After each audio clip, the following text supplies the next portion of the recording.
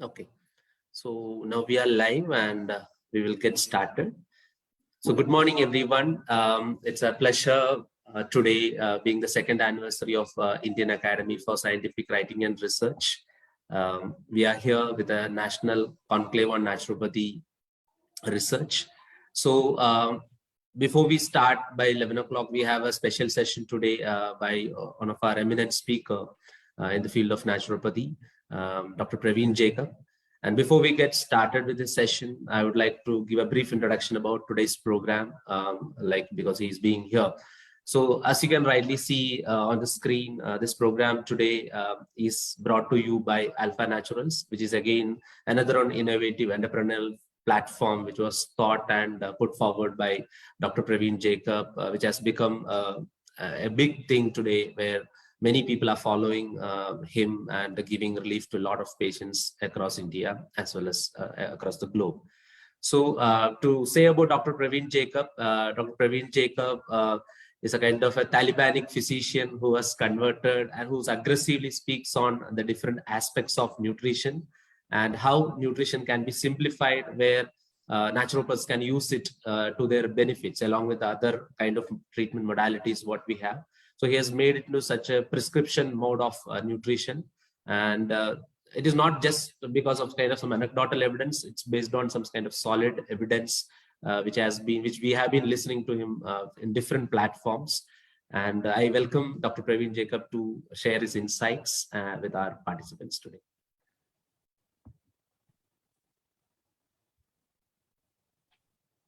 Good morning. Good morning to everyone. Good morning, please. Yeah, it's really, thank you, Dr. Pradeep, for your lovely words. And Alpha Natural is really happy to be associated with the Indian Academy for Scientific Writing and Research. It's heartening to see the work of Indian Academy of Scientific Writing and Research in capacity building, and we are Alpha Natural is really proud, and it's our privilege to associate with for a long run. And I'm really appreciating the initiatives which you are undertaking now. Let me come to my topic. I'm Dr. Praveen Jacob. So working in Sirsi in Karnataka state. So we are operating 100-bedded hospital. So most of the patients are handled by food supplements and dietary modification. So this is one platform we are able to induce remission of incurable disorders. So at any given point of time, we have got 100 bed full capacity, and we have different, the patients, unlike some hospital, like obesity patients are very less in our hospital. Most of the patients are autoimmune disorders, autism, skin disorders. So we are getting incredible result by targeting like two aspects we are propagating. One is the metabolic syndromes are handled by low fat, low carbohydrate, high fat diet, and autoimmune disorders we are managing by manipulating gut microbes. So let me start with sharing my PPT. Can you allow me to?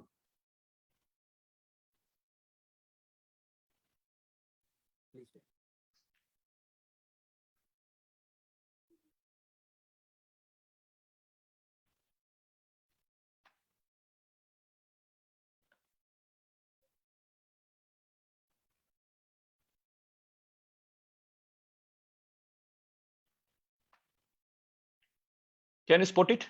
Yeah, it is visible. Okay, 1 minute.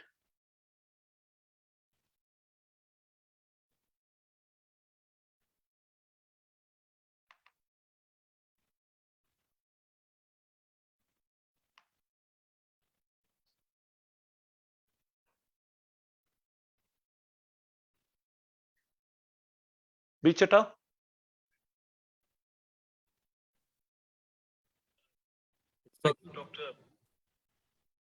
Hello? It's working. Okay.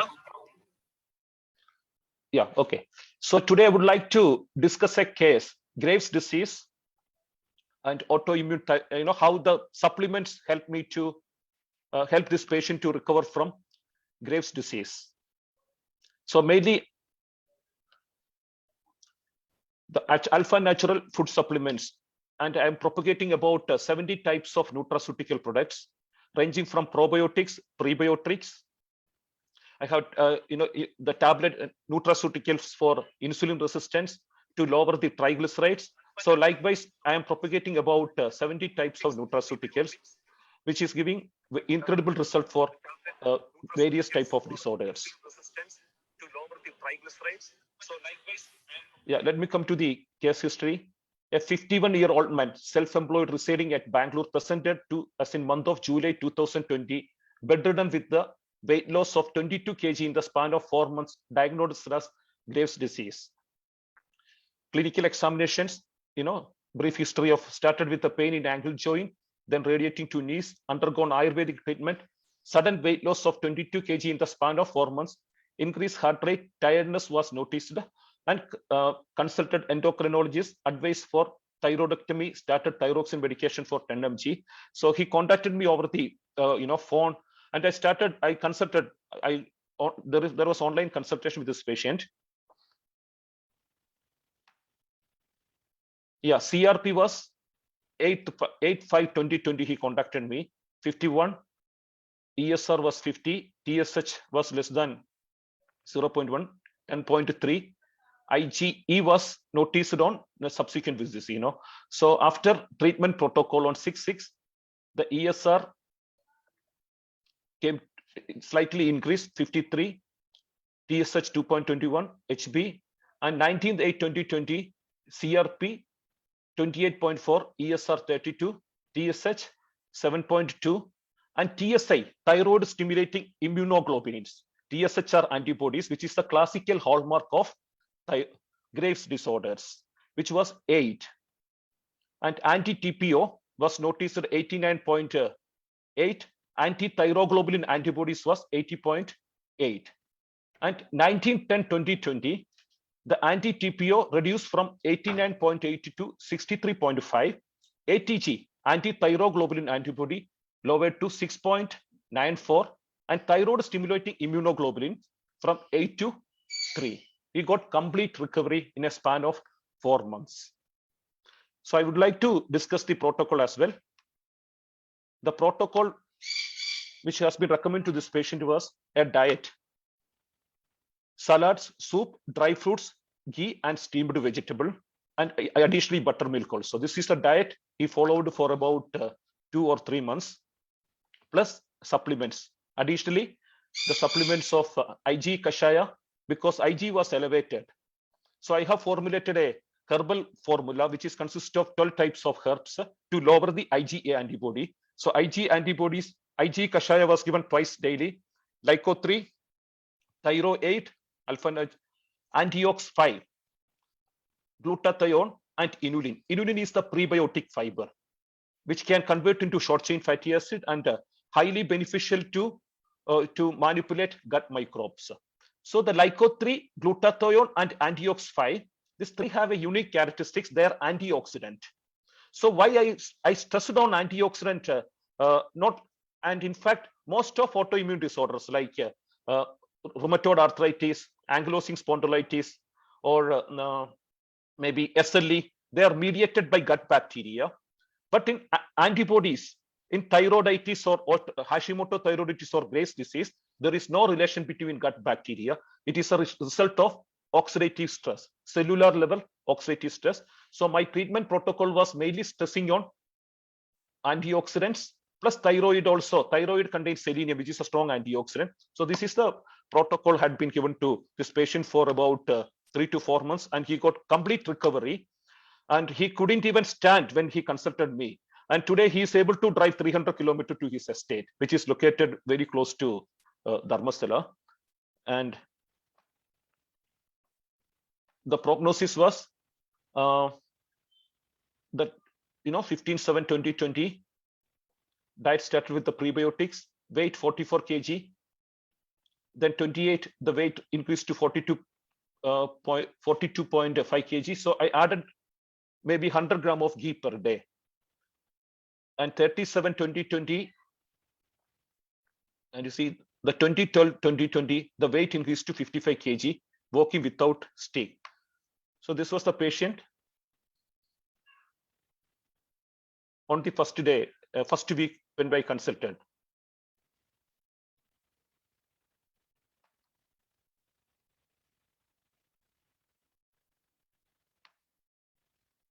So this is after 4 months of treatment protocol.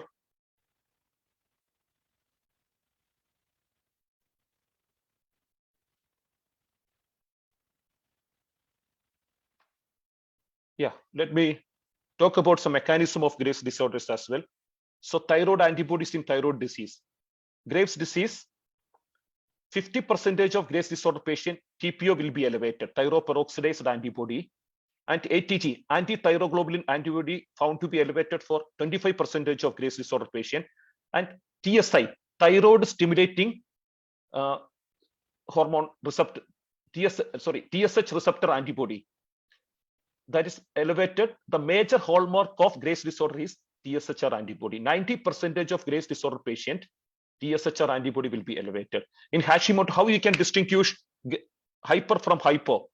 In hypothyroidism, TSHR will not be elevated, and TPO and ATG will be. So most of my thyroid patients, it's mandatory to undergo for thyroid antibody test. And I found that even 50 to 60% of thyroid patients, hypothyroid patients, has got either TPO or ATG antibodies elevated. So these antibodies are not only mediating thyroid disorders. For instance, vitiligo, 20% of vitiligo is mediated by same anti-ATG, anti-thyroid peroxidase antibody. The urticaria, 10 to 20% of urticaria is mediated by same thyroid antibody. And also this antibody is implicated in miscarriage during the pregnancy period. Psoriatic arthritis. So I found like around 8 to 10 of my patients, I investigated all types of antibody, IgE antibody, IgG, all antibodies were normal. But once I tested, asked them to test the thyroid antibody, surprisingly, thyroid antibody was elevated. So I changed the protocol after that. So even type 1 diabetes and thyroid antibodies are strongly interconnected.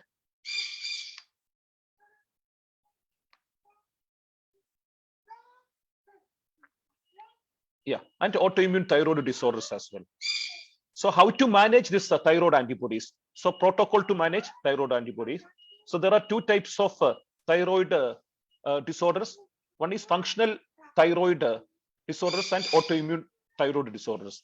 Like in functional thyroid disorder, which is the underlying cause could be metabolic syndrome, like obesity, one of the major cause, or nutritional deficiencies like iron, vitamin D, zinc, selenium, omega-3 deficiencies also can contribute to hypothyroidism.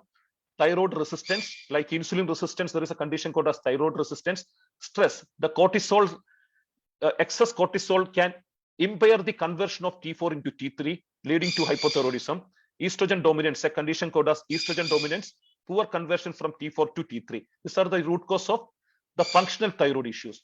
But autoimmune thyroid disorders are, the root cause is oxidative stress. The oxidative stress is the root cause of autoimmune Graves or Hashimoto. So we need to handle it from this perspective. So treating gut or treating in a diet will not be helpful in long run.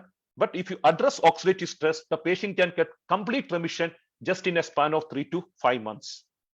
Let's look into some of the studies. The oxidative stress and advanced glycation entry production in Hashimoto thyroiditis.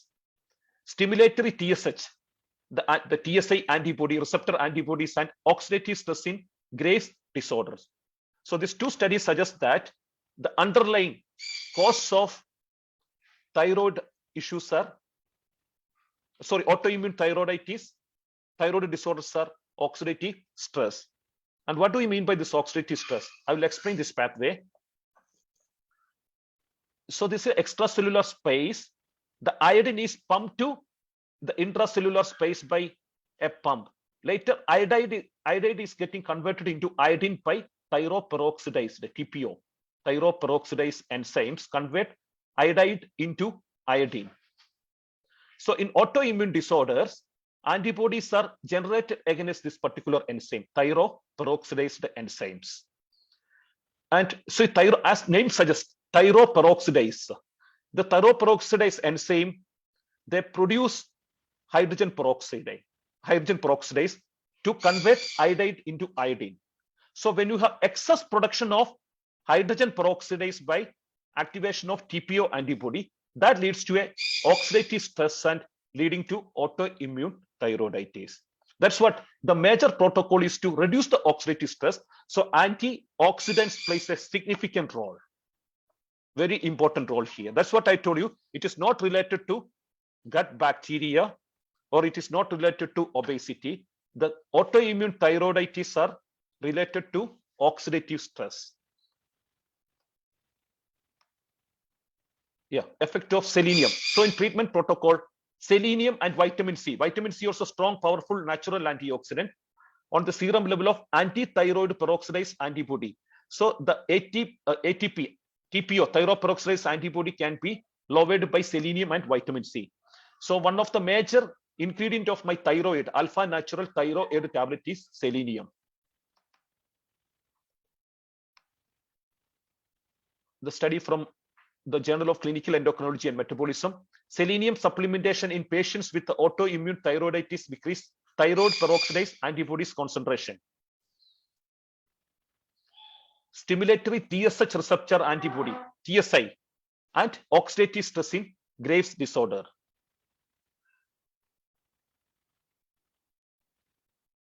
Supplementation with the antioxidants in the treatment of Graves' disease, the effect on glutathione peroxidase activity and concentration of selenium.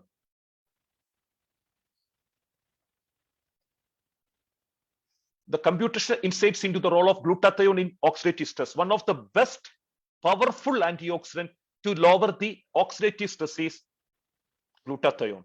So oxidative stress also plays a significant role in male infertility and vitiligo. And plus additionally, the palm and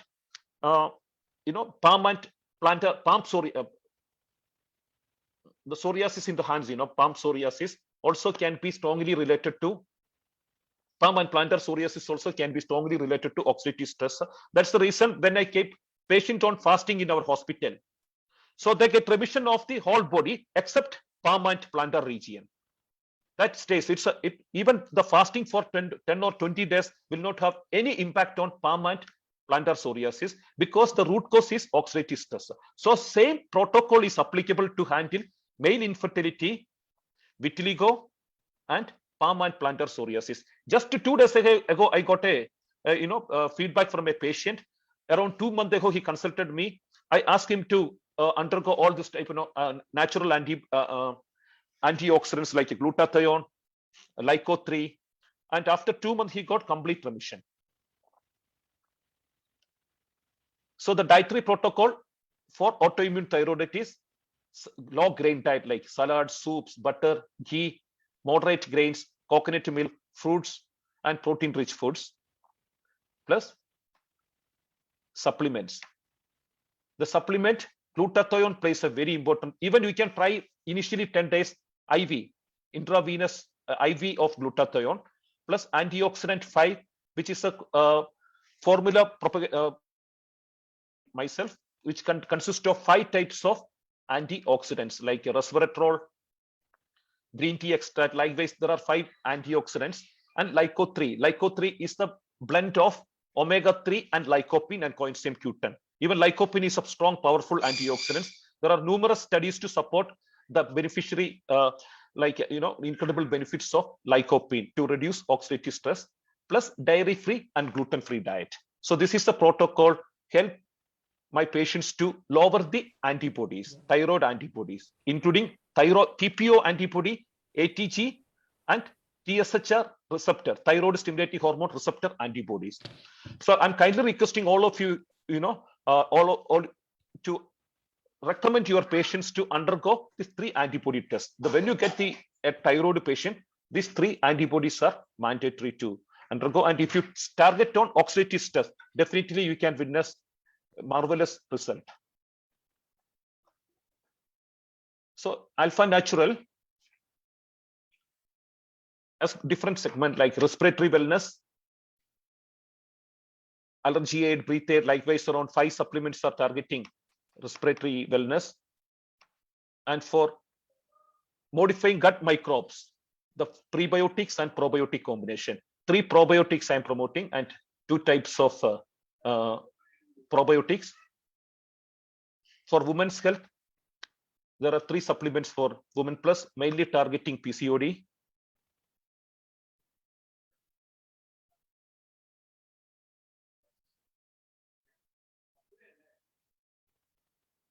Metabolic syndrome.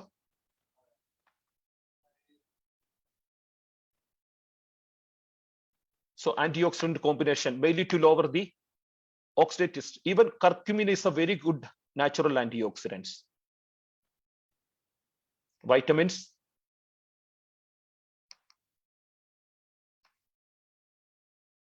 So I have formulated about 30 disease protocol, and few of my protocols are very unique and getting incredible result, like diarrhea dominated IBS. In 10 days, we do get lots of diarrhea dominated IBS patient, and just 10 days of dietary protocol plus supplements, patients are getting complete regime. Even from 10 to 20 year, I had a patient, he was suffering from about 15 to 20 year. Just I targeted gut bacteria and with the modifying prebiotics and probiotics plus a very strict diet for about a span of 15 days, got complete remission. So IG antibodies are able to lower, and I'm getting 100% recovery of rheumatoid arthritis. Not even a single patient failed so far. And even rheumatoid arthritis patient, I found that 80% of rheumatoid arthritis patient have anti-CCCP elevated. But in 20% it's seronegative. In few patients, like 5% of the rheumatoid patients, IG antibodies are elevated. So that cases are very difficult to reverse. If anti-CCCP is elevated, with the ESR, CRP, and RA factor is elevated, it is quite easy to reverse just by targeting gut bacteria. And even I'm getting good prognosis for ankylosing spondylosis, SLE, and allergy cases. Like 30 protocols has been propagated.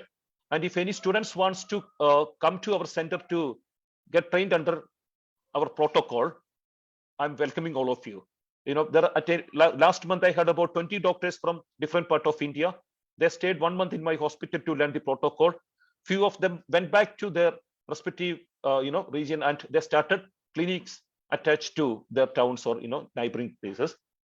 So I'm also welcoming the young budding doctors to visit our hospital, so where I can help you to train about gut bacteria, visceral fat, and type dietary lipids as well. And let me brief about the protocol to handle acidity, digestive disorders. And 50% of acidity patient always complain acidity, but in fact, most of them have hypoacidity. It is not the hyperacidity. So it is very crucial to differentiate hyperacidity from hypoacidity. So I have few tests, like I will ask them to take baking soda morning, empty stomach, 1 teaspoon of baking soda in 100 ml of water, and ask them to wait for 3 minutes. If the first burp come within 3 minutes, their stomach is producing adequate amount of acid. If the first burp emerges after 3 minutes or 4 or 5 minutes, that indicates that their stomach is producing lower acid. It's a hypoacidity. But symptoms are precisely same. Hypoacidity and hyperacidity, both the symptoms are precisely same. So when hyperacidity patients visit my clinic, I will ask them to take apple cider vinegar and baking soda test. After apple cider vinegar, if patient complain discomfort, that indicates that hyperacidity. So if the patient is hyperacidity, I provide gastric aid, which is a supplement from Alpha Natural. Florasolve is a probiotic. I will ask my patients to, previous night, they have to blend Florasolve probiotic in fermented ganji water, or like the rice water, keep it overnight, consume at empty stomach. So this is a protocol for hyperacidity with a good diet. Hypoacidity protocol is slightly different. Gastric aid, the probiotic, apple cider vinegar, 5 minutes before food. Plus there is a one Ayurveda tablet to increase stomach acid called as Chitragar Badi. So this is the formula for hypoacidity. GERD is, dear friends, just you can start observing this phenomena. GERD is strongly related to hypoacidity. Most of the GERD patient have the root cause is hypoacidity. So food is not adequately getting digested or broken down. So GERD protocol consists of gastric aid, fluorosol, apple cider vinegar plus digestive enzymes. And burping, the protocol like gastric aid, fluorosol, apple cider vinegar and digestive enzymes. Bloating, I will add one more probiotic for bloating patient called as soil-based bacteria. So it's very quite easy. I feel 70 to 80% of Indian population suffer from digestive disorders. So if you can target digestive disorder, if you're able to remit the digestive disorders, your patient's rapidly can be boosted. So like and let me tell you the mystery behind constipation. So we always stress that the constipation is related to lack of fiber in diet, which is a misconception. Lack of fiber never contribute to the constipation. The root cause of the constipation is a bacteria which produce methane gas. Those bacteria group is called as methanogens. A methane gas producing bacteria. They produce methane gas, and this methane gas can slows the intestinal transmit. It reduces the peristaltic movement, which is the root cause of the constipation. The chronic constipation is mediated by a bacteria which is produce excess of methane gas. Therefore, I have formulated a kashaya. It's called as gut biotic kashaya, which consists of 30 natural antibiotic to target this particular bacteria. And without fiber and prebiotic fiber, it's not a fiber actually. This is the prebiotic fiber does not incorporate it into stool. They convert into short chain fatty acids. Even short chain fatty acids can increase the peristaltic movement. So this is a combination. First you need to reduce the concentration of this methane bacteria. So I give a natural probiotic kashaya powder. This is in the kashaya 20 grams twice a daily plus prebiotic fiber. In 15 to 20 days, even the patient's chronic constipation cases get complete recovery by reducing this methane producing bacteria. And always the things that uric acid is the mystery behind uric acid. We also is presumed that the uric acid is related to excess protein consumption. That's the perception everyone has. But recent studies suggest that uric acid is elevated by a bacteria called as Shiga toxogenic E. coli bacteria. There is a strain of E. coli bacteria which can produce a toxin called as Shiga toxins, and Shiga toxin activate uric acid production by activating an enzyme called as xanthine oxidase. So after learning this protocol, it was a really a shocking finding for me that bacteria can elevate uric acid. So I changed my protocol from past 3 months. So I developed a kashaya combination which minimize the growth of E. coli bacteria, and which consists of 3 types of natural herbal extracts plus prebiotic combination. One of my uric acid patient, he had uric acid 12, it came down to 3 in just span of 15 days after targeting this bacteria. So there are different perspectives about managing disorders like gastritis to acidity. The IBS is related to again a bacteria mediate IBS called as small intestinal bacterial overgrowth, SIBO, which is the root cause of IBS. For rheumatoid arthritis patient, they have a particular strain of bacteria found to be in higher ratio in stool called as Pervetrella copri. Just you can refer how Pervetrella copri initiate rheumatoid arthritis. Ankylosing spondylitis patient have high level of Klebsiella bacteria. Autism is mediated by a strain of Clostridium bacteria which produce neurotoxins. So likewise, the most of SLE, just you can study the link between cytomegalovirus infection and SLE. There's a strong study connection. I will ask all my SLE patients to undergo for CMV and Epstein-Barr virus investigation, and surprisingly, most of them have elevated or higher issue. Like recently, I had a patient, lichen planus patient. When the boy was 1 year old, developed a lichen planus, consulted me. Then I recommended 2 tests: Epstein-Barr virus and hepatitis C, Epstein-Barr virus and cytomegalovirus. And just 3 days ago, I got the report, Epstein-Barr virus and cytoma, CMV virus, both were almost 10 times higher in the plasma. So autoimmune disorders are mediated by different type of bacteria. So the diet alone may not be a solution here. We need to have some natural antibiotics, natural nutraceuticals to manipulate the gut environment. So I hope you enjoyed my talk and you got some, different perspective about managing autoimmune disorders and Graves disorders. And I'm expecting few questions from the participants. Thank you so much, Dr. Praveen, for that insightful walking us through this particular how this exactly nutraceuticals works and giving a simple perspective. I understand that it's not possible in a short span of time to give the entire perspective, but really insightful. And for the audience over here, why this particular presentation today?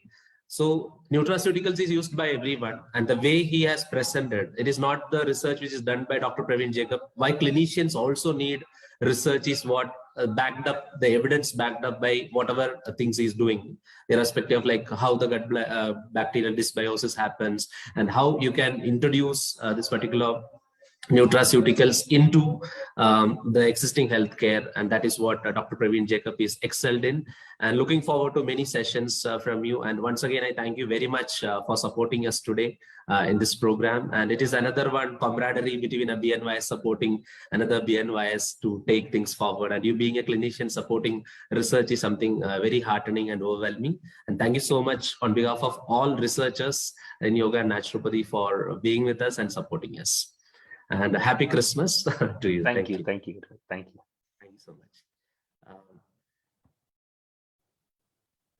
Friends, with that, we have now come to the official inauguration of this one-day national conclave on naturopathy research. And we have our eminent personalities joined us. So I would initially like to welcome Professor Satyalakshmi Madam. She has graced this occasion and has consented to inaugurate this particular national conclave. Along with that, we have two senior academy scientists. One is Professor Manjunath sir, who is a Pro Vice Chancellor of S. Vyasa University. And we also have with us Professor Dr. Naveen KV, one of the senior most researcher in our field of yoga and naturopathy in this inaugural function. So without taking much time of theirs, all have given limited time to me. So I would like to welcome Satyalakshmi Madam to open the inaugural address and address the august audience. Yeah, that's really wonderful. And congratulations, Dr. Praveen. Just now I heard him concluding the talk. So coming to the National Conclave inauguration of Indian Academy for Scientific Writing and Research, Dr. Pradeep MK, you have been doing a wonderful job in bringing scientific temper and understanding naturopathy from a different perspective. That is to make naturopathy really acceptable to the scientific world outside, because it has been branded as a traditional system, which is not so. But then that has to come through. Naturopathy is the only system which is a counterintuitive one, which questions the existing or conventional understanding of the science. Conventional understanding of science develops in its own rhythm and then pace, depending on the social needs at that time, and then also many other dynamics that are involved in scientific trajectory. I mean, the very science, how it proceeds and how it takes its what you call advances, has certain compounding factors. So medical science also evolved in such a way. It is not that it's pure science and then it has existed or evolved for its purity of science, but then it has many other social connotations and also human limitations in its trajectory. To understand all this, we have to first of all have that scientific temper And then the legacy of naturopathy. The legacy of naturopathy is to question, first of all, not to accept things as they are, as are given by the scientific, so-called scientific community. But then every time in scientific knowledge, we still have questions, and then those questions need to be answered rationally without any bias. This is the scientific temper that needs to be nurtured, and I'm really very happy and wish you all the best. And this has to continue, and many more people will come into this domain to nurture this spirit of questioning and finding answers with a scientific attitude and practices. And this national conclave, and you have checked out a beautiful talk, and many people are, have accepted to take sessions. Very, very happy to see this kind of progress in the field. Wish to continue the same, and all the very best to all those who are participating. Please make it really an enthusiastic program by actively participating. Yeah. Thank you for giving me this opportunity to be with you all. Thank you once again. Bye-bye. Thank you, ma'am. Thank you so much for joining us in midst of a holiday. You joined with us, and you always been encouraging right from the beginning when I was with NIN and always outside. And I would continue to work with you and take this mission of naturopathy research forward. Thank you so much for joining. Sure. Yes. Bye. So with this, I would like to invite Professor Dr. Manjunath sir. In his busy schedule, he has given me 15 minutes time, and I'm very privileged to have this small initiative of mine to have international personality from our Yoga Naturopathy group, Professor Manjunath sir, to deliver a keynote address to kickstart this one-day National Conclave on Naturopathy Research. So it needs no introduction, and when we did not thought about research, there are 3-4 people who have just started research, and we know all about PubMed, and hence we get the papers in our hand, and we are complaining about not getting full access to papers, where they had no access to papers at all, and they have completed their PhDs and set the benchmark for all the budding researchers down the lane. And it is a privilege and pleasure to have you, sir, in this occasion. And please open your keynote address. So wonderful to be here. So thank you very much, Dr. Pradeep, for this invitation. And more than an invitation, I would say it's a day, what I call it as a day to remember in the field of naturopathy. So I feel so proud to be part of this group, particularly what Pradeep has created, the Indian Academy for Scientific Writing and Research. And it's along with Pradeep, there are a good number of other colleagues who have been contributing to this cause. And many congratulations to all of you. And also to think about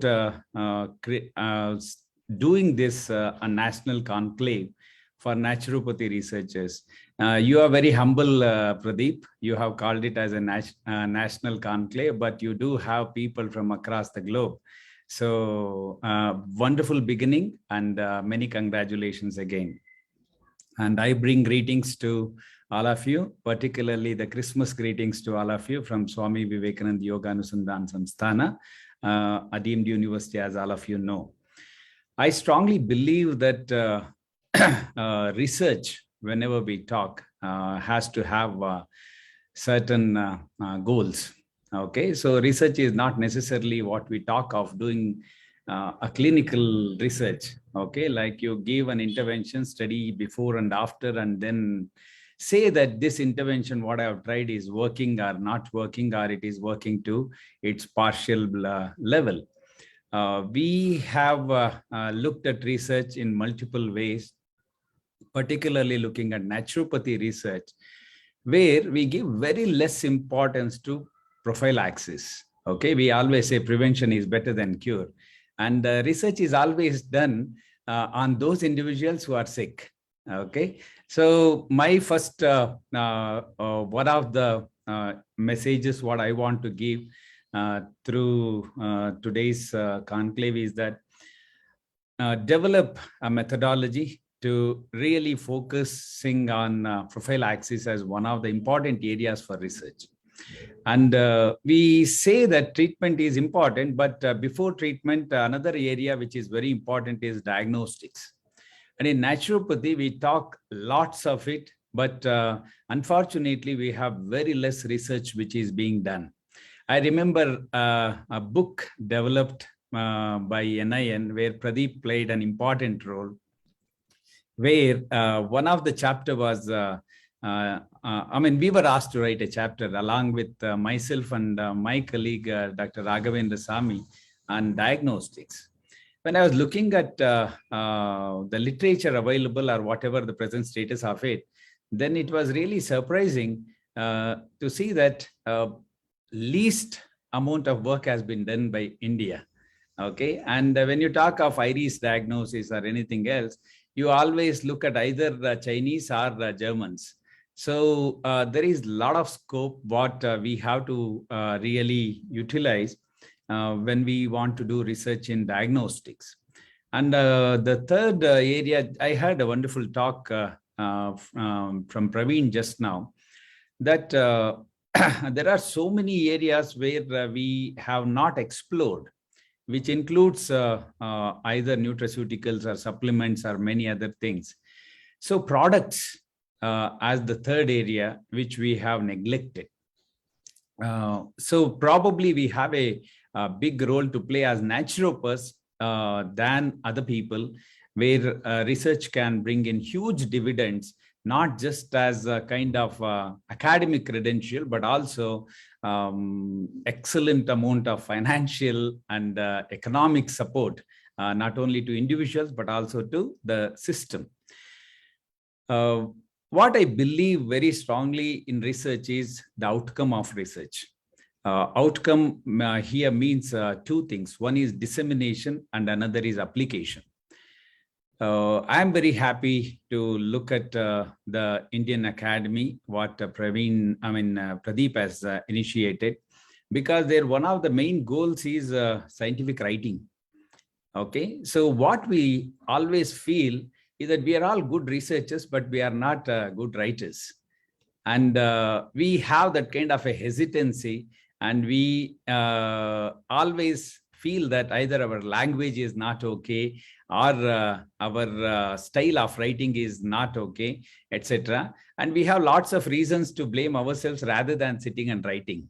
And probably this academy is going to help in training so many other youngsters who intend to develop the skill of writing, because dissemination is the most crucial part of it. I believe in it very strongly that your language doesn't matter. You just need to communicate. If the message is clear, then language doesn't matter. Grammar, even if you make grammatical mistakes, nobody is going to sue you. But if you actually bring in the essence of your research well, that's what is going to matter. But the last thing very important is application, as I said. Application means research is of no use if you don't have an identified application. We are keen to publish so many papers, okay? But at the end of it, how many papers have become something of social relevance? How many papers have changed the lives of patients? How many papers have actually created a new trends in academics? So this is what is very important in research. And particularly application, we always look at demonstrating something works, okay? It is also important to demonstrate something doesn't work, okay? So, I always tell, whenever we go to any naturopathy college or hospital, looking at the way our treatments are given, so there's a tendency of writing lots of treatments. Okay, so I asked this question that why actually we need to give so many treatments to every patient. Okay, so it may be, even if we are giving them as a holistic methodology, using them as holistic methodology, we need to have a rationale behind it. Like the final product is goal is homeostasis. You say something that I want to reach there. I want to take a patient to a level. And to reach there, I need these 1, 2, 3, 4, 5. So this clarity is certainly lacking, and research is what can help every individual to identify this. So the application part of is very crucial. So as I said, the application once again can be at these 3 levels, okay? The preventive level, at diagnostic level, as well as at clinical application level. So when we can bring all this together, I am very confident that naturopathy, what we talk today, versus what it has to be, will have a direction, very clear direction. And I want to conclude just by giving some very simple personal experiences to all of you, that we have some tendencies and we have some issues with our attitudes. Okay, so if we can actually work on ourselves, then probably we can develop the system much better. The reason is we say that we do all this to satisfy certain things in our life. Okay, without money, nothing happens. Without name and fame, you will not be motivated. Everything is important for that matter. But what is very crucial is small little achievements bringing us arrogance. Small little growth spurts taking us to a level of feeling that I am the most important individual in the field or whatever it is. So probably these small little corrections, if we can make, because we are all just in the passing time, we are coming and going. So many individuals have contributed to this system, and in future, many more are going to contribute. So we are playing a very, very, very minute, small role in this development aspect, and get back to the roots. So research now, I strongly feel, is that should take our look backwards to identify our roots. If you say that as described by an Western author, you are making naturopathy 100-year-old. Okay, so if you can go back to the roots and say that philosophy of naturopathy taken from many of the ancient scriptures, then you are actually weighing your system 1,000 or 5,000 or 10,000 year old.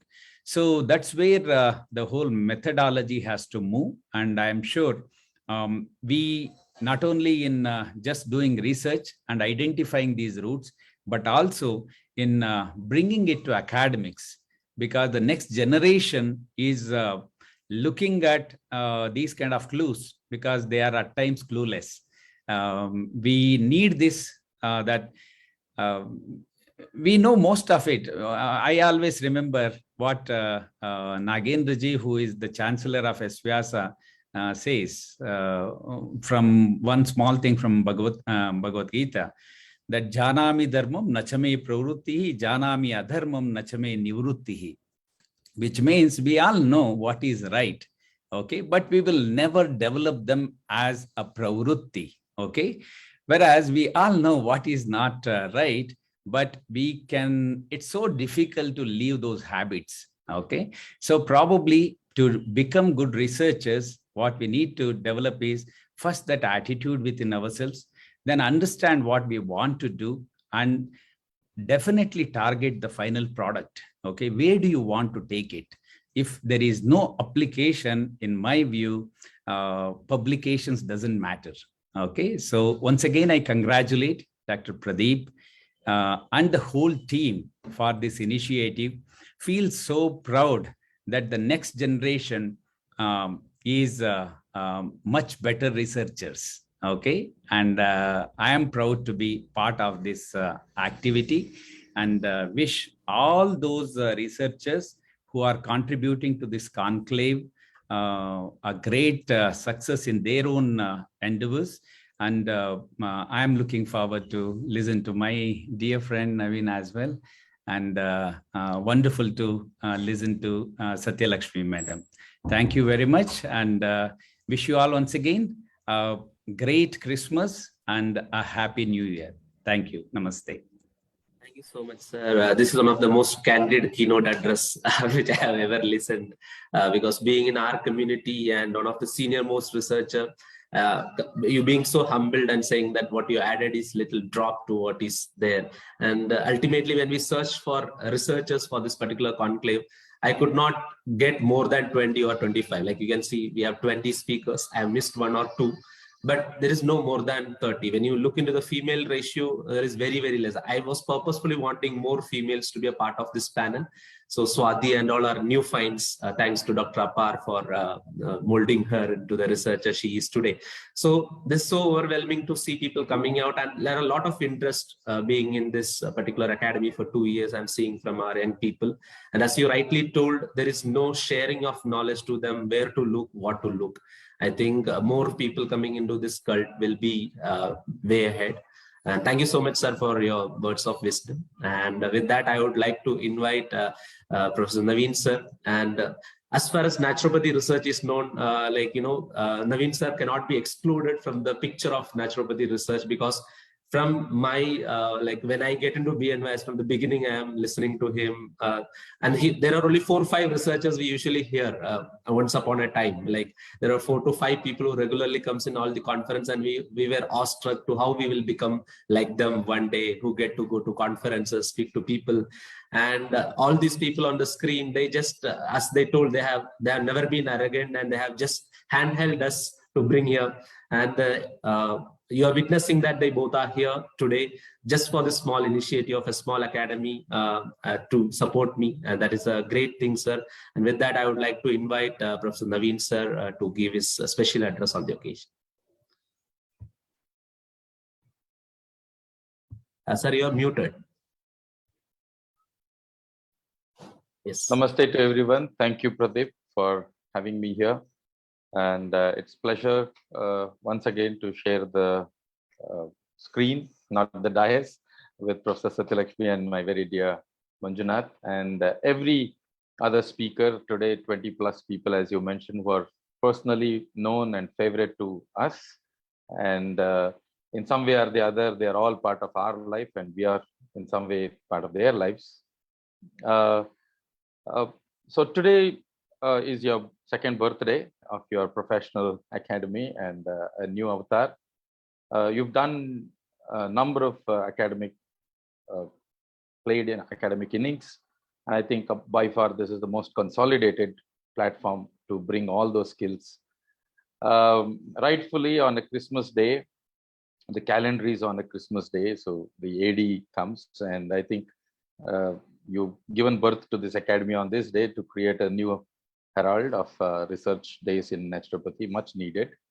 And in 2 years, I must say the academy has achieved something really, really unique. Every single activity goes without saying is a unique milestone, be it a masterclass or a fellowship.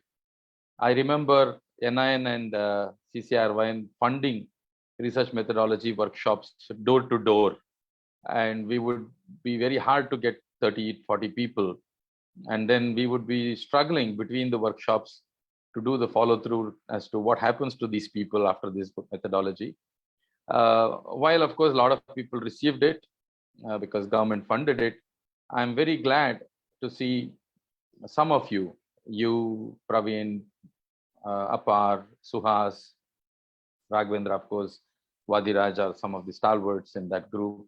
So all of you have, I would say about 10-15% of that group has emerged into the leaders of today. But then something very different that you did compared to what government did is that government funded people and people were elected. Now you charge people, they're crowding you. So I'm very happy that this academy also did something very unique of using the challenge of pandemic, of losing physical interactions, professional interactions. You made one of the few people who made the most of this challenge and turned it into an opportunity into an online education platform. So to that extent, you are our community's first knowledge entrepreneur and the first profitable research academy, and the first academy that gave job to some of the researchers to come and teach. So in many ways, these are very, very unique lessons, even as an enterprise. How research, as Manjunath was saying, everything has to lead to a product or a service. And your service is charged, and hence it's well done, very well structured, very well sought after across the world. So big congratulations for showing a new path. We all tried in our own small ways to do something new as our beginning days. And by no way this is a known path. This is an unknown path to all of us. And you created one. And I'm sure this is going to grow in a big way with the overwhelming support. And apart from being a researcher, I also represent the professional association. And I'm very happy the professional association platforms, as many that we did, the members, the MDs, the PhDs, the global, everything came in, CMOs, everything came in handy for you to propagate this idea. And I would have loved to have the emblem of that association in your backdrop, because that platform gave you both the customers and the marketing, so free of cost. So please acknowledge it. Maybe it's a digital banner, you can add it, and we'll all be very happy for, and we'll continue to lend that platform to you more and more. So, and I'll also in coming days bring in international naturopaths into our fold of these academic activities. We represent about 20 countries in Australian Research Council for Naturopathy Leadership Program. And I would be very happy to bring that crowd here, because now this academy is quite mature and profound. And I'm sure a lot of students across the world would also be benefited. Then you have researchers here, and I went through the list of topics, extraordinarily thought through, and each one is so apt and relevant to the resource persons that they are in. And that brings in a beautiful bouquet of variety and topics for our viewers and of our students and our faculty. And I'm sure each one can be blossomed into an activity, into an enterprise. Each one is very, very tantalizing, and I look forward to listening to them. And I'm sure we will have record for all of us to use it over and over again. This is the best time for all of us, because the efforts that has been made from 94 to now is fructified into these consolidated platforms. One of the big proof of that is this academy. And the second one is also to have you as a research head in the college. So I think Sant Hridayaram is one of the colleges to have exclusive research head in a UG level college, not in like SVYASA or Center for Excellence in SDM.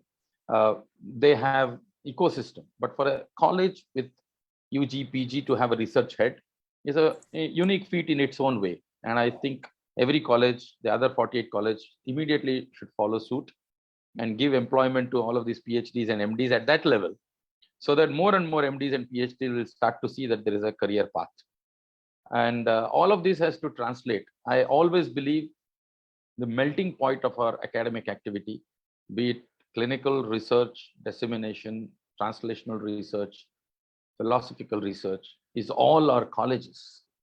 And I think I'm so glad you moved from NIN and some private limited companies to college, because now not only the academy will mature by itself, but also it'll have a direct benefit, spillover benefit, because you sit in a college.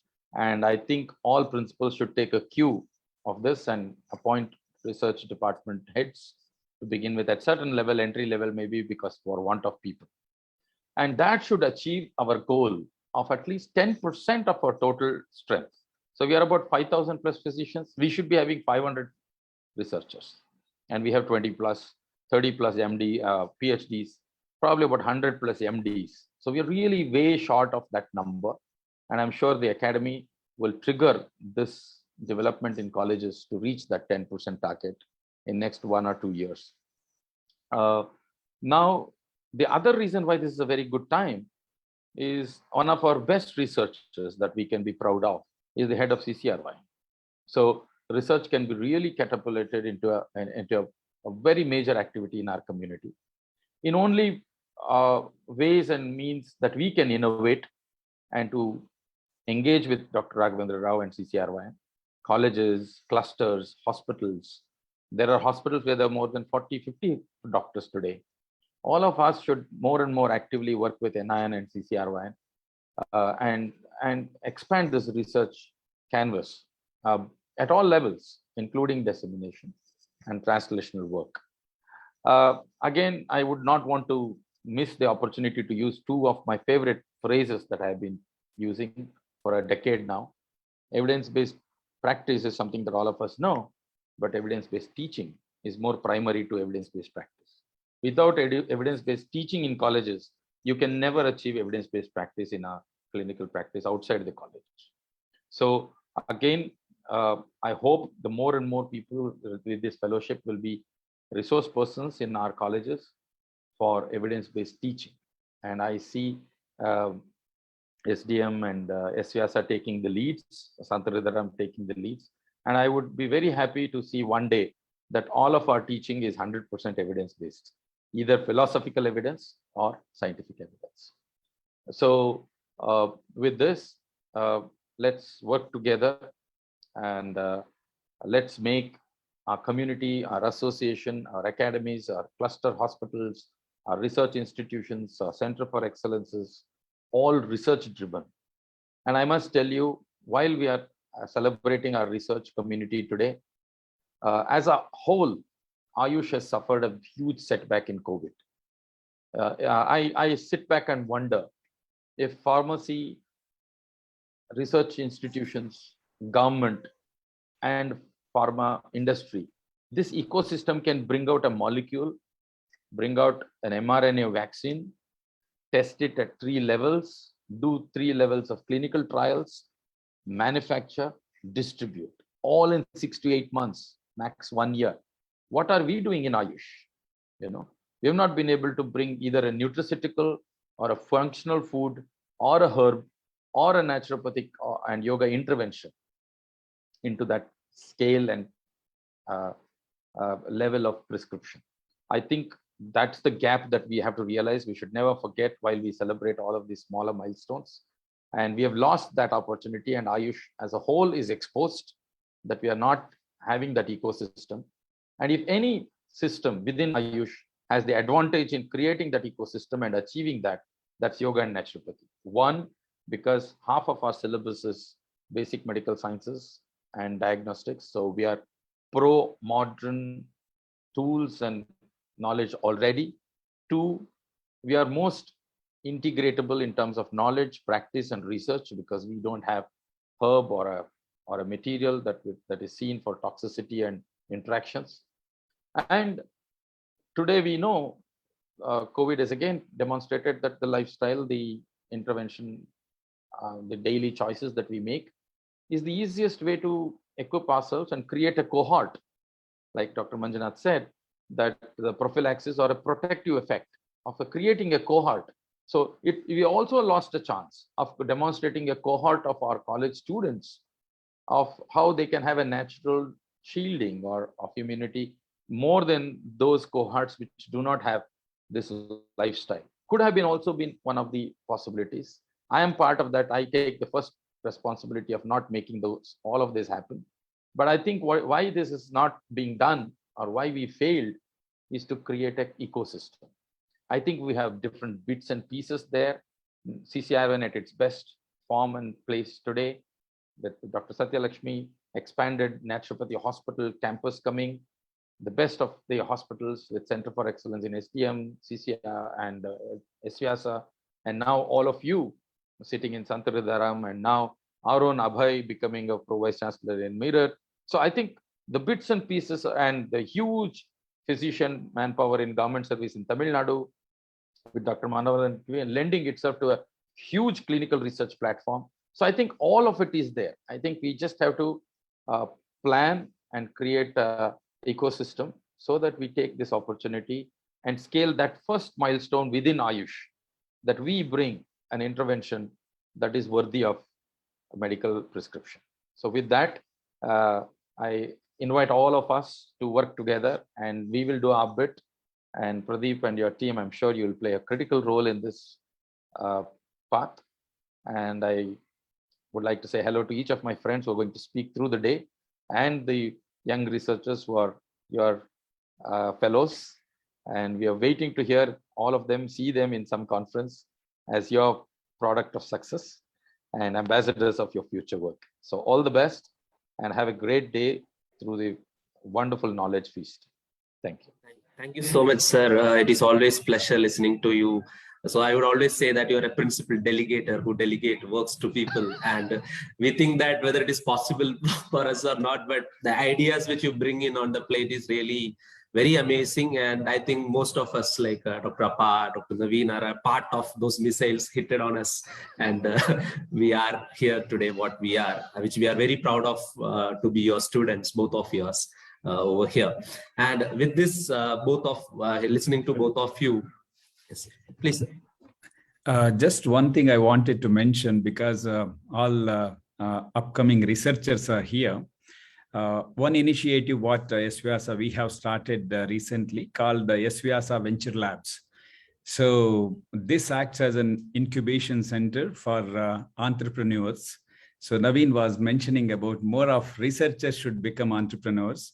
So here is a platform created, which is going to work as part of the Startup India initiative and officially recognized. And any researcher with any idea can bring the idea and not only making a company out of it and commercializing it to a prototype, but also growing it to a very big level will be the whole vision behind this. And all researchers are most welcome to incubate their research ideas and to develop them as commercial activities. So this is one good news wanted to share with all naturopathy community researchers. Thank you so much, sir. That's so wonderful. We usually have politicians who make announcements on occasions, but I did not expect anything of that sort. But that is so nice of you to announce in our platform, and it will be helping a lot of people who are aspiring to become one. And along with that, too, the different opinions which you have shared, I also want to share a small thing with you both. That now we have a kind of a group of people joined together. We have identified different people. So it's a right time that we should spearhead the research activities. Like we are doing in a commercial way, but in an academic way as a professionals, we all are. So we are proposing to host an Indian Society of Yoga and Naturopathy Researchers, which will be a platform where we'll be having membership from all the researchers, at least having one peer-reviewed publication in those care list index journals to be a part of this. And we will be conducting different activities like free activities, paid activities I'll be doing through my platform, whereas the free activities, which those who cannot afford or in between some kind of crux tablets we can give. So I aspire this to become a kind of a society of analgesic, anesthesiologists, society of gastroenterology, something like that. So I had an initial discussion shared with our fellow speakers today. So I would request your active support in taking that ahead in a proper shape as well, sir. Sure. I mean, we will always be part of it. Don't worry about it. Thank you, sir. With that, we will call this inaugural ceremony to an end. And I know that you are busy in your schedules. And if you want, you can please leave, or else you can stay with us to listen to the rest of the day. And the programs will be available in our Facebook and YouTube handles, sir. And thank you. Thank you so much for joining in, sir, today. And thank you so much. Thank you to all. Have a great day. Thank you. Yeah. So friends, that was a wonderful opening inauguration what we had today. And now it's time for us to get into the serious business which we mentioned. So unlike the other conferences and conclaves which we mentioned, due to the want of time, as well as to include as many as people who have contributed in yoga and naturopathy research, we had kept it in a kind of a question answer mode conclave, which each speaker will be speaking for 10 minutes based on their expertise area which we have identified. and we'll be asking a question to them and they will give their perspective. And these are in capsule forms, which we will be, like Naveen sir told, each can develop into its own potent area of interest where anyone can take it from there. So with that, we will invite our first speaker of the day, Dr. Vadiraj, who is a research officer in Central Council for Research in Yoga and Naturopathy, one of the senior academician as well as a scientist in the field of yoga and naturopathy. He'll be today speaking on what support systems can be installed to improve research environment at yoga and naturopathy medical schools. And as we feel that academics is the area where many of us could not get into research really. So Dr. Vadiraj, with his experience, I'm sure that he'll give some insights on how we can improve or the systems which we need to install in a academic school. So over to you, sir. Yeah, good morning, Dr. Pradeep. First of all, I would like to congratulate Dr. Pradeep and his organization, Indian Academy for Scientific Writing and Research, for successfully completing 2 years. I think probably he is the first BNYS professional who started an academy and successfully completed 2 years. And surprising is that not only the BNYS graduates who are undergoing courses in his organization, it is also expanding. It is going beyond yoga and naturopathy professionals, and also it is going to abroad also. And many students are joining for his programs. Even I also attended one of his program. And thank you, Pradeep, and congratulations for successfully completing 2 years. And when it comes to the topic, what support systems can be installed to improve research environment and yoga and naturopathy medical schools. First thing, as Dr. Naveen said in his inaugural address, more than evidence-based therapy, first we should inculcate evidence-based teaching. That is the most important thing. So unless and until we inculcate this evidence-based teaching, it will not create an interest in the students. Otherwise, it will be like a general teaching, and students will not get into that research mode. So we have a lot of literatures right now which are already available. So we have to include all those things and should start. First thing is evidence-based teaching. For that thing, first thing is all colleges should have should start a research wing actually. That's what the Sant Radharam started, and we can see the lot of changes after Pradeep joined to that college. So that's where the first thing what I feel is that evidence-based teaching should start in the undergraduate levels. And the next thing is to conduct this research methodology workshops. Of course, the CCRYN and NIN is involving in conducting this research methodology workshops. And so that at the undergraduate level, we should start this training in the research methodology workshop, so that people will get to know about the research, and they will start getting into, they'll get interest in this research field. Next, each and every college should have organizing these research journal clubs, wherein just discussing the research papers. So where in all the students can participate in that, the first year, second year, third year, fourth year, even the interns. So one person can select one research paper, and that research paper they can discuss. Means how did they develop that idea of doing that research? How did they develop, and what methodology they used, and what are the interventions they used? Why did they use that particular intervention, and what results they got, and how do they means the discussion part. That is very, very important. Everybody can involve and anybody can ask any question. So that creates an interest in the research field. At the undergraduate level, even they can start, basically they can start with the case study discussion. Whatever their own hospitals, we see many patients who are coming for 15 days or 21 days who stays in the hospital, they get treatment.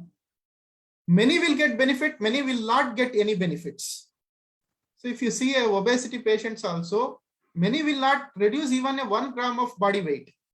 So such negative cases we can take and discuss. Why there was no improvement in such cases? What probably may be the reason? And how we can change the therapeutic mode in those patients. So this creates an interest among the students to take up this research field. Apart from that is just to bring in every college should have a study tour to visit mainly these research institutes where they are doing exclusively yoga and naturopathy research.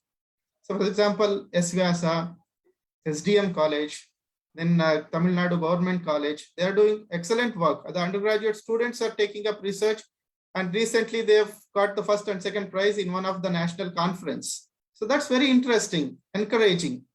So like that, and even the modern medical schools where they are doing yoga and naturopathy research, for example, like NIMHANS, AIMS, CIMR, where Dr. Sheila is working. So these are the way these places, if they visit and they see how they are doing, our own fellows are doing the research, definitely they'll get interest and they will take up this research field. Of course, apart from this, we also need to support from the government side, wherein we have to have our own research institutes, central research institutes or postgraduate institutes, where we will have enough fundings and where we can do a lot of research programs, and where they can come and participate in our research programs, get a hand-in-hand experience in the research. That also can help. And then government also should support by providing grants for taking up fellowship in research programs, conducting these research methodology programs, and so on and so forth. And also we need to formulate an advisory committee at the government level, actually. Of course, the task force or advisory committee, where we can bring in guidelines to conduct a research in yoga and naturopathy. And also all the institutions should collaborate with the major research institutes or the laboratories mainly to get a good research outcome. Of course, we are doing many research with our own laboratory where we will not have a proper standards and all those things. A good research always should have a good laboratory backup with good standards and all those things. So if they collaborate with such good laboratories, NABL accredited laboratories, so on and so forth, then they can have a better output, and that gives a very good interest to the students. And also each college should have good research journal in their library, actually. The good research library, the journal and the books, good books. Then only this creates an interest among the students to take up this research. As Dr. Naveen said, it's better all the colleges should start a research wing, and having a good experience in the research fellow to be a part of that research wing, where we can initiate small research projects. Not only that research means we should go into a very big research project of 3 years, 5 years, so on and so forth. As Dr. Pradeep is doing in his academy, and he's giving small bit ideas. These small research projects they can take up, and that creates a lot of interest, and that motivates them to take up this research into a higher level. I think these are some of the basic support systems wherein the colleges should inculcate. Then only the students can get interest into this research, and they can take up this research field. Otherwise, everybody are interested only in this clinical field, and that to the clinical field we are doing without any rationale, as both Dr. Naveen and Dr. Manjunath emphasized in their inaugural address. So then only this good evidence-based teaching can lead into a good evidence-based therapeutic practice. I think this is what is the basic need. Thank you, Dr. Pradeep, for giving me an opportunity. Thank you so much, sir, for shaping it in a small, crisp tablet mode and giving us that. And I would second your thoughts. And other than the college management, students also should be taking up that interest in creating those capsules, which is being told by Dr. Vadiraj. And thank you so much, sir, for sharing in these insights and joining us on a holiday from Delhi. Thank you, sir. And it's always a pleasure to see you here. Thank you. So with that, we will move on to the next speaker of the day, who is Dr. Naveen G. Hallappa. So he's one of the person who has done his PhD from NIMHANS, where we all dream of, and the second PhD is Dr. Inbaraj, who has cracked like AIMS PhD. NIMHANS PhD is also one of the most sought over PhDs, and he's one of the person who has shown a different path of alternating career in research. He has chaired as an yoga in Germany, as well as got travel grants and got his publications in leading international journals of psychiatry, and has done immense work on yoga and psychiatry as a contributor from BNY's side into yoga research. And right now he is there in the Nalanda University. It's another prestigious university. Before that, he headed 2 medical colleges down south. And now he'll be present. And he also initiated this journal club activities in SDM College, is one of the prestigious college of imparting yoga and naturopathy education in the country. So with that, I would like to invite Dr. Naveen to share his insights, the importance of journal clubs, and how this can be installed in different colleges. Namaste, Dr. Pradeep and other dignitaries who are here, students and faculty. Indeed, I would like to congratulate Dr. Pradeep to become first entrepreneur related to research in our field. And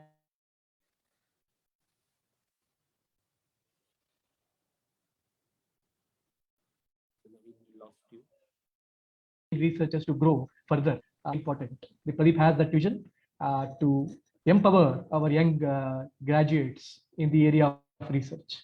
So why I have taken research field. When I was a third year student, I used to visit Dr. Naveen KV. Many of us used to go and stay at home. So that is where I felt, okay, we need to contribute to the research more. And we have been doing, Dr. Pradeep has been doing very good job. Congratulate once again. Journal Club. I think Dr. Vadiraj has made my session a little bit easy, I believe. He has covered some salient features of Journal Club. I hope Dr. Pradeep has some questions which he has put forward to me. If any other specific questions which you have, please you can ask. So Journal Club, you should understand it is a why club has been mentioned here, because it's group of students, group of scholars, group of faculty who will be joining here to read, understand, and to evaluate the journal articles, okay? Scientific journal articles. We need to differentiate between the magazines or newspapers or any newsletters. It is much more profound, much more robust when it comes to journal articles, where the scientific aspects are more. What is important, why we should have the journal club? Let us go with the students' perspective, and let me come to the teacher's perspective. Students' perspective, I believe journal club not just at the level of MD or at the level of PhD, it should be implemented. It must be implemented at the undergraduate level. That is where I tried to implement at JSS when I was the principal, to have journal club at least once in a month. That will nurture the young minds towards research, because many of us, we have achieved a lot in the clinical area, research area, which we need to explore more. With this, students will be able to understand what we call is critical appraisal thinking, critical appraisal research skills. Because when we attend this kind of journal club, students will be in a position to understand, to read, understand, and evaluate, to judge with their intelligence what is the trustfulness of that particular paper, what is the truth about that, what could be something wrong with that paper. Okay, that will make us to understand, to improve our critical appraisal thinking. That is very, very important for the students, to develop interest in research. So gradually what will happen, see, first basic aspect is we need to have different checklist. One is about from the administrative stage, we need to have a checklist for journal club. Basically what is important, we need to have the infrastructure. Sometimes what will happen if we arrange journal club in one room, if you don't have projector, if you don't have OHP, to present. See, we have to present in different 3 stages. One is chalk and talk, which we used to use earlier. Then now it has become PPT, PowerPoint presentation. Before that, we had OHP presentation. And the infrastructure, generally, it should not be held in the classroom. It should be like horseshoe-shaped conference hall, or it can be round table conference, which will be more ideal than the classroom environment. So that is very, very important. Then from the moderator or from the guide perspective, we need to choose 3 people. One from the expertise from the clinical background, one from the expertise from the research background, one from the expertise from the conventional medical background.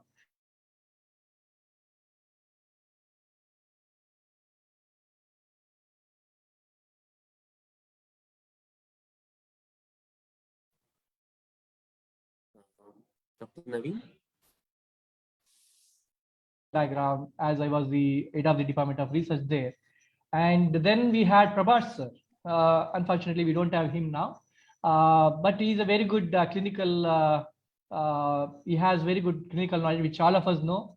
We used to visit SDM tuberculosis sanatorium, how much knowledge which he has. That is very, very important.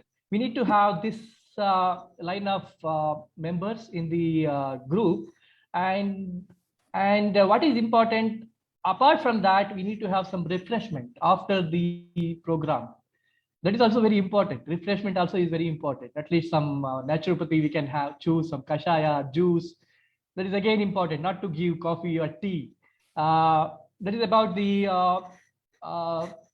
academic or administrative level. Then let us come to the the preparation level of the journal club. Where we need to make it ready about the presentation evaluation checklist form and the evaluation form. We need to have how the candidate is going to present, and we need to have the feedback form, which is very, very important. So their feedback form again, anyway, I'll go one by one. Let us go with the presentation checklist, where the person has to, person is not going to choose here. At least 2 weeks before, the moderator or the guide is going to choose. Sorry to say that. Student or scholar is going to choose that. At the undergraduate level, they will be under, they won't understand what kind of paper to be chosen, where guide or moderator to choose the paper. But in the postgraduate or PhD level, student is going to choose. But again here,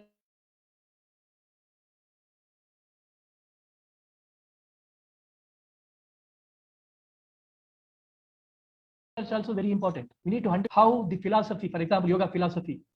Hope you're able to hear me. It is coming like internet connection. It's not stable. Between it is not stable. So I would like you to emphasize on the need of this particular stuff, actually. Yeah. Yeah. Yeah. So what is the need is students or scholars, they get more empowered. We are empowering them. They will understand the skills about research, and which will become a perfect platform for them to,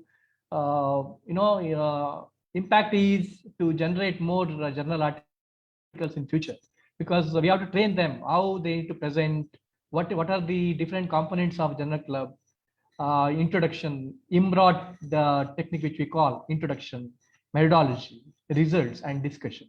So this is the main aspect of the presentation. And what reason which made you to choose that paper? That is also very important. And you are understanding, you are analyzing different papers, and you understand about merit and demerit of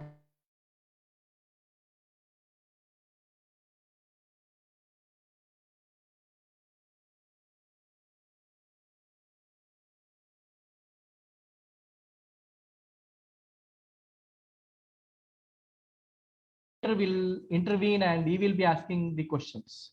There we will understand where exactly the issue is, problem is with respect to that paper, and the moderator is going to address that.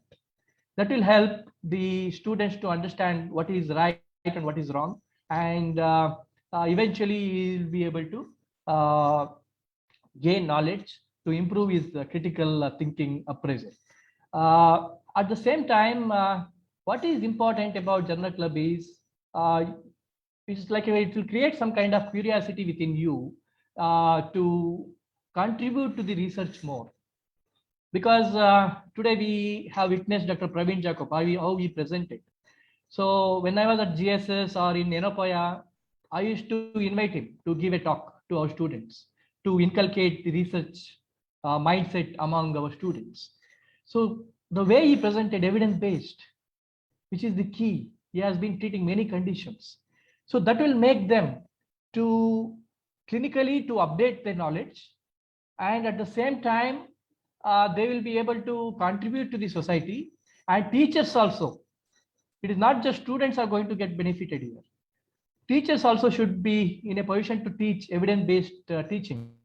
That is what I tried when I was the head of the institution in 2 institutions.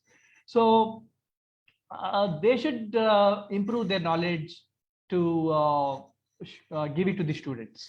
For example, iris diagnosis, lot of research has happened. Even in acupuncture, lot of research. When it comes to evidence-based medicine, acupuncture, dietetics and nutrition, yoga, there are a lot of research that should be brought to the notice of students. And here, one more very interesting aspect. When we choose some journal article, we should plan in such a way that one journal club once in a fortnight, 15 days. I prefer weekly once for the PG or PhD students. For undergraduate students, 15 days once. So how we should structure? One is about the case report, which is very, very basic thing, which any one of us, any one of our students or teachers can publish it. Even Dr. Pradeep can help, even other panel members, even including myself can help to publish the case reports. Okay, that is the basic aspects.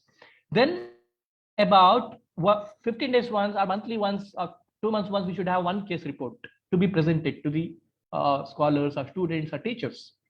Then one session should be on presentation, original research articles. It may be basic research or it can be clinical research. One can be systematic review or meta-analysis paper. Again, that will give a lot of inputs, lot of knowledge about that particular topic or that particular problem which you are choosing. So this will help. And one more topic can be about literary research. For example, concept of health and disease, according to Bhagavad Gita, for example.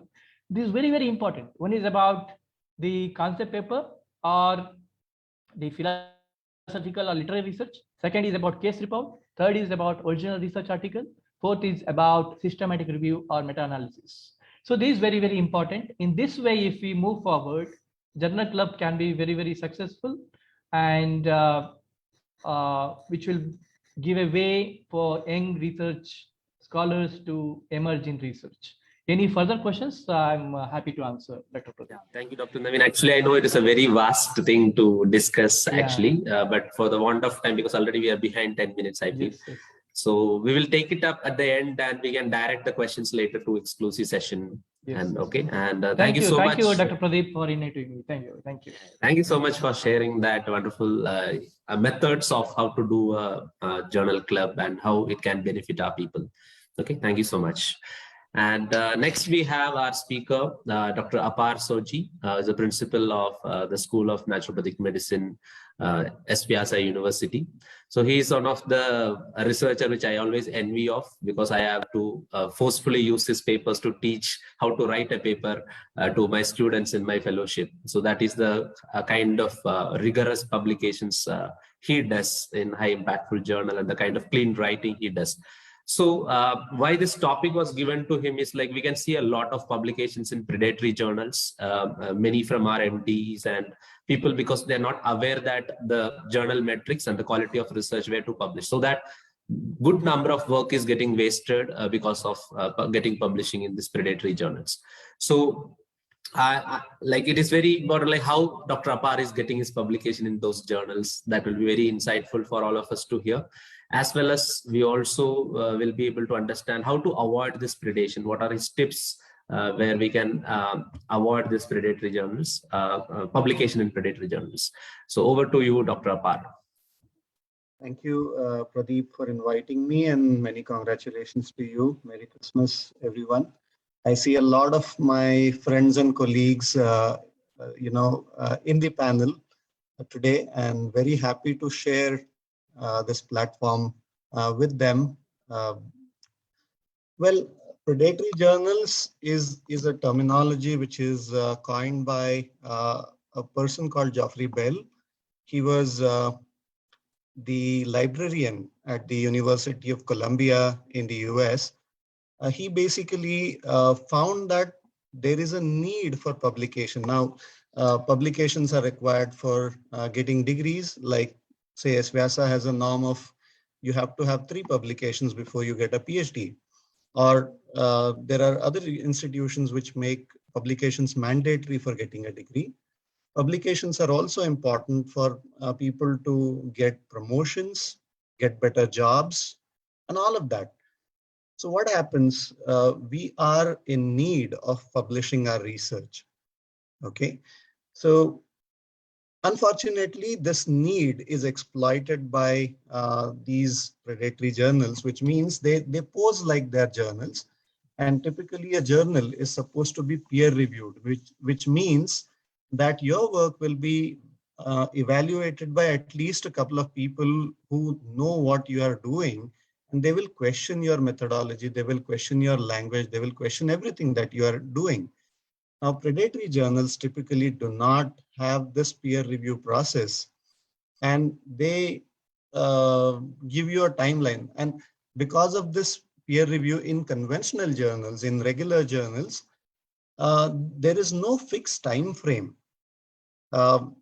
Among the publications that I have had, there are papers which I could publish in, say, 29 days. And there are publications which the review process took 1.5 years. And then what happens is, when we are in need of getting the publication for getting a degree, you want to do it fast. You do not want to wait, and you don't want to be rejected.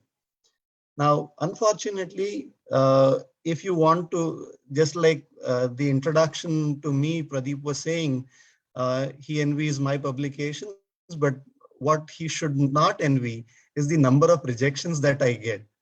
Each of my paper is probably rejected at least 3-4 times. And that is a very important key for all the researchers to understand. Rejections are part of the process. And when you submit it to a good journal, they are not just going to reject your paper just like that. They are going to give you comments on why are they rejecting it. And you can take those comments and improve your paper and publish in probably a better journal. Okay. Now, the problem is that we are not patient enough to do that. And that is why we want to publish in any journal which claims that they will publish it in 2 weeks or 10 days. Any journal that is claiming to publish your paper in 10 days to 2 weeks or a specific time frame, I would say, is probably predatory. You should be careful about that. They also claim a lot of things, multidisciplinary journal. I do not see any regular good journal publishing engineering and humanities and life sciences together. But these are so-called interdisciplinary journals which can publish anything and everything on earth. Third, I feel very nice. If you have had one publication in your lifetime, your inbox will be filled, treating you as a big professor and an eminent researcher in your field, and journals will start asking you for publications. Send one piece of your work to us and we will publish and all of that. Now, that is not how typically good journals work. So if you want to avoid predatory journals, you should learn how to identify them first. Okay. Look at the websites, look at their editorial boards, check with good quality databases like PubMed, or do not go to the website and say it is PubMed indexed. Go to the PubMed and then check if the journal is indexed or not. UGC has come up under the leadership of Dr. Bhushan Patwardhan, the former vice chairman of UGC. They created a list of journals called UGC Care List. That should be the basic minimum standard of our publication. And don't be impatient about publishing. I still remember, I think this is one experience that I would like to share, because I was in need of getting my papers published. All my research work was completed in 2016. And I was trying to publish my paper for my PhD, and I was getting rejected from multiple journals and getting very frustrated. I was going to my mentor, Dr. Manjunath, my PhD guide.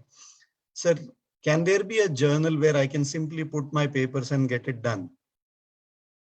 I always remember what he said at that time. He said, you know, you will be known for where you publish. And therefore, you should not compromise on the quality of the journals that you want to get to. And that is when, you know, there was, it took 2 years for me to publish my PhD papers. But I feel proud and happy that they are in really good places. Okay, so that is what we have to do. I think I remember one interaction with Pradeep we had probably in Pune, in one of the places where we were meeting and talking about, you know, publishing papers. And it's not the quantity, it's the quality of your work that we will have to work on. Also, if you want to publish in good journals, your language has to be good, your methodology has to be good. Please look at the clinical guidelines. There are guidelines to write every kind of a paper. There is consort guideline to report randomized control trial. There is a care guideline to report a case study. If you write it accordingly, you don't have to worry too much about, you know, whether your paper will be rejected or not, because most likely it is going to be accepted. And one last tip that I would give is we can use the journal finders. Good big publication houses like Elsevier and Springer Nature, they do have journal finders. All you need to do is put the abstract and title of your paper, select the area, and then you can search and they will prompt what kind of journals can accept your work. They also give you a tentative timeline and all of that. But those are certain things that I do for getting my publications. Pradeep, any further questions on the topic, if there? So yeah, that was again a big thing concluded in a small thing. Like it can go to a 2 days workshop for how about identifying predatory journals. So especially I want to reiterate the same thing. Why we had this topic basically in this is like we are seeing a lot of work getting wasted because of impatience. That is the first thing when I also have a predatory publication in the past, which I cannot show you out because of the researcher I am today. So it's all about being patient. And I have seen one of Dr. Par's paper has gone 8 or 9 revisions, and it took 1.5 years, 2 years to see light. About a single case study. Single case. It's just a single case report. So, but it is in a very good place. You can always be proud of. So every colleges where the MDs are coming up with mandatory publications and PhDs among us, MSCs among us, come up with good papers in good place. And we will definitely handhold through our new society of yoga and naturopathy researchers, which are planning to kickstart right after this particular event, where we will handhold in doing that. And yes. I just have a very small comment to make. Whenever we are publishing in predatory journals, it actually probably would help you to get the degree in that time frame. But it is going to bring the quality of not just you, the credibility of you as a researcher, but also the system, yoga and naturopathy as a system. The credibility of the system is going to fall. And that is where we should be very careful while publishing in any predatory journals. Thank you. Thank you so much for that wonderful insights. So we'll move on to the next speaker of the day, who is sitting there in the midnight in Canada, Dr. Suhas Vinjurkar. He's one of the brilliant PhDs we have among us, who has converted his PhD into a wonderful opportunity where he can work and flourish. And some of us who has ventured into instrumentation, and Yoga can venture into instrumentation is the proof for that.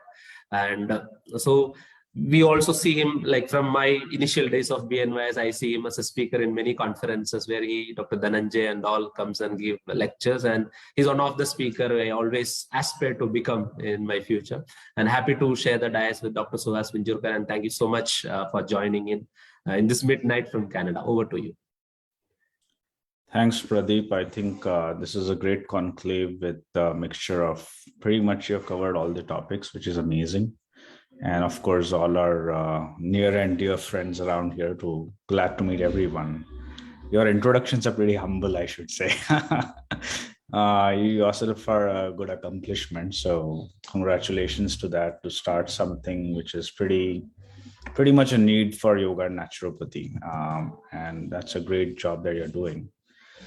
All right, so touching onto the topic, thanks for keeping it for 15 minutes. So that way people don't get bored.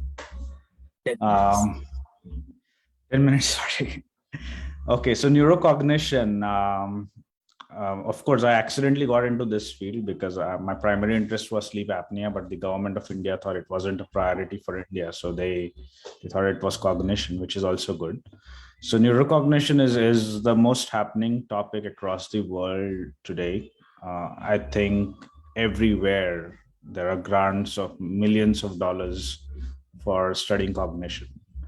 And we as a yoga community have to be very, very proud of it, because yoga is all about cognition. It's all about the mind, and we are the masters of it. And as yoga researchers or as yoga qualified people, I think we should be the prime guys to lead cognitive research, because we know cognition the most, at least philosophically, and the amount of insights we have as yoga students into the mind, I don't think anybody else has. You would be amazed with the kind of research, even very, very basic research that is going on, which has millions of dollars of grants around the world.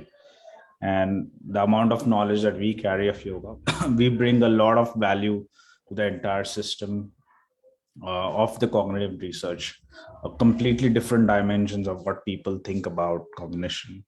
All of our Vedanta is so much related to cognition. Everything is cognition, right, today. And today, I'm sure everybody knows it's artificial intelligence, it's machine learning and all that stuff. And all of that is based on cognition, on how your mind is perceiving things. What are the objective signatures of these cognitive functions that we are attaining from instrumentation, from devices? And then how are we teaching those instruments to do it by themselves? So, the whole world is progressing towards that, with a lot of clinical applications as well. All the disorders, mild cognitive impairment, Alzheimer's, Parkinson's, all these are using this cognitive research and applying into clinical practice, and building systems and devices which can automatically help people cure them, not cure, but manage themselves in these disorders. So we as yoga people have the best of the knowledge to move further and further our careers into it. So I would urge all the young community, forget of cognitive neuroscience, that needs specific equipments to do. Yoga by itself is still lagging so much of research. We have every aspect and every dimension of yoga to cover, to look at, and to see how we can validate every single aspect of yoga into application. And we are the pioneers of that. The amount of respect you would get as a yoga researcher, as a yoga person from India, forget about your qualification. The very fact that you're from India, and even if you're done a 1-month course, you're still very respected as a yoga person, because they see yoga as the origin. India is the origin of yoga. So you're already respected there. So what I would like to say is to all our youngsters who are just passing out, we are the authority in yoga, right? Nobody overrides us.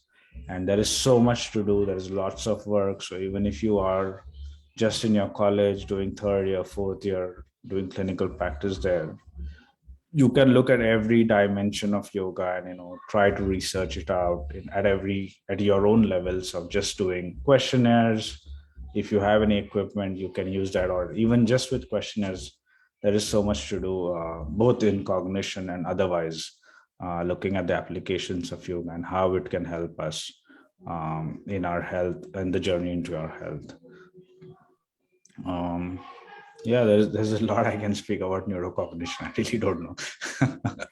I mean, it's such a broad topic that yoga as a research tool is, I mean, I'm into the industry, into the commercial aspects, where I work with people who get grants, and I think every government in every part of the world is ready to give grants for yoga and cognition for some reason, right? I have some customers who have grants of 3 million and 4 million for just researching yoga, some aspect of yoga, very basic. So there is so much of scope. So I would urge our people to, so one of our problems with BNYS is we think that we are small. We think we can't grow outside our own shell, but that is not true. You're extremely respected across the world. Of course, our degrees may not be readily validated in the outside world, but the knowledge that you bring, some research, now we have all these folks. So Pradeep has this academy, and we have all the young guys right now into the field. Pradeep, Apar, Shiloy, Venugopal, there's everyone. Monica is there. So all guys are the team who motivate the current generation who's coming out of the colleges to do research, to write papers, and then to move out. I would say that we are required in every part of the world. We are the most essential and fundamental component of any cognitive research happening anywhere, because we understand cognition the most. And the dimensions and the value that we can bring to the knowledge of cognition is unparalleled. I don't think anyone in the world understands mind as much as we do as yoga students. So I would urge all of you guys, Pradeep and Apar, all the principals, whoever is leading an academic institution, please urge your students, motivate them that there is a lot to do in the world. We have scope everywhere. We can literally just do a BNYS and get into masters into any university across the world, name it. We have some students who have done it, and then not just achieve your own degrees, but you can contribute a lot to the world. So that's the message I would like to drive. I wouldn't like to get into technicalities. It's more about what are the career opportunities. And so to sum up, I would say every university has an opportunity today. Google up things, look at people doing cognitive research. In my understanding, I think every university has a yoga project today, yoga or meditation. So they separate yoga and meditation, unfortunately. But there is something going on. And the moment they look at us, you are hired. I mean, you're 100% going to get at least a master's position. So don't leave that. Get into it. There's lots to do, and learn scientific writing, because that is what shows how smart you are and how you can translate your knowledge into science. That is the fundamental key. And glad that Pradeep is driving this academy, and there is access to do that. We didn't have that earlier, which is nice. And yeah, just do that. And I think there is lots waiting for us. Thank you, Dr. Suhas, for that crisp presentation on yours. Yeah, so it is about like the way we are seeing him is like it's the kind of what is backing him is the kind of solid work what he has done back in India. It is not a one-day dream you reach in some places, and like how to get publication in good journals, to get into good position, you need patience, a lot of patience, where you spend into thorough academics with good mentors. That I was fortunate to get many good mentors, and you also should earn one good mentor who can change your life. And of course, more of how much you give into what they say about what to do. Exactly. So you are the mentor, right? That's what I'm saying now. You, all the guys who are around there now, you, Apar, whoever is leading the academic institutes, you are the guys. So me, Dhananjay, Naveen sir, Manjunath sir are out of the game now. You are the guys running the game, and very good that you start this academy, which gives an open access to people to go learn, right? That was not an opportunity before, which is nice that you're providing it.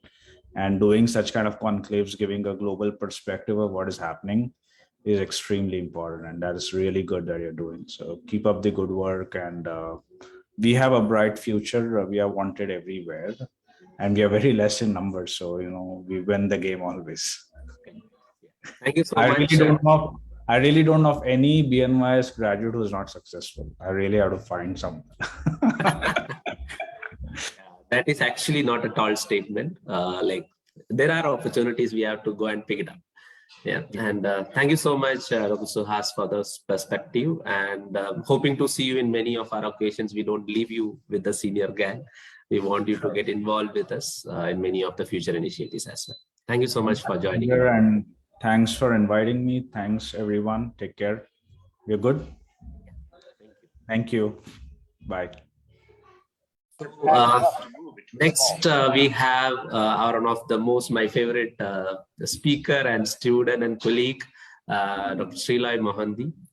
Actually, rather than me being his sir, he was my sir for quite some time in NIN. We have done a lot of projects. And how sometimes heroes have to give up the thing they want the most, even their dreams. With his mind cleared, Peter focuses and tries to use his powers again, but he falls again. Later, MJ asks Peter to meet her at a cafe. Nobody wants to introduce Sriloy. Okay. So Sriloy, why we have given this topic to him is like he's the one researcher who may have papers from almost all the institutes in the country, right from SVyasa, NIN, now with Sant Hirdaram, with AIIMS. He's one of the prolific researcher we have who is very enthusiastic in writing and collaborating with people. He has collaborated with almost all the researchers across India who are doing in yoga and naturopathy. And we are very proud of what Dr. Sriloy has contributed in the field of yoga and naturopathy research. And he is into American Cardiology journals recently, which is one of the high impact journal, more than 15 is the impact factor for those journals. And congratulations for that. And I would want you to speak on what is the impact of inter-institute collaboration and how we can achieve that. Hope I'm audible. Yes. Thank you, sir, for such a great introduction. So you took me to a different world. Thank you, first of all, for organizing this. I can see all my teachers from Dr. Apar to Dr. Pradeep to Muventhan sir to everyone who is into research. I was happy that I have studied under each and every researcher in this country. So, secondly, the topic that you have given me is inter-institute collaboration. As a researcher, the first thing that we do is when we plan a study, we always plan to do something bigger, something better than what we have already done. So for something good to be done, you need at least funds or research ideas or a good population. For both of that, you need support from external partners. So that is where inter-institute collaboration comes in. There are different institutions which are collaborating all over the world now for doing yoga and naturopathy research. But what are the benefits of it that we have to understand? So first of all, when I do that, I should tell my experience. It gives you an opportunity to go beyond, learn beyond what you know, the traditional way of thinking. So you get something very new. It may be the methodology that people do research with, or the way they understand the subject. That is the best thing that I get when it is about inter-institute collaboration. It gives you, it takes you beyond your traditional way of thinking. Secondly, when you are working with different institutions, it reduces your budget because you can share their facilities, their pool of patients, or their researchers, which will of course reduce your cost, which will reduce your labor for working. Secondly, there are many organizations, including ICMR and DST. They also have special funds to be allotted for inter-institute collaborative research projects. For example, in 2021, we have got a funding from DST. When we approached them, they told us that what is the collaborative research, what are the collaborations that you have with? It was with IIT Delhi, because of which we got selected. So what we have to understand is it gives us a sharing of information, sharing of knowledge, sharing of support from different bodies. Then to add on, it increases your productivity, it increases your understanding of the subject. Plus, in these collaborations, we can develop new research projects with different organizations, facilitate best practices. That can be there, like collaboration with institute like All India Institute of Medical Sciences can give you state-of-the-art instrumentation, working under the best clinicians of the country. So in that way, yes, these collaborations are really good. Secondly, you get associated with different organizations, and there how you share their recognitions also. So that is also something which is very much required in today's world, when there is competition everywhere. You get publications in good journals like that. Yes. If there is any other questions, I would be happy. Like what you see about, like, for example, what are the limitations you get? Like you are working with the AIIMS right now, for example, and Yes. If you want to collaborate with someone, are there any limitations? No, sir. When it comes to collaboration with All India Institute or any organization, what we have to understand is it is always an MOU, memorandum of understanding, that what exactly you can share with the other organization. So when we are doing research, like we had a collaboration with SVSI University when the development of CIMR at All India Institute. There at that time, it was more of sharing a resource person to the All India Institute, and sharing research on yoga, or sharing yogic wisdom to them.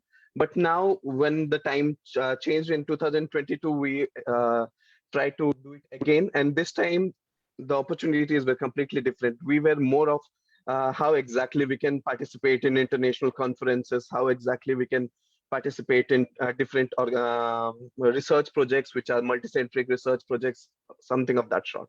So yes, it is easy, but yes, it actually requires a purpose, that why exactly this collaboration should be done.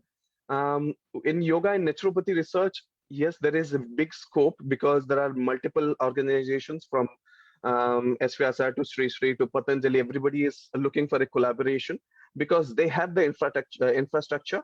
They need an additional input of yoga, or additional input from the modern scientific approach that is there, which can help in understanding the subject better, especially the research methodology, how exactly you should write the scientific literature and all that. Thank you, Sriloy, for those insights from your end. Actually, the idea behind this topic is, like, we have 48 medical colleges of yoga and naturopathy in India, where everywhere we do not have actual resource in research personnel. So we can collaborate in between the institutes and think how we can get that exposures going on to different people. And I guess students as well as the faculties who are a part of this conclave should take up initiatives to have those MOUs being taken, and make research as a fruitful opportunity for your students as well. And thank you so much, Sriloy, as you enlighten always. Happy to have you here. Thank you, sir. Yeah. So moving on, we have our next speaker, who is a silent researcher yet a very powerful researcher, Dr. Moovendran, who silently sits and get publication in all the Q&A journals. And I like the publication he had, the scientific basis of this hydrotherapy intervention. I have seen yesterday it was 236 citations he has got for that one single paper.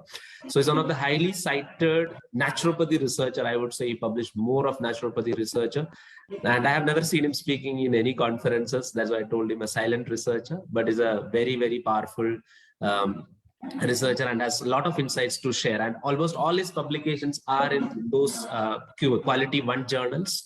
where it's very difficult to get those publications. So I would like to listen from him. What are the strategies you adapt as a researcher when you start writing to such big journals? Over to you, Mohinder. Thank you, Pradeep. Thank you for the introductions, and thank you for inviting me for such a wonderful national enclave. And as you said, I never been part of any conferences for the presentations and other things. By that time, what I feel is more than I speak there, I would like my paper to speak on the journals and other things. That's why I never been part of any conferences and other things. However, once you have invited, I could not refuse it. And since you are known to be your colleague and your inspiration to me too. And I'm just getting into the topic now. There are a lot of people who used to get published in Q1 journals. Everyone use different strategies. But what strategy I commonly use to get my paper published is there are a few things that I follow commonly, so that I just would like to share it here. One thing is I always have a dream or the interest to get it published in a good journal. So I don't want to get it published, but I just wanted to get it published in a better or the good journal. That is the first thing. So it's not that, because everyone nowadays what they feel is, no, if you're getting a publication, that itself sufficient, and everyone wanted to get it published in a week or in 2 days or in a month. So like that is the concept they have. If they have done if they just collected the data, they wanted to get it published in a month. So that's not, that will never happen with when you would like to get it published in a good quality journal. So to get it published in such kind of journal, you should, first of all, you should have a dream of getting it published in such journal, because you should have a long vision that once you get it published such kind of journals, what impact you will get it, and how much people you will reach. That is the thing. So you wanted to reach your articles to the, if you wanted to get it published, reach throughout the world, then you should focus on the Q1 journals, or at least the PubMed indexed journals, because most of the researchers, if they wanted to review something, or if they wanted to look for any scientific papers in any field, they first of all, they just go to PubMed. Most of researchers never look into another databases. So at least if your article is available in the PubMed, then only it will be recognized worldwide as a research or the scientific evidence. So that's the reason why I always prefer to get it published in the PubMed or indexed journals.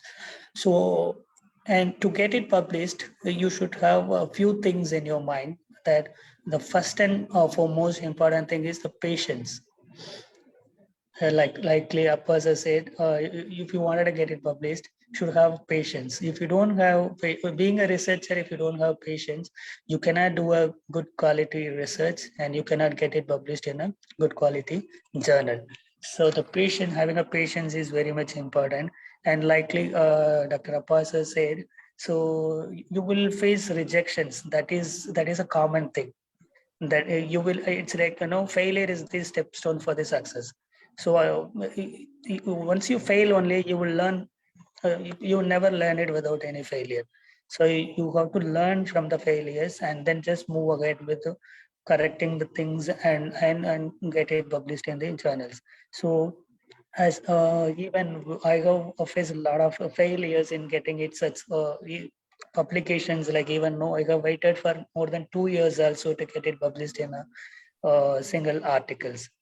So so you should have a patience first of all to get it published in the Q1 journal, and then because what I generally feel is getting it published, like simple letter to editor in a good quality journal is much more better than publishing an original article in an properly or PubMed indexed journals. So that is the concept I always have, and we should have to get it published. Obviously, the research should be, we should do a good quality research. That means, so if your methodology is proper, obviously none of the journal will reject your papers. So the people, most of our people's paper is getting rejected because we do not have a proper methodology or our study designs, there we fails. So we do not have a proper, the optimum sample size, the intervention. We do not write or provide the clear interventions, or the outcome variables. What we choose might not be appropriate or the relevant, or the intervention time period. So generally we do either immediate or short-term effects. We never go with the long-term studies. So such kind of things, these are the problems. So once we correct and once we do a good quality research with a proper methodology, definitely all the journals, the top journals would like to have our papers, because whatever this topics we choose, it definitely will will be new to the scientific field. So obviously, they also would like to have they would like to have our paper in their journals. So these are the so to get it published, the study should be properly planned. And most important thing is you should, whatever the study you plan, you should get IEC approval, that is Institutional Ethical Committee approval, because most of the times what generally our people do is just collect the data and then they wanted to get it published. And another important thing is getting it registered in the CTRI, so Clinical Trial Registry of India, because nowadays, most of the Q1 journal, they wanted our trial to be registered in the Clinical Trial Registry of any country. So that is also very important when you wanted to get it published in the Q1 journals.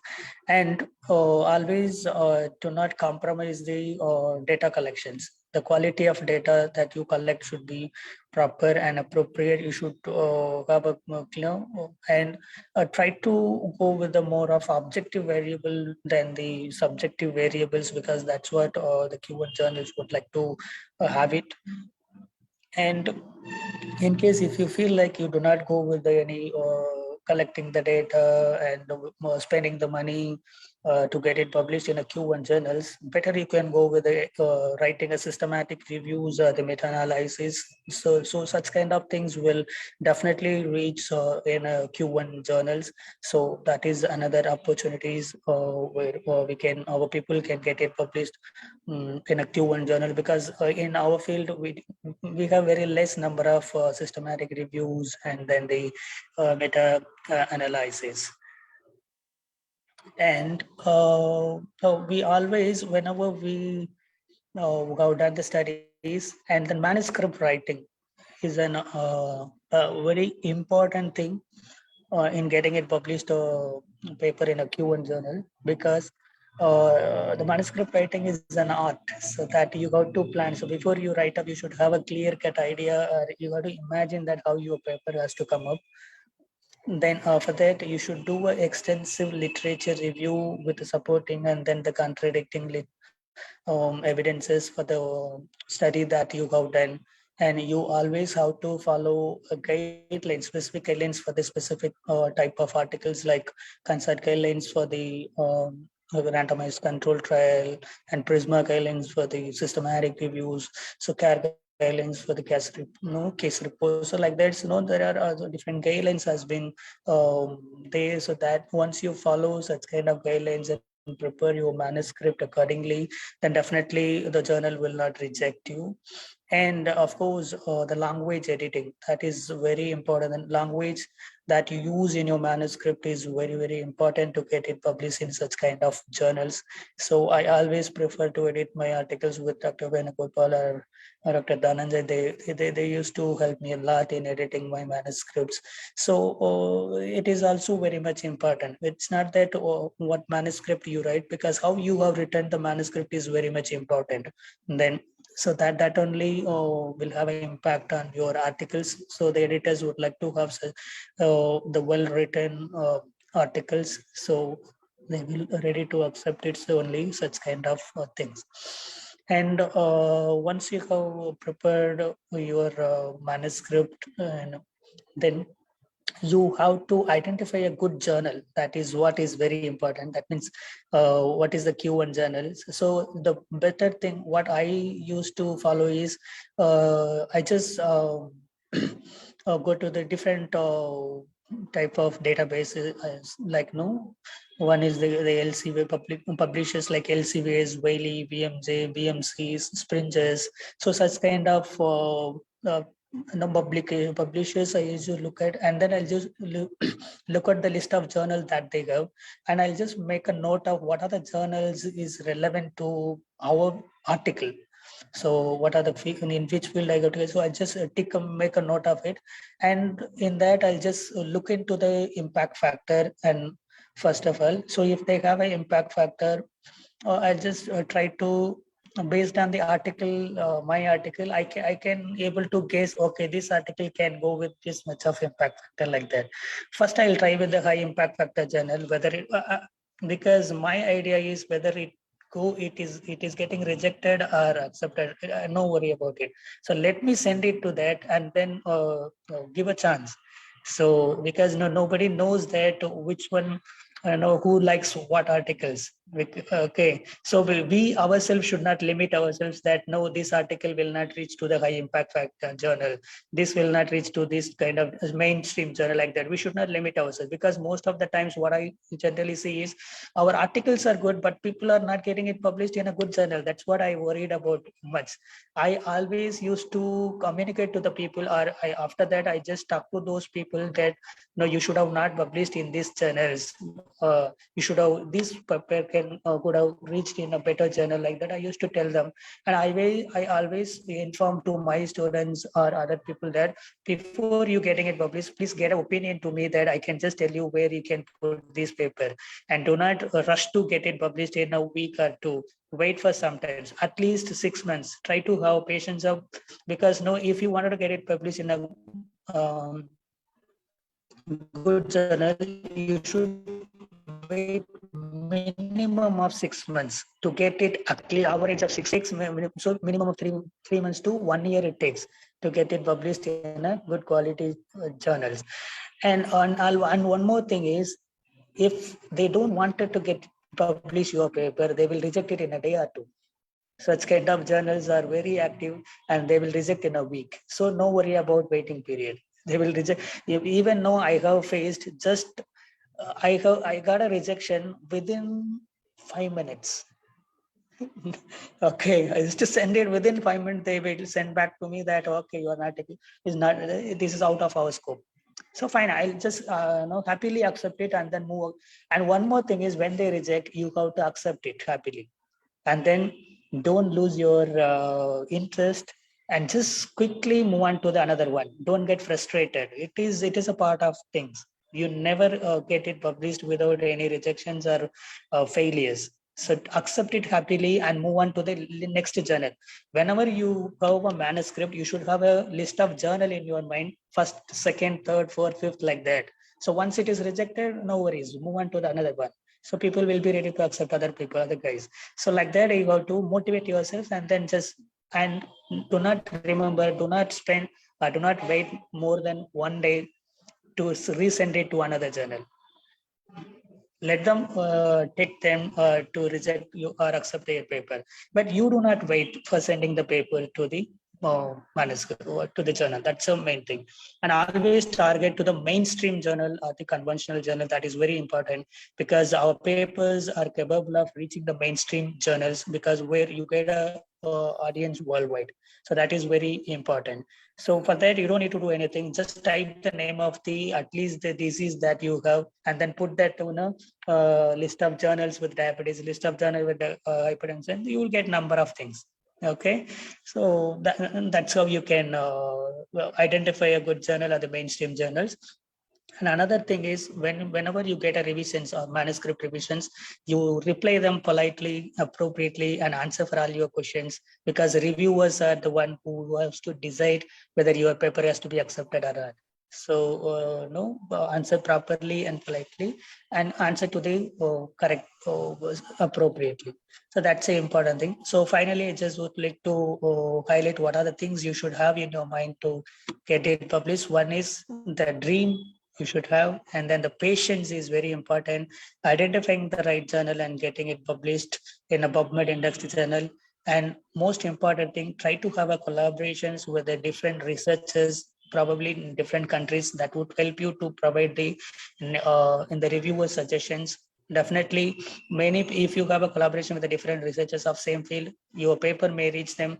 So and they also would try to help you provide suggestion and get it accepted in the good quality journal. These are the strategies I generally do to get it published my paper in a good journals. Thank you. I don't know whether That this was so wonderful.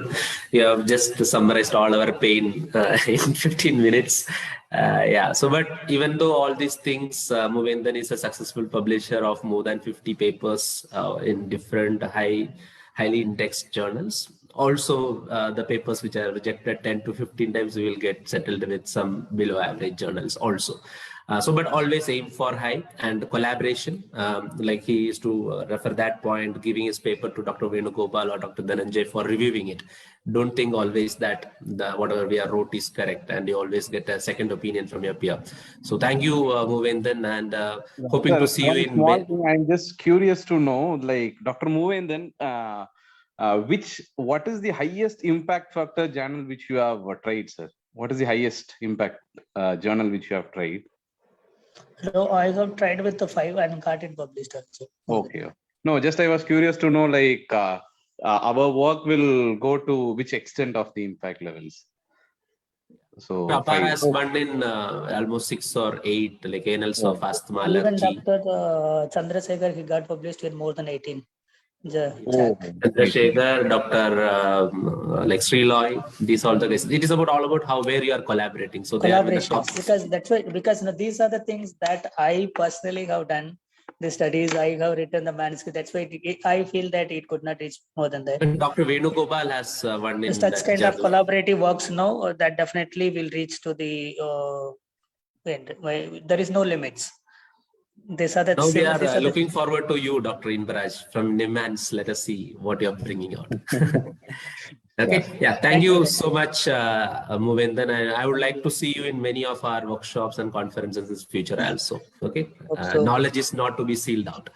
Okay. Thank you so much for joining in today. And with that, I would like to welcome our next speaker for the day, Dr. Venugopal. There is something like you have one dream, live till that dream is achieved. He's the one single-handed batsman in diabetes research who pursued his dream, went to England, learned from there and came back, done his PhD and has done his publications in really impactful journal of diabetology. And I would want to know from him, is there a scope or a viable opportunity like we naturopaths should choose a single area of research and go ahead? Over to you, Dr. Venugopal. Thank you, Dr. Pradeep. Thank you for the wonderful conclave and for the wonderful introduction. It is like kind of a get together for me to see all the researchers. Like I don't want to name them because I don't want to miss anyone. It's really, really nice to see all the colleagues and senior mentors and junior doctors and the students coming up as researchers in all one platform. Thank you so much. And I'm not sure whether you have noticed it or not, like one talk, it's kind of like chain of the other talk. And I'm going to continue with what Dr. Movendan just now said. And so whatever the question which came earlier, so what is the highest impact factor which Movendan published? I would like to answer for that. Okay, Dr. Pradeep, can I have the rights to share the screen, please? Yes, sir. Please share.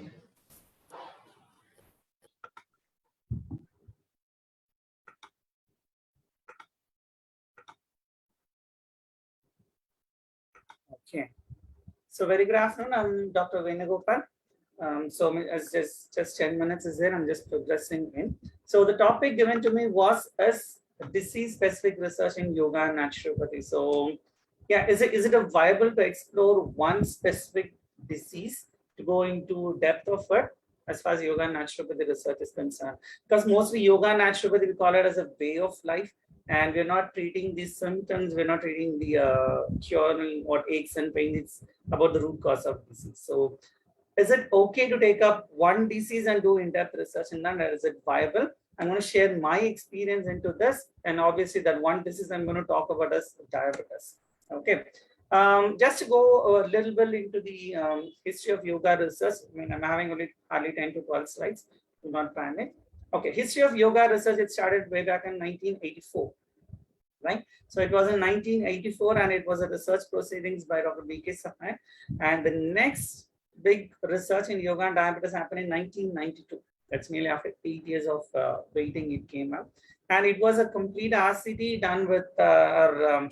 Nagaratna Didi from SVSI University when she was in UK. She did with her colleagues over there. It was a proper RCT, right? Measuring HbA1c as well. Okay. And on the year 2010, fast forwarding from 1992 to 2010, I wanted to do a systematic review. I want to do a systematic review on how beneficial is yoga and diabetes.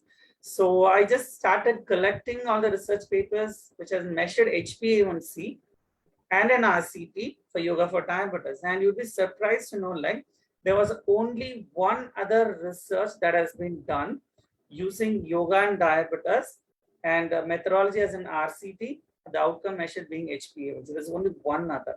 And then these people, again, they said like yoga has got no impact on type 2 diabetes. That was this study. So over this 18-year period, there was only one proper RCT that was done. Okay. When comparing it to what had happened in the allopathy research as far as diabetes and allopathy medications are concerned, and this mark is stopping here in 1992 to 94.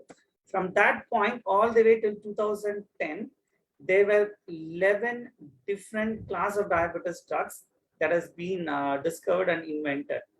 Fine. As far as yoga research is concerned, we hardly have 2 papers. So at this brink, I was interested to know like how yoga is beneficial in diabetes. What are the mechanisms behind which how yoga is beneficial for diabetes?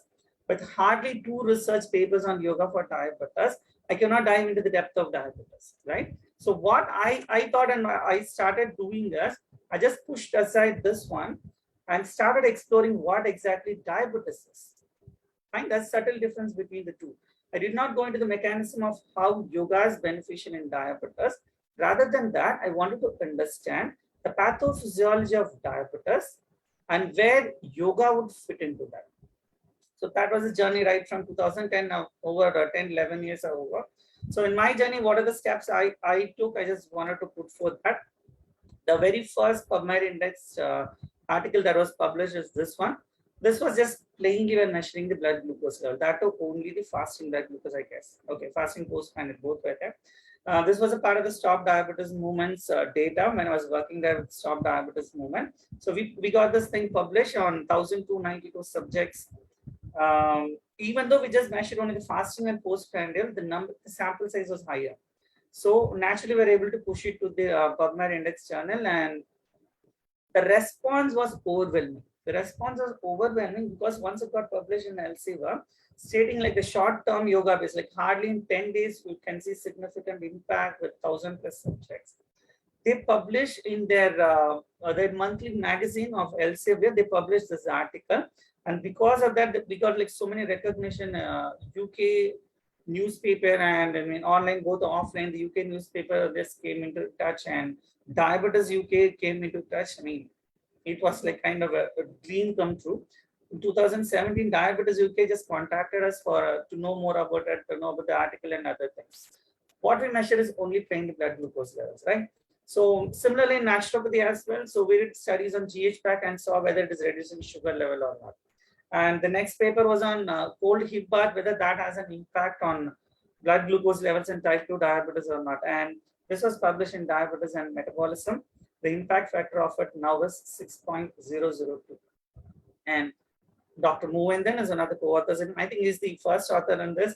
And I saw Dr. Sharat Chaudhary as well. So he's also a co-author of this one. So it is actually his internship study. So what we try to do over here is, we use this ambulatory AGM, ambulatory glucose monitoring patch we use for the patients to see whether the impact of cold hip bath and blood glucose levels is because of the action phase or is it because of the reaction phase. So it needed a kind of a continuous glucose monitoring as such. And the results we were not able to just pull out as such, but we came up with possible mechanisms on how yoga is beneficial, right? So the first step was understand and know whether our treatments, yoga and naturopathy is beneficial for diabetes or not, just by measuring blood glucose level. Step 2 is understanding the mechanism. right? Understanding the mechanism of how yoga is beneficial in type 2 diabetes. This is a systematic review and meta-analysis done at GYNC Chennai, Government Yoga and Natural Medical College Chennai team with Dr. Mahesh Kumar and other researchers over here. So this systematic review and meta-analysis said yoga is beneficial in overcoming oxidative stress. Okay, so that one thing is away. And this one is, it's a poster presentation at the American Diabetes Association. This is an Ayush funded project. So as a preliminary finding, which is published in diabetes, and the impact factor of which is 7+. Okay. Just this title is kind of misleading. Does yoga reduce conversion of pre-diabetes to diabetes? That's not the whole idea of it, but by improving acute phase insulin release. So that is the mechanism we are focusing on, because beta cell dysfunction, it is not all about like insulin secretion is coming down in diabetes. No. The primary defect in diabetes is the loss of acute phase insulin release. Okay. So beta cell dysfunction is again 3 steps as such. It involves the qualitative one, the quantitative one, and also the timing disorder in beta cell, and that is the acute phase insulin release. So what we did is the timing secretion disorder can be overcome with yoga, right? So that is one point we have used it here. So where we are applying it is in the pathophysiology of diabetes. Okay, and the third thing, you know, this is like this is kind of close to my heart. Dare to differ, right? Dare to differ. You don't have to follow a set of people. You don't have to follow the crowd. If you're following the crowd, you're just going into one direction, that is exit. Okay, do not follow the crowd. Dare to differ. And this specific thing is moving beyond HbA1c and plasma glucose levels. Now we said and we challenged the concept of using HbA1c and the plasma glucose level, both fasting and postprandial. We said that is not sufficient enough to understand the glycemic status and health of diabetes patients. Right? We literally dared and challenged it, and the result, as a result of it, for the next 2 years, it got multiple rejections. And I wanted it to get published in the mainstream journal. At least like 12 to 15 rejections was there, and on and off, and again it just came back. And finally, I wanted to push it into like, even though it is not PubMed index, I wanted to get it published. And Dr. Mohan just jumped in and said, so the concept is different. Why can't we just try pushing it? I will try publishing it. And just like a magic, we just got it through a 4+ impact factor. Okay, so 4+ impact factor is just moved just like that. And that impact factor, when I'm showing this to people, the impact factor matters, and the PubMed index thing that matters the most. So where you're publishing your paper matters the most. And this outright like said, like it's not about HbA1c or about plasma glucose. The problem is within the cells. Okay, within the cells. And so that was the first. I just went into glucose alone, and the next step I just wanted to know the mechanism of how things are happening. Next step was to summarize everything. Summarize everything. And this is my dream paper on potential role of yoga and management of ominous octet, where it is a comprehensive review of how yoga is beneficial in diabetes. And the co-authors make it even more special, like legends like Dr. Mohan from Dr. Mohan's Diabetes Specialty Center, and Dr. Anjana Mohan, who's the MD of this center, and Dr. Ramesh Mathur is one of the best mentor you can say. He's not one of the best, he's the best mentor you can get. And I'm happy to get him as my PhD guide, and he guided me throughout the process of diabetes research in my PhD and getting into the nuts and bolts of it till the molecular level. And Nagaratna Didi, of course, like a legend in her own way. Now, okay, now what this paper, why is this paper so special is because, not because it got rejected 18 times, I've actually lost count of how many times this got rejected. Now, wherever we are putting it, there's like rejected. Every day morning in my inbox, I'm sure that one rejection at least for the papers, whatever we had published, but the content of it, like how yoga is beneficial in diabetes, it is like kind of, it deciphers to the very last level. Okay. So it is based on nothing but the ominous octet model. The ominous octet model is a famous one. We say like, what is diabetes? Diabetes, it's because of insulin resistance and loss of beta cell function, but there's plenty more to that. So this is what we call as the ominous octet model. The 8 pathophysiological abnormalities in diabetes And what this yoga does is yoga works on all 8 modalities. So that was the research, what to say, the systematic review, not a systematic review, but actually a review paper, narrative review kind of thing. How yoga is beneficial by reducing inflammation, AMPK activation, blood flow translocation, reducing oxidative stress through GABA, GLP-1, adiponectin, everything. Whatever evidence available previously, summarize it. Okay. So I mean, this was the kind of summary of the whole thing. Conclusion of it is, what I understood of all this is the basic factor which is triggering everything is the inflammation and oxidative stress, right? So inflammation and oxidative stress is the key thing. Either it be the mitochondrial dysfunction seen in diabetes, or the endoplasmic reticular dysfunction seen in diabetes, or it be the beta cell dysfunction. Everything has got to do with only inflammation and oxidative stress. So that is one key takeaway after this 11-year plus research in diabetes. I mean, many would have known it outright, but it took me 10 years. I might be a slow learner as said. So to conclude, the main thing is, as Vivekananda said, take up one idea, make that idea your life.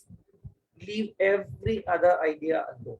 This is the way to success. Not just this is the way to success, this is the way to do a yoga naturopathy research. Why? Because we believe in the unity of disease and cure. We believe root cause of disease lies in the oxidative stress and inflammation, not just for diabetes. As you can see, like this is not the picture I had put. This is a scientific way of how environment and the genetic factors play a role on the inflammation. And that has an impact on the cardiovascular diseases and musculoskeletal, neurological, obesity, autoimmune, respiratory, reproductive, and cancer. Now, with the knowledge, whatever I got with diabetes and understanding the nuts and bolts of the basic mechanism of action, I can now confidently treat even people with cardiovascular diseases, people with musculoskeletal, people with infertility, PCOS, you name it, we can treat it, because it's one thing, it's unity of disease and cure, both in yoga as well as in naturopathy. That is the key thing we are focusing on. And I'm sure, like, just to conclude, even if you're taking up one disease, go into the basic pathophysiology of it. Understand what is the basic reason of that disease and how yoga or naturopathy treatments are applicable into that. Once we know and understand that part, we can apply to any disease research or any yoga therapy or even in naturopathy treatments, we can apply it. Yeah, so that's basically it from my side. Thank you. It is a wonderful journey of how you have been, and it's a lesson for all of us out there who doesn't believe that you can be a researcher in a particular field of interest where you want to become, rather than doing something which is very superficial, get into the deep and be the authority in that particular thing, like Dr. Venugopal is today for diabetes in our community. And thank you so much for sharing that wisdom with that wonderful slides also. And hoping to see you in many other occasions also with us. Thank you. Congrats for your wonderful efforts. All the best. Thank you. Thank you so much. So moving on, next we have our next speaker, Dr. Naresh Kumar. So Dr. Naresh Kumar is a dear friend and a senior mentor for me in many occasions, where he has also chosen a different pathway, unlike many of our naturopathy researchers over here. So he's after BNYS, he got his MPH from Tata Institute of Social Sciences, which is one of the reputed institute for masters in public health, and he's currently doing his PhD from MGR Medical University, also serving as a research officer in JSS Institute of Naturopathy and Yogic Sciences. So many of us have this confusion, what MPH can do to all of us, like why people are behind MPH, and whether MPH will empower us to get into translational research policy. Over to you, Dr. Naresh. Yes. Thank you, Pradeep. Can you able to hear me? Can you speak a bit louder? Yeah. Maybe your mic has to be closer. Yeah. Yeah, now it is clear? Yeah. Yeah. Okay. And thank you, Pradeep, for your kind introduction.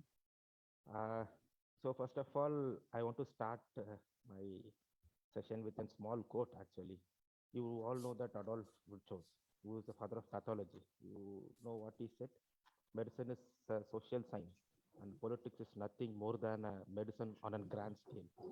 So it's all about medicine and politics are same, and the medicine has an impact on politics, and politics has an impact on people's health or medicine.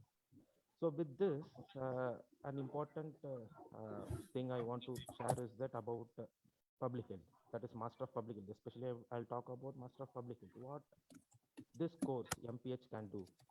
So if we start, I can take my example. So with BNYS, after completing BNYS, I was like literally zero in research. Okay, so I don't know, I can talk about treatment paths and therapeutic aspects and all those things. But what is there outside the world? So what is there around me? So how different factors influences even the practice of naturopathy and yoga. So everything I learned, or I got an what to say, idea or competency after doing my course in public health. So what MPH taught me, or what MPH can teach you 10 years before? 10 years before, there are only 4 or 5 colleges, which I can say, but now there are around 60 colleges which are providing MPH, right from many medical institutions with many medical universities. Apart from medical universities, there are other sociology universities, and other universities also provides a course called Master of Public Health. So basically what it teaches you is like to understand where you are. Okay, so in a political situation, we talk a lot about our policies, our registration, and many things. So what happens? Okay, why we are not yet registered? So whether there is any basic problem with our thing, and what are the political influences, and what are the research we are lacking. So there are from morning there are wonderful speakers who talked about clinical research and its application and many things. But what I feel is still there are many things lacking to translate our findings into a policy change. Okay, so if you want to understand what that change, then this MPH will equip you to understand about the key aspects of policy change, or how to translate our basic sciences or basic research or basic clinical research into a common community-based or public health research. So apart from that, MPH can able to there are many streams in MPH, like health administration or epidemiology. So I'm basically a social epidemiologist who mostly talk about or mostly think in a line of how social determinants are impacting health of the people.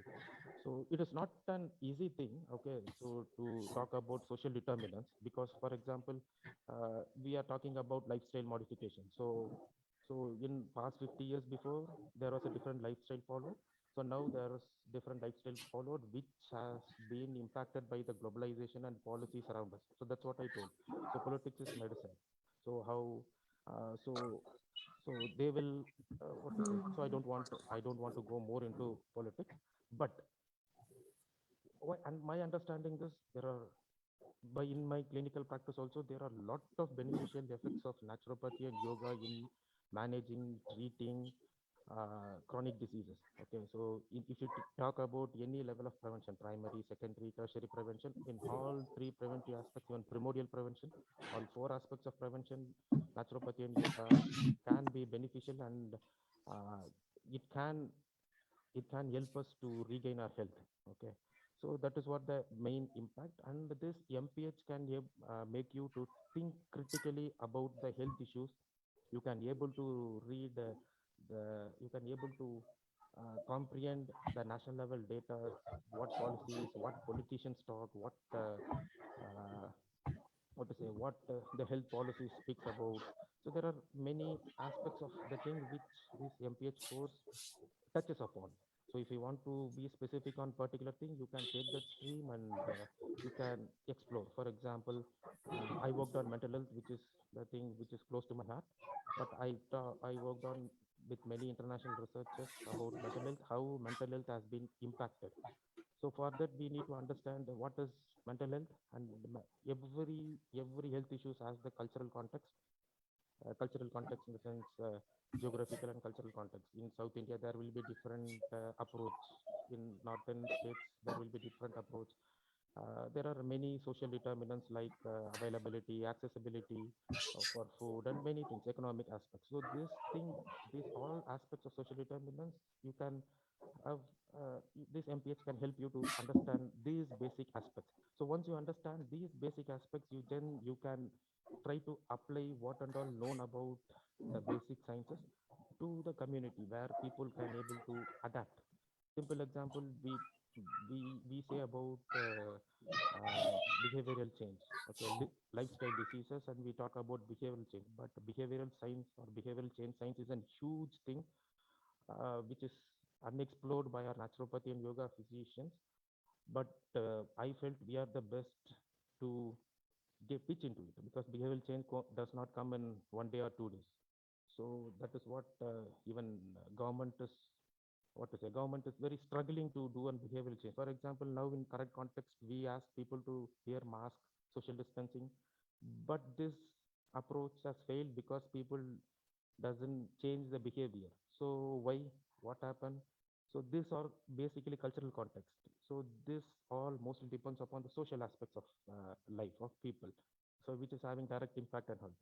So this course will equip you to understand all this political, social, and individual level aspects and where we stand.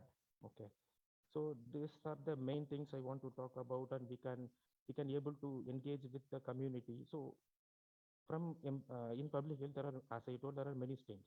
So there are people will be specialized in health financing aspects, health policy and health financing aspects, epidemiology, health administration. They can go into monitoring and evaluation. So all these are research aspects.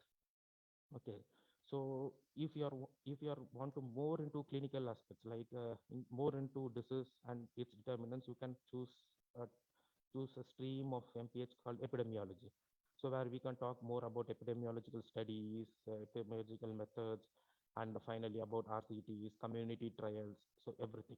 So why in past 10 years, from 6 or 7 colleges now to around 70 colleges, I felt like the scope of MPH has been increased, and I was I don't know, up to my knowledge, I was the first to do an MPH course in a regular institute, and after that, many of my colleagues had that. So during that time, if I say about I'm doing MPH, what is this, and many criticisms also. But now people are joining MPH course. But one suggestion I say is that though there are many colleges, you choose a college which you that institution is very important, I feel. So many institutions or universities are providing most of public health, but choose an appropriate institute where you can translate your own knowledge into a research aspect, or own knowledge into an applicable one. So it's all about application of what we find out in laboratories or with a small number of people. We need to apply it to the larger group. Then if you apply to the larger group, then you can able to convince the politicians or convince the policy changes to influence the policy change. Once the policy include naturopathy and yoga, automatically there are many aspects will come in. So that is what. So in fact, yes, yeah, yeah. There is a little bit of audio issue was there, but I feel like it was more of like how you want to channelize your energy after you learn any course, be it NYS or be it MPH. So what is the outcome which you want to take it from there? That is what Dr. Naresh was exactly pointing out, how we can go ahead. And thank you so much for your time. And I'm sorry for that delayed session of 15-20 minutes. Okay. Hoping to see you forward in many other sessions. For you also for a wonderful platform, and all the best. Thank you. So thank you. You. See you next year also. Sure. Thank you. Thank you. Yeah. So from we'll move on to the next speaker. The next speaker we have here is like. Okay. Yeah. So the next speaker we have for today is another one, silent researcher, but at a very powerful researcher in the field of yoga and naturopathy, Dr. Mahesh Kumar. Who is MD, PhD in physiology, who has done good number of work work in the field of yoga and naturopathy, exclusively covering the community-based aspects of yoga and naturopathy research, the trend mapping analysis of yoga and naturopathy research, and has got publications in all the Q&A journals. Even during the COVID, he has done extensive work. And being physiology as his strength, he has done a lot of publications in the applied aspects of physiological aspects of yoga and naturopathy interventions. Over to you, Dr. Manish Kumar.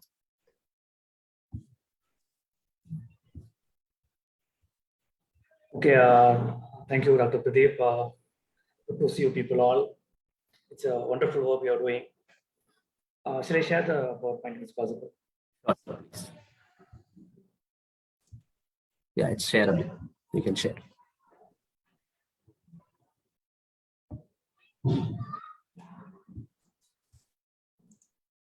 Is it visible, right? Yeah, can you make it a full slideshow?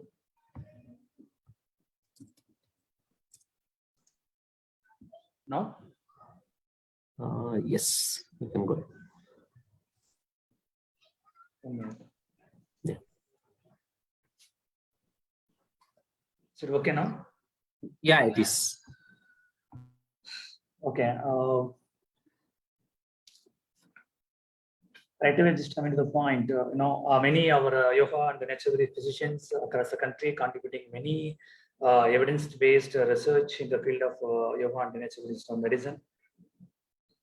It's good to see, but most of them are working on classical research, which is focused on quantitative in nature.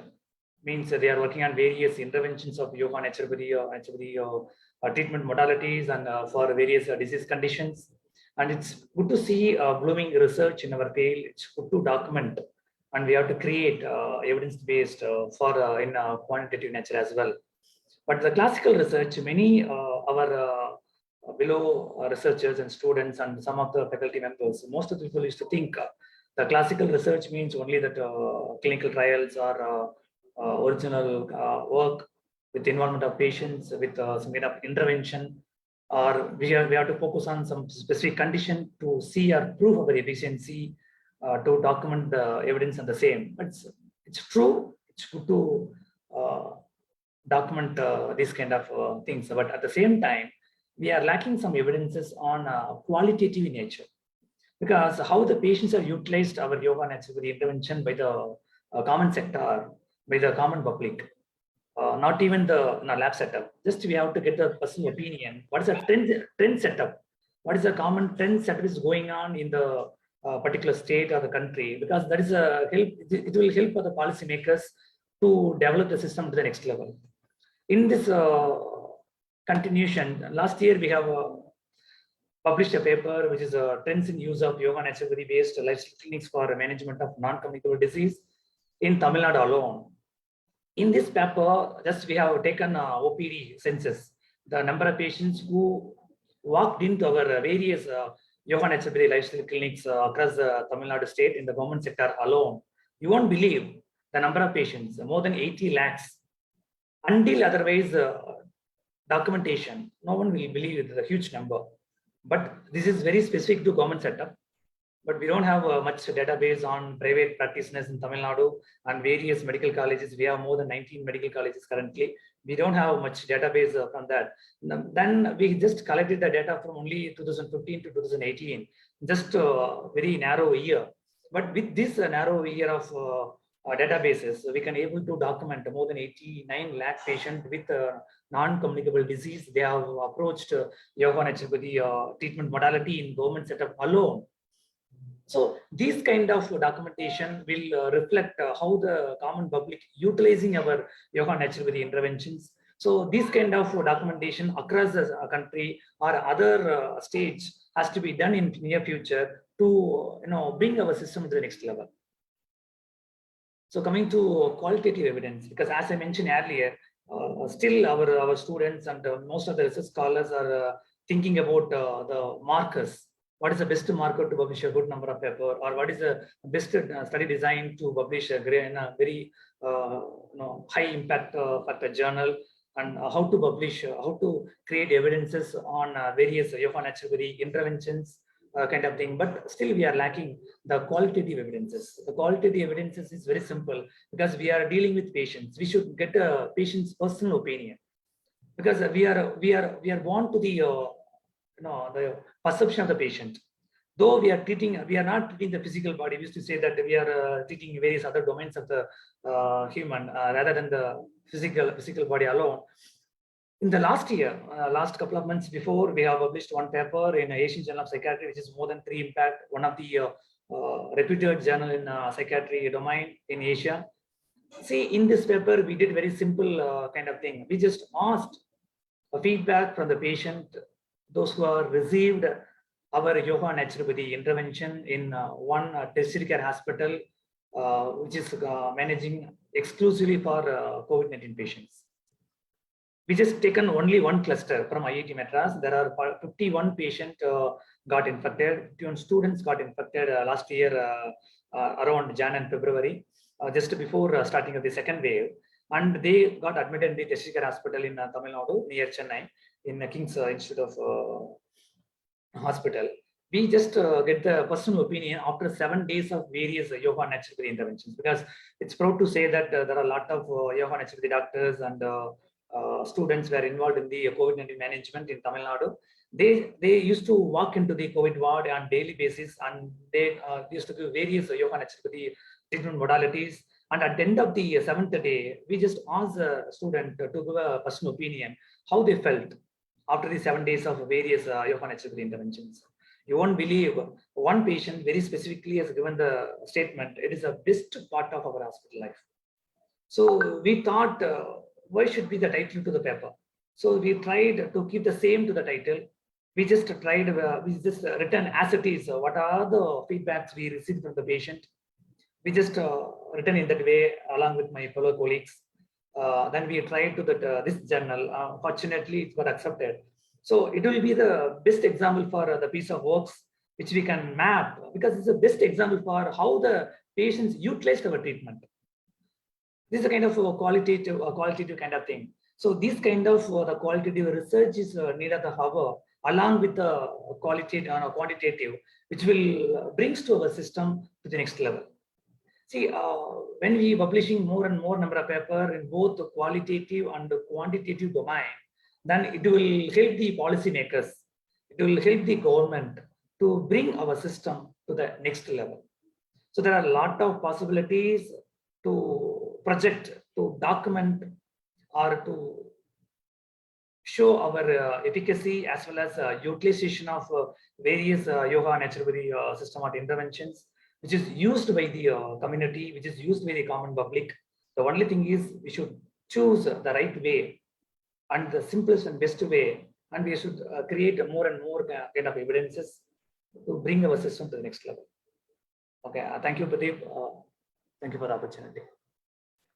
Thank you for that crisp presentation and bringing out all those insights from the kind of work you have done, which both are very inspiring work. I have personally read both of that papers and I'm a big fan of both of those papers. And I would request all the audience to take the key insights from this kind of approaches, like where we do not need big markers, or it's all about creating clinical epidemiological data and getting it published. And thank you, Dr. Mahesh, for giving your insights, and looking forward to meet you in many other occasions as well. Thank you. So next, moving on, I have my next speaker. I'll take the privilege of introducing Dr. Chandrasekharan, who is again a mentor of mine, where I just go and bang my head when I am stuck somewhere in terms of research as well as project development. And he's one of the alternating path chooser in our field. After his MPH, he's joined Center for Chronic Disease Control as a senior research fellow, and he's into policy making researches, especially in yoga domain, like Dr. Impraj was mentioning before, as having high impact publications which has actually changed the policies in yoga and cardiology. So with that, I would like to invite him what we need to do as a BNOS graduate to venture into policy making. Over to you, Dr. Chandrasekharan. Thank you, Pradeep, for the introduction. Firstly, congratulations on your second year completion. It is a big, feat. I always used to admire your works, and thank you for hosting me here. So firstly, I'm apologizing. And this is a right moment. You gave me a right topic also, because currently the NAM 2020-21 guidelines has came up, the draft guidelines. So this is a very relevant topic for me to present here. And I hope all the researchers will be aware of this particular NAM document. If you are not aware, I'll try to shed some light on the actual issues in the NAM draft guidelines.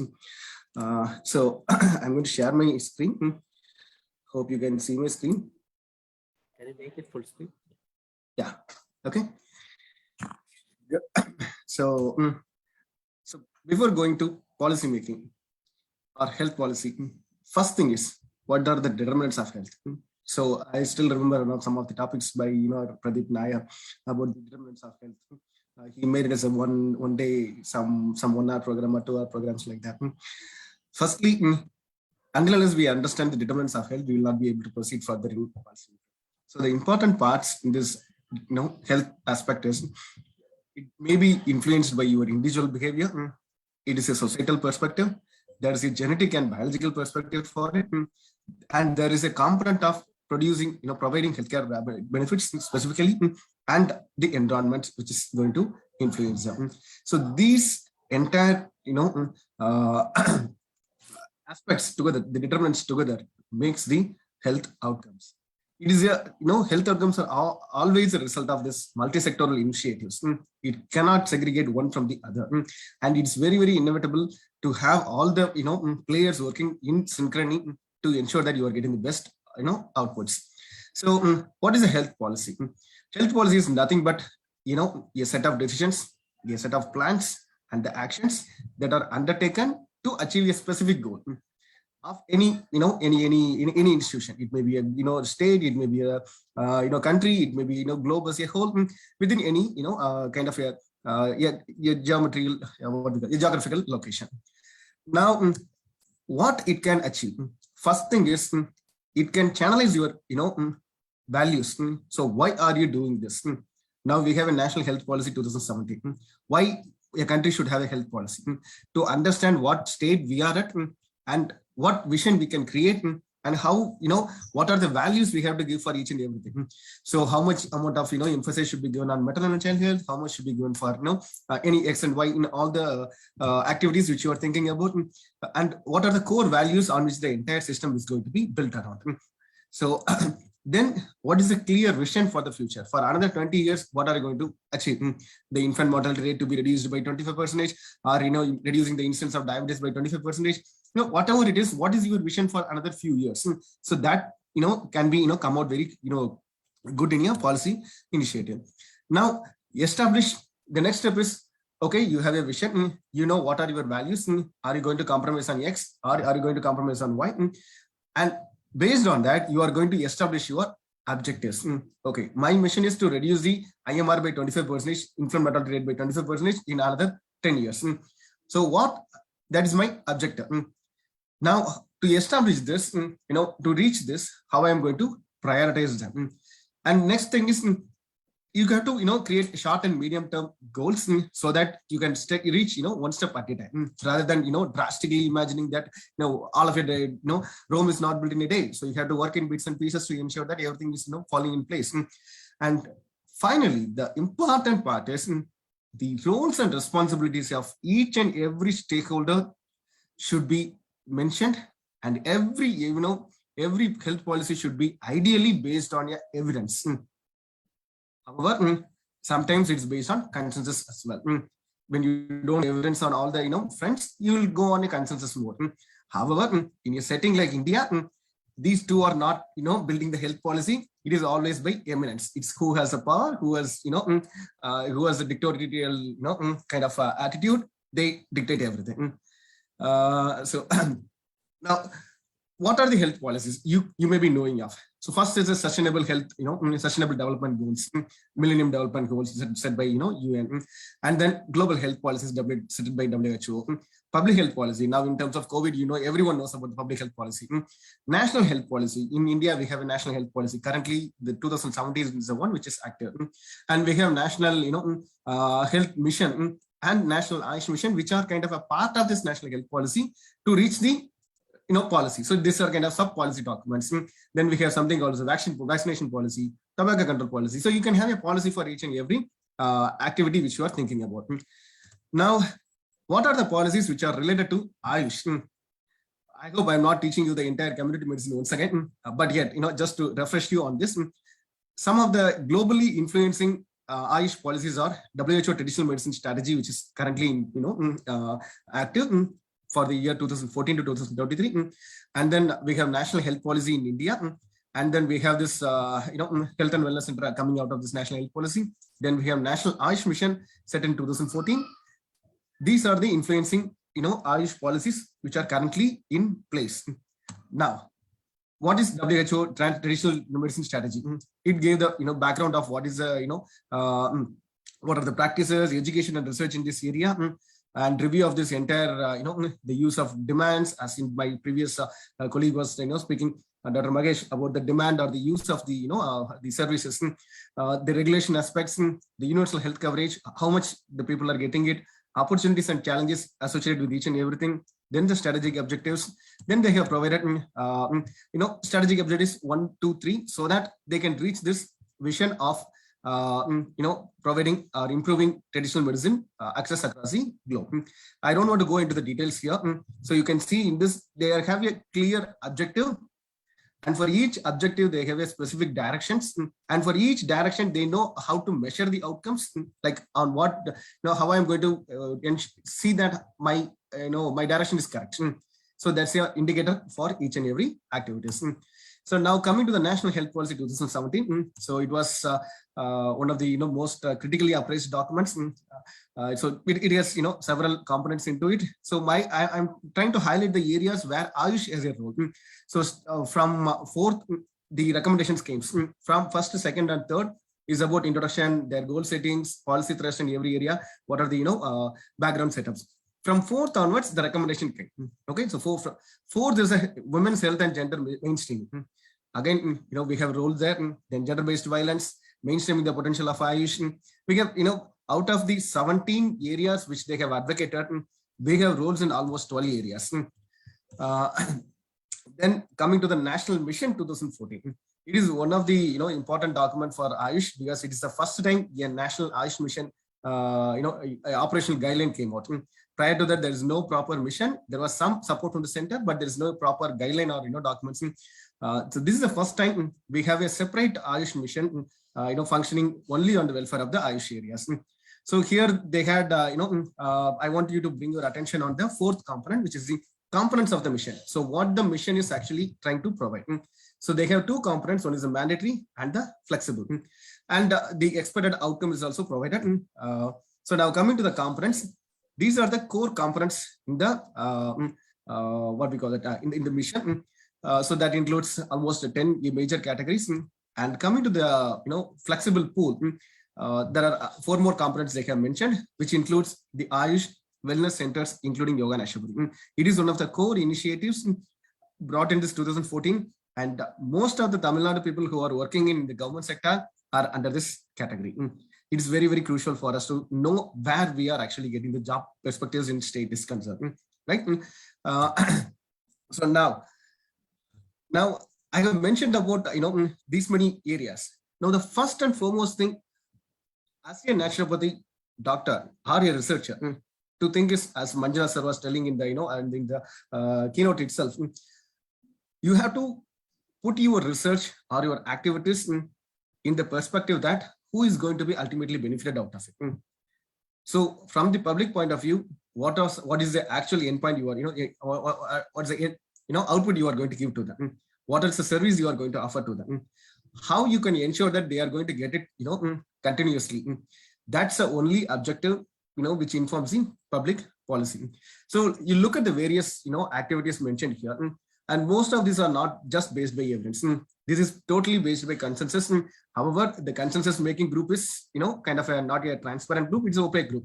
So ministry thinks whatever they want. That's totally a different ball game. But as a established researcher, with everyone having a motto of improving the health outcomes of the patients, how we can venture into each and every areas. For instance, in the 2021 draft, they have mentioned specific areas for inclusion or integrating Ayush with the modern medical stream are major areas. For example, integrating with the National Program for Control of Cardiovascular Disease, Stroke, Diabetes, and stroke. So in this, maybe Dr. Venugopal, with his expertise in diabetes, can present his knowledge to the government. These are the areas, and these can be the mechanisms to empower the policy. Like this, you have to look at the policy at each and every stage and fill the area whichever you can do. And second thing is that's your subject expertise. The second thing is, as a normal citizen of the country, do you think that this policy is going to influence you directly? Are you going to get benefit out of it, or do you seeing any issues? Everything you have to address it. I'm speaking directly about the National Ayush Mission, which is directly connected with this. However, there are several other policies which we should be careful about. For example, National Education Policy, which is directly concerned with the societal perspective of the determinant of the health. Then there's an environment policy which came very recently, the last 1 year. That is also relevant to us. So as a researcher in this area, you have to keep your eyes open to see where and all our research outputs are going to influence. And don't feel bad whether it is a one-page document or it is a whether it is a 10-patient study or the 1,000-patient study, doesn't matter. Even if you have published a 10-patient study, prepare a policy brief. What actually is your study is about, what it actually adds to the literature, and how it can be useful in the public domain. Once you create that one-page policy, policy brief, it could be anything. For example, one person is doing the study in autonomic functions, and they found that some practice is going to improve their heart rate variability by some X factor. Then you can write like this is a huge area, and autonomic function is very vast, and it has huge implication in several non-communicable diseases, and hence such kind of practices can be encouraged in so and so. Make a policy brief of each and every trial, every study, every activity you are doing, so that you can reach the policymakers well in time, and later, maybe in another 10 years, 20 years down the line, all these evidences can inform you a much better policy in the future. So with this, I want to bring the the National Ayush Mission 2021 draft and the issues in this actually. The first thing is they removed this Yoga and Naturopathy wellness centers completely from our draft. So from now onwards, they are not planning to support the fund the Yoga and Naturopathy wellness centers. I don't know what will happen to the existing centers, and they have used that. I would say like they are planning to give yoga for everything, starting from it's good that you can take yoga, say preventive or promote a healthy lifestyle. But however, there are limitations to it. This yoga is totally abused in this entire document of Ayush Mission 2021. And the introduction of yoga instructors in the health system with non-medical education. They don't have any education in yoga, but they are considered in the health system. They are not, clearly demarcating who can be working in the health system and not. And again, as I said, there's a unclear, clearly they have misused the word of yoga instructors, yoga therapists in this entire draft document. And the general protocol, they have given a set of asana, pranayama, and what can be given for the pregnant mothers. It is something like prescribing paracetamol, in a operational guideline document, they are prescribing paracetamol for all the people. They are not bothered about the pharmacokinetics or the dynamics or the adverse effects, when it should be stopped, how long it can be given, nothing. There's no information about that, but still they have come up with the bizarre, guidelines of general protocol for, yoga for pregnant mothers, yoga for X, yoga for Y. And finally, in the entire component of this integrated medicine hospital, they have a provision for this yoga and naturopathy in all the clinics. However, there's no provision for including yoga and naturopathy doctors. All the places, yoga services will be provided as an subordinate service to the Ayush doctor. So the personnel who will be recruited there will be working under any other Ayush system, and he will not be having the lenience or privileges of a doctor there. So this is one of the recently circulated document. So we are working on giving a comment on that. Sorry for taking this as an what we call that discussion meeting on a public draft. Hope I have Thank you. justified my So, thank. yeah. Yeah, no problem. So basically, like it is not about always treating patient and looking into the patient. Where we are standing in the policy is also important as a researcher. And the other point is like whatever he had said, the cult of this point is crux of this presentation is basically there are a lot of role for us as policymakers where we are to critically comment and work on policy related areas. And that is a scope of, again, MPH as well as a normal BNYS graduate also. And thank you so much, Dr. Chandrasekhar, for your time and bringing a wonderful, crisp presentation on this occasion, and hoping to meet you in another occasion as well. Thank you. Thank you. Yeah. So from there, I'll move on to the next speaker of the day. I'm again proud and privileged to introduce Dr. Dhananjay Arandale, so who has actually brought me into research. From the starting, my first publication is with him, my medical writing training is with him, and he's one of the senior medical writer as well as the vice president of Enigma Maharashtra chapter, who's having thorough insights on medical writing industry and as an alternating career. So I would like to invite him to share his insights on what are the career opportunities or can venture into medical writing. Over to you, Dr. Dhananjay. Thank you very much, Pradeep. First of all, congratulations on achieving this milestone, and hopefully you will continue having many more, such milestones. And it is always good to have such a conclave and a gathering of enlightened people speaking and sharing their experiences and journey that they've had. So I think collectively, we have, so many decades of experience in the field of research, in the field of yoga and naturopathy as a clinical practice. And a lot has been said today about, what is the importance of research. And yes, so I was also, motivated by Dr. Naveen and Dr. Raghuraj way back in 2006. And it has been, over a decade and a half now into this journey where I do continue to be a part of the learning.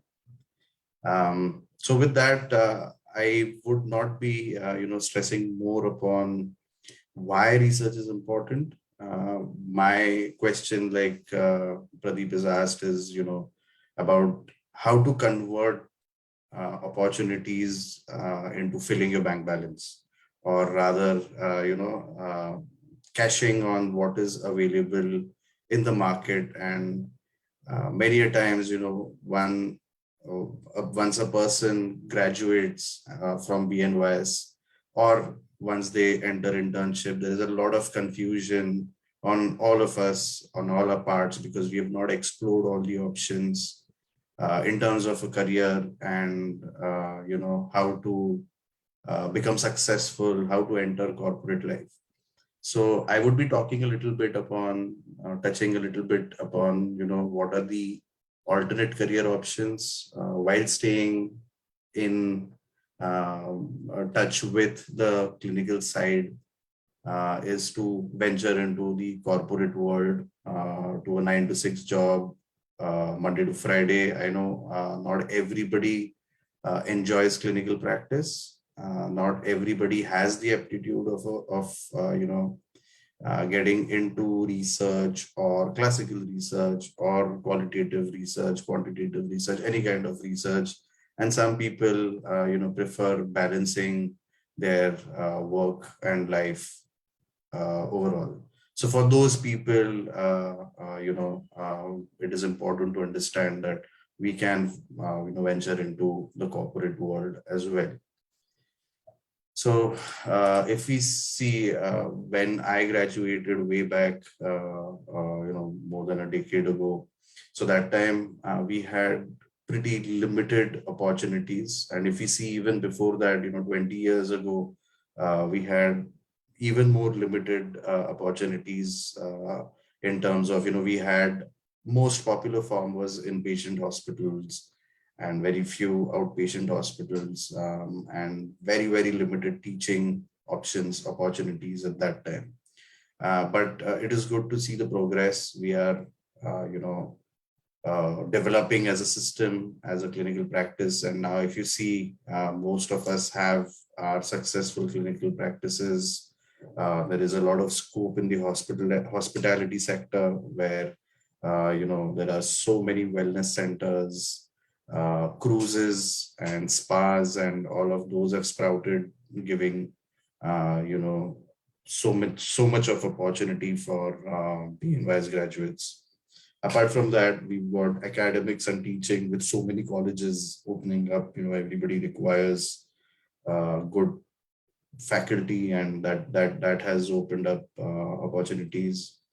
Of course, there's research like Pradeep has taken that as a full-time, his time investment into not only guiding students and full-time clinicians, but conducting courses and empowering so many of us. And then the last part, now we've got a lot of corporate, who require clinicians who've got the knowledge and, all of that. So, so what do these corporates basically require? So they require clinicians who've got strong fundamentals of medicine, of the disease physiology, disease pathology, and general overall physiology. So I think we fit the bill perfectly because we study modern medical science, and that is a huge advantage. Then they prefer, having certain idea of clinical research and the overall understanding of the drug discovery. So what is the process of drug discovery? And of course, good or decent communication skills is what they also look for. And then we come to then what is the scope? I mean, with all of this, what companies would, actually hire, as graduates. So we've got all the top 20 pharma companies across the globe that currently have opportunities, right from clinical trials to medical communication to medical affairs. All of these are areas where we as medical graduates can enter. We've got underwriting, we've got insurance market, and all of this. Now I know there are a few skeptical people who would say that that is moving away from the stream of naturopathy, classical naturopathy. But I would counter by saying that having a knowledge of how mainstream activities work, that opens a lot of understanding and ways through which we can streamline naturopathy as a system. So I would not say, it is moving away from the system because, many of us go abroad and try and, earn a lot of money and adjust to the culture. However, we remain Indians at heart. So it is something like that, we have that thing for the system, and we always think about how we can contribute to the system. So having a thorough understanding about what are the criteria for including, systems of medicines under insurance. So Ayush has, slowly started moving in. However, yoga and naturopathy is still not considered as a medical system under insurance. So what they basically consider it is like a preventive package, and which is good enough for us also because that way more and more people would be exposed to the system, creating a lot more awareness as well. So that is one of the points. If you venture into these different streams, we can understand what are the criteria these companies look at, and how we can package our system in a way it is more accessible. And that is what most of us keep talking about, how to make it more accessible and how to increase awareness. So yes, so we've got coding opportunities, that healthcare, not in India much, but everywhere else, otherwise globally, is a very sensitive data. So the healthcare data comes under a lot of compliance. So we should not be sharing healthcare data with third parties. And I think there is some discussion on that in the government of India as well, how we can bring that, data privacy laws to India. And if that happens, then that will be a big boom to, again, the coding, medical coding, disease coding, treatment coding industry in India as well.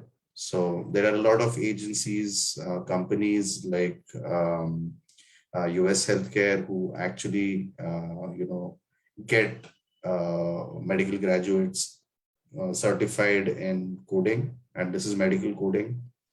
And there are a lot of specialties of coding as well, like outpatient coding, we've got inpatient, we've got, disease specific, the international, classification of diseases. So that gets updated almost every year. So staying updated. So there's a huge demand for all of this. Plus into medical affairs. So in medical affairs, we've got MedInfo, we've got medical communications. Medical writing is a very small part of it, but then there's marketing, and the opportunities are endless.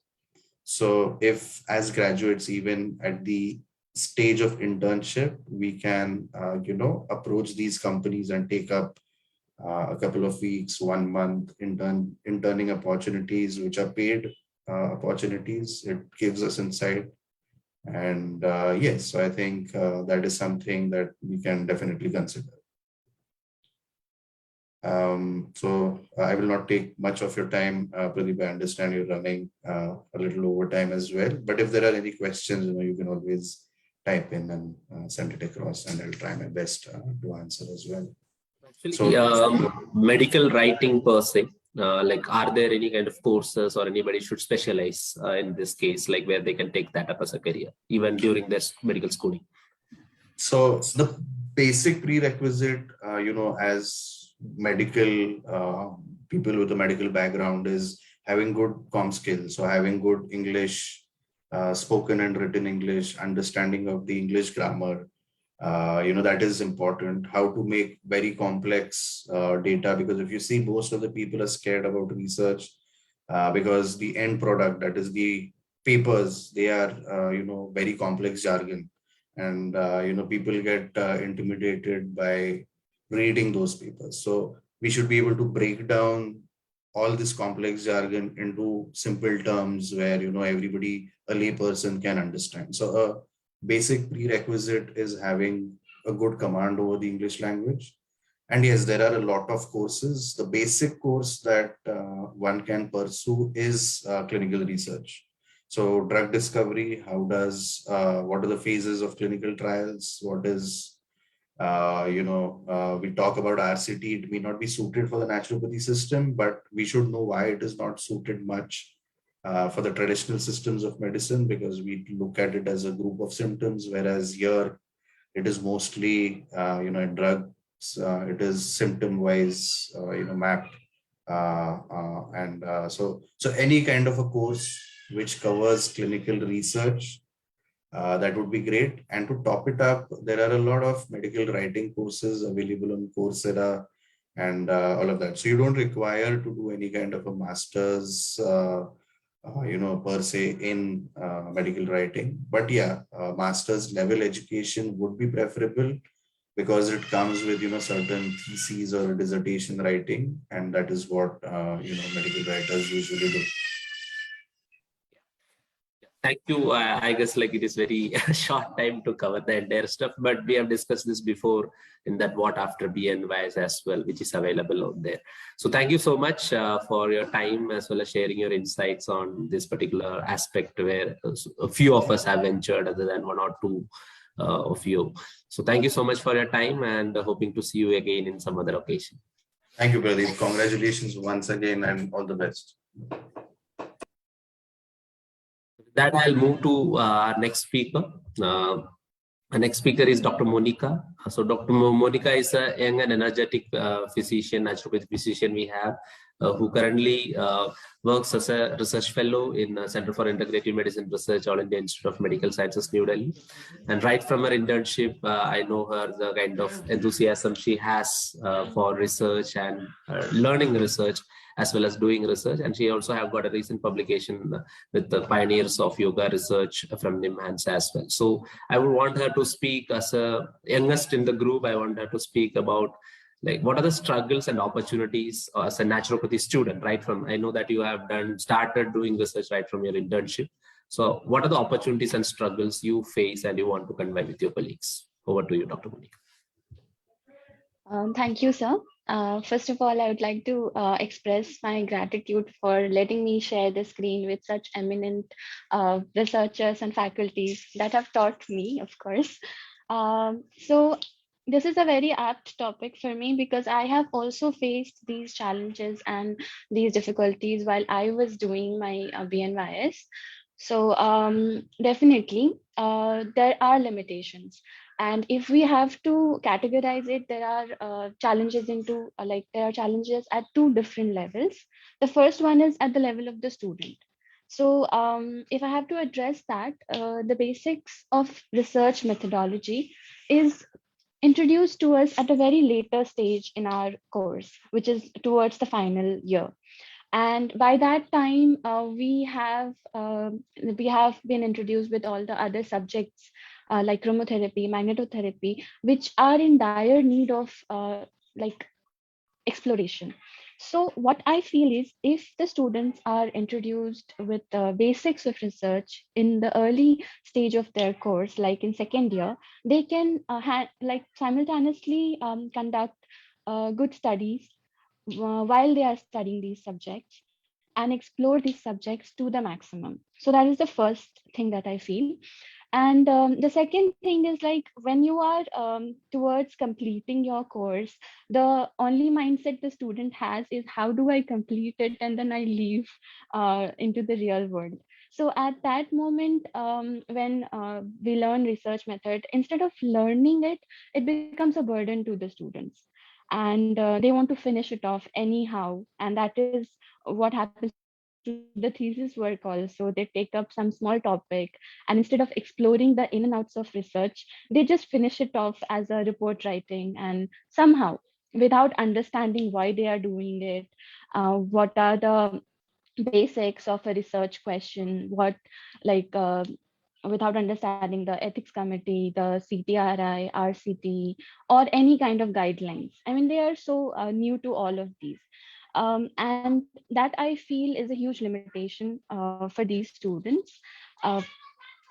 And as they as I have said, that the understanding is not imparted well while they are studying, because research method has been added very recently into our course curriculum, and even the teachers, they are not sufficiently exposed to the research knowledge. And because of that, they're not able to guide their students. They're not able to answer all the questions that the students come across while they are studying their subjects. So what I feel is not just for students, but also for teachers and the faculties, there is like a requirement of extensive exposure towards methodology of research, that they learn all the methods, how to formulate a research question, how to go about it, how to do a literature review, how to refine your question based on the literature review, and then how to design your study, how to do the data collection, how to finally, after data collection, what methods of analysis can be used to analyze your data, and then eventually how to get it published, because this last step is the most important one. All the hard work, all the sweat is of no use if you're not able to publish your research. I have seen so many students who have done their thesis, but they have not published anywhere. First of all, they don't know the importance of getting published. Second, there is nobody to guide them how to get published. So all these things, not just the students, but also the faculty and staff of the colleges should be made aware, should be oriented towards. So now moving on to the other aspect of limitations that we face is at the level of the infrastructure. So the current 48 colleges that I know about, I think only 10 or 15 colleges have minimum exposure of research. They have faculties who are aware of research methods. Rest of the college, they are just blindly following the curriculum and then somehow finishing it off. So as rightly mentioned by Manjunath sir and Naveen sir, there is a dire need of a research department in every college, a research lab which has all the infrastructure, and which will facilitate the students to take up better studies. Because right now what students are doing is taking observational studies, taking surveys, basic minimum, so that they don't have to use any kind of investigation tool because it is not available. And it costs a lot if they do it on their own. So at that point, I think not just having research lab, but also allocation of funds by the college for research department is also very important, which will allow the students to take up better topics, maybe conduct a RCT at the level of their college.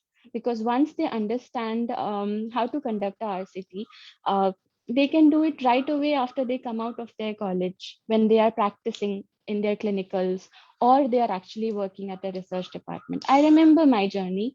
Like I had to figure out, it took me 1 or 2 years to understand the principles of RCT, or what is IEC, what is CTRI, what is the significance of all this.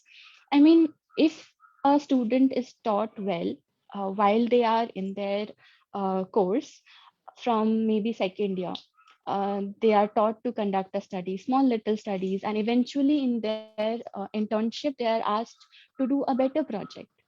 And then in and out of all these guidelines, like concert and then strobe, all these, if they are well versed during their course curriculum itself, it will be so easy for them to imbibe research or record keeping during their clinicals well, while they are actually working. So I feel the infrastructure is also equally important, and all our colleges need to pay a lot of attention at providing this infrastructure to the students. And as I have said, there's only a handful of research experts in the field, and it has been mentioned earlier by most of our speakers that we need to encourage, we need to train a lot of students, physicians, and teachers into this field, because this is not just a standalone field. Research is not just a standalone field, but it is a part of every scope of BNYS. Because if you're practicing clinicals, or if you are into education, or if you are into research, every field requires a knowledge of research method, because only then you will be able to do a evidence-based practice, only then you'll be able to do a evidence-based teaching, as mentioned by Naveen sir, and which is the requirement of the time, which is the need of the time. So based on all this, I feel there's a lot of challenges, which definitely gives us a lot of opportunity also to work on, because that's the mother of challenges, that is the mother of opportunity. So what I feel is, focusing on these challenges, definitely if a student is working on these challenges from now on, if the college is working on these challenges from now on itself, there is a huge opportunity for the student. They will not be wasting their precious time of their career in figuring out things. They will right on start, and the clinicians will be able to keep a better record of their cases, publish, so that we are widely accepted by the medical community and we are not questioned like we are right now. So yeah, that is it. If there's anything that I have missed, Kindly let me know. That was like rightly putting down the entire thought process of as a student, what we face it. And also I add to that a perspective, students also should be interested in doing research, where many of us are like thinking that it is not our cup of tea. And definitely there is a need to improvement in terms of academics, where this research is taught or exposed to research on an early phase of their career will be much important. And thank you for bringing that insight. And sorry for keeping you wait for a long time as well. Thank you so much. Thank you, Monica, for joining us. So with that, I'll invite my next speaker for the day. So as you know, we have only very handful of female researchers in yoga and natural. I was trying to find out how many female researchers are there. So we got only very few. Monica was the first opening batsman out of that, and now we have another one, recent researcher, though I should not say that recent researcher. She has got good impactful publications, where I have read all the 3 publications of her, guided by Dr. Apar himself, and those are very impactful publications, I would say, Dr. Swati. So I would like to hear, you being an academician also in the same college of S. Vyasa, so how an academic scientist can influence academics? Like Monica has told, the lack of knowledge in so teachers itself is a problem. So how you feel as an academic scientist, what difference it made or you can make? Over to you. Okay. Thank you so much, sir. Before I start, I firstly thank founder of Indian Academy of Scientific Research and Writing, Dr. Pradeep M. P. Nair, sir, for finding me a budding researcher and given me an opportunity to involve in this conclave for naturopathy researchers. And also thank my guides, Dr. Manjunath, sir, Navin, sir, and Raghavendra, sir. You know, they are the role models in our field, maybe directly or indirectly. They're making us to take unique initiation in our naturopathy and yoga field research. As sir said, myself, Swati PS, I completed my BNS from Government College of Naturopathy and Yogic Science, Mysore, Karnataka, in the year 2014. Being a government college student, most of the faculties, most of the passed out students, maybe as Dr. Monica was saying it is so hard to get the knowledge of research, right? Maybe at that period, we didn't have the subject of research methodology, and people would not even talk about it, not even we write management about hydrotherapy, diet therapy, all those things, but we never think about how it affects, what is the mechanism, right? Even when we learn, we have lacking of it, as she said. So I was always striving hard to meet naturopaths and involve in yoga and naturopaths fraternity for greater opportunity in my profession. I think S. Vyasa is the one I can be in, and I'm working almost from 6 years now. And I have seen my colleagues like Raghavendra Swami sir, Venugopal sir, Movindan sir, Apar sir, where they have a role model to me to join in PhD, and then my research work just started. So that is, and what I have seen as, how academic scientists can influence academics, right? So actually academicians are the researchers where they can, produce new knowledge into published articles, papers, books, or even databases. And these are the first-hand information. Academicians are the first-hand information. We have to share our knowledge, share our findings, right? The results to the students. Because for most of the students, even for us, our role models are our faculties, right? Like that, we have to share our results to the student where they can get an interest, right? Maybe not everyone in the 50, but at least an half of people will get something interested. So that is one thing we have to do it. Not only that, even the academicians or the scientists, they have to present their research activities through oral or poster presentation in small group meetings, right? Or scientific conference as an interactive sessions that we have to try to do it. So that is one important. And as in the 48 colleges, we heard only few colleges who takes up the researchers like S. Vyasa, SDM, now even the government, Chennai College, right? So that first encourage our assistant professors, which is first lacking it.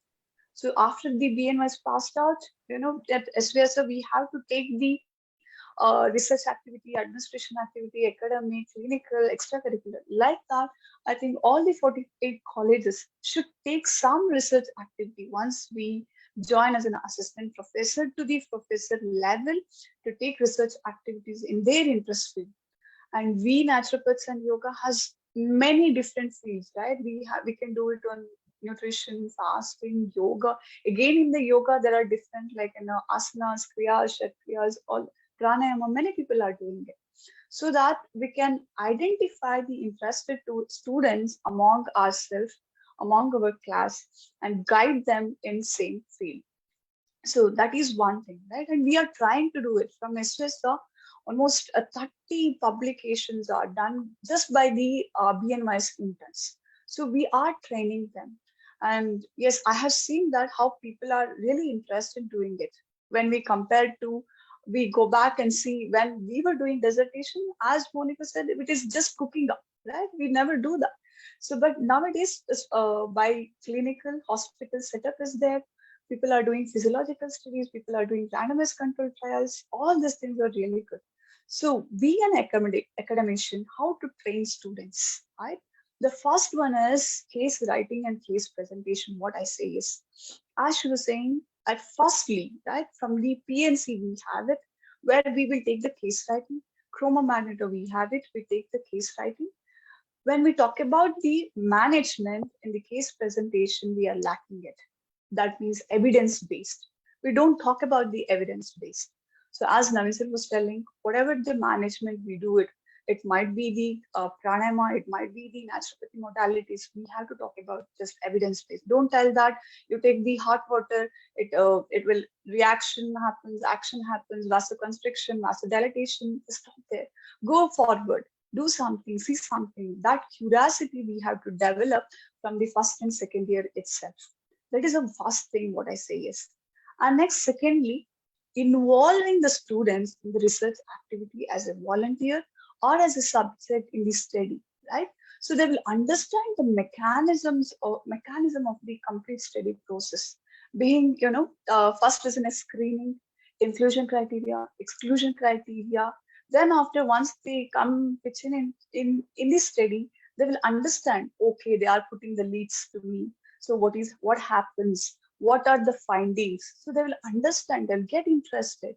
And also when they do the research, they will know the hardships. Those things we have to train to the students. And thirdly, as Vadiraj sir were telling about journal club, right? When we do dissertation, we have to do literature review. And we're thinking about the topic, right? So even our Mohinder sir was telling how the literature review is important for writing the manuscript. But when I was doing PhD, definitely at the beginning, at the basic stage, we don't know how to read the paper. And we don't know in the article what to read also. So is it either discussion or methodology?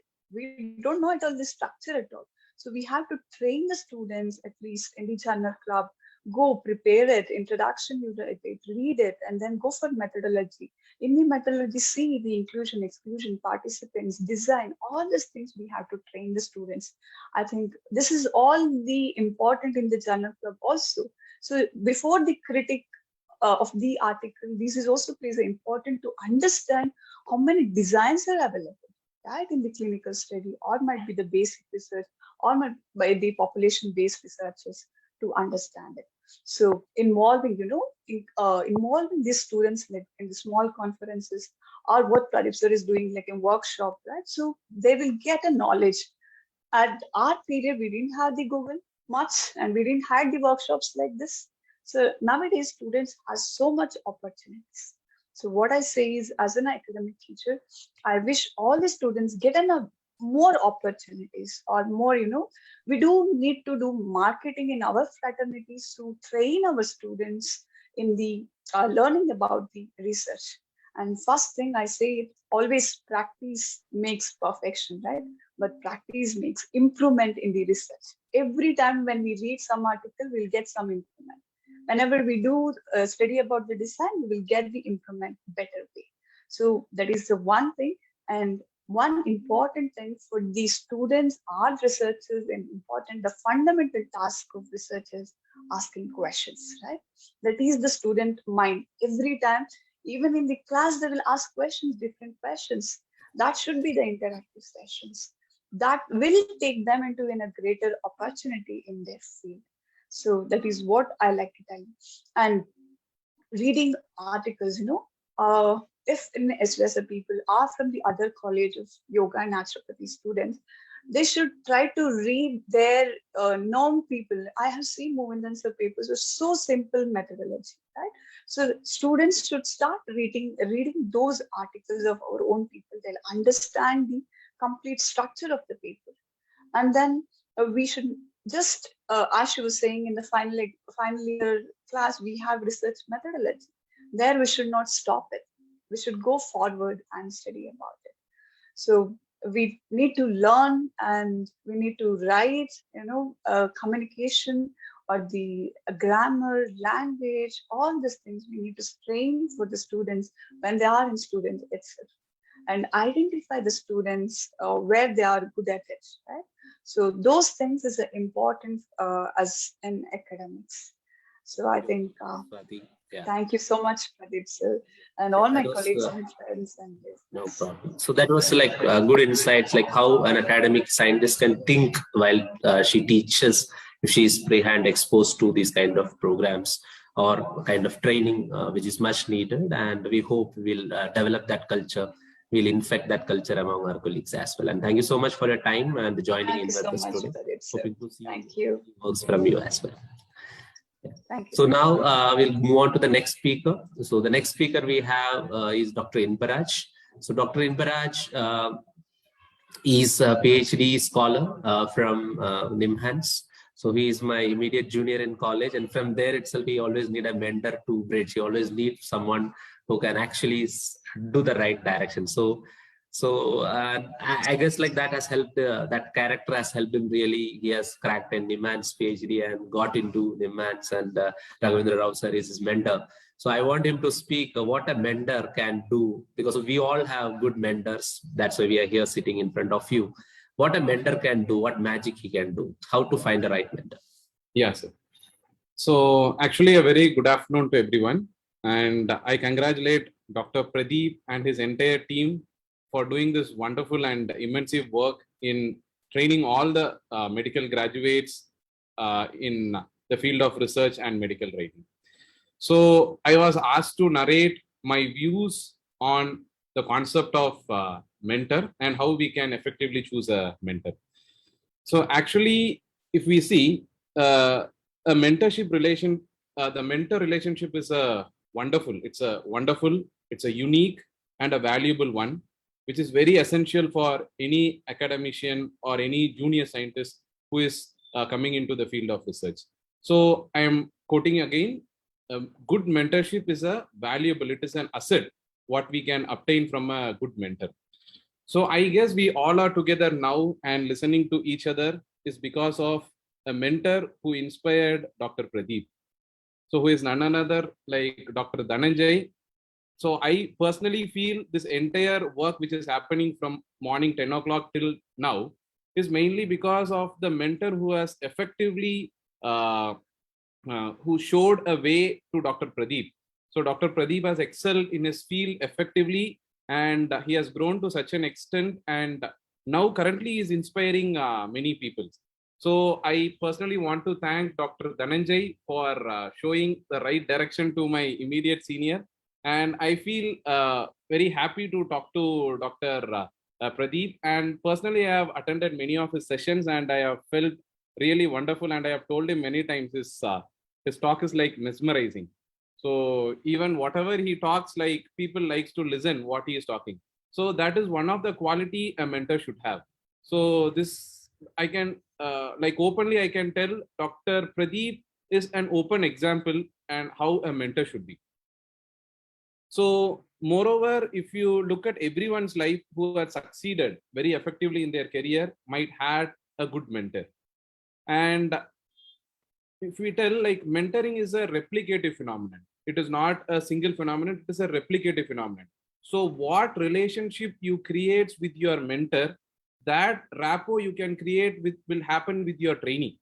So it is like a cycle which will be happening effectively. So you have to choose a proper mentor so that you will be, it is like a downgrading process. So you can inspire your trainees much effectively. And now I can feel that Dr. Pradeep is a mentor for hundreds of students and shows a career path for them. And I have I have seen personally, like I have attended many of his sessions, and I could assure that one of the quality what a mentor should have, we can see from the example of Dr. Pradeep. And I am talking in front of you is because of a mentor who inspired me. So who is none other than a humble person, Dr. Raghavendra Rao, who is currently the director of CCRYM. And for throughout my academics years of past 8 years, he has shown a lot of directions in my life. And I can, not only for me, he is a mentor for many people because he is like a combo package. He is not a single person, he is a package. Like he is having many skills to his shield. So one important thing why many people are liking him is because of the overspilled knowledge what he is having on statistics and research, and also he is a good person from heart. Till now I have not seen telling he won't tell no for any help what you are asking him, whether how the time taken might be varied, but he will never tell no for any of the help what we have asked him. And to my understanding and the relationship or my understanding what I have with Dr. Raghavendra Rao is like love at first sight, because he has inspired me in the first sight. So in fact, I saw him for the first time during my MD interview in Jindal, and I was fully impressed with the way he puts. There was a panel of members who is sitting in the interview panel. Many were asking some questions, but the question which was shooted by Dr. Raghavendra Rao was completely unique from others. So which gave some kind of attention towards him. And actually I was keeping mum to all the questions what he asked me. Like I couldn't answer even a single question because everything was shooting on research point. But I personally felt that one day we should become like a person like Dr. Raghavendra Rao. I took him as a role model in my life because he had all the qualities what a researcher should have. So that's the reason he was sitting in the crown position of our field where research is happening very effectively. And after my MD classes have started, to my surprise, he was the teaching faculty for my research also. So that impressed me still more, and the crush was keep on happening more and more. So whenever his class was there, we, not only myself, even all the students were so much interested to listen to the talk what he is going to deliver to us. And a good role for a mentor is not only finished with teaching. So apart from teaching, a mentor should able to guide a student more effectively. So according to my experience, Dr. Raghavendra Rao has did a phenomenal level. So during my internship, he introduced me during my internship in my MD, that is the third year of my MD, we need to do a dissertation work. So he introduced me to a team of researchers in St. John's Medical College. So at that particular time, St. John's and Nimans are the two hospitals which was running numerous projects on yoga. So he introduced me to a team of experts in St. John's Medical College, where a project was running on yoga and allergic rhinitis. And to the first of its kind, they were using an instrument called rhinomanometer, which was used to assess the airway pressure. I was not knowing anything about it. He personally taught me all the techniques, how it needs to be done. He showed the directions, like whom we need to contact. He, like, as a mentor, what I want to convey is, like, a mentor is the one who can show the directions in all the views. And I have successfully completed my dissertation work there. And with his guidance and with his help, I joined as a research officer in Jindal. And during my entire process of working as a research officer in Jindal also, I used to be in touch with my mentor. So he will be giving me the ideas. Like, I will be just working as a robot, but the entire idea will be from my mentor.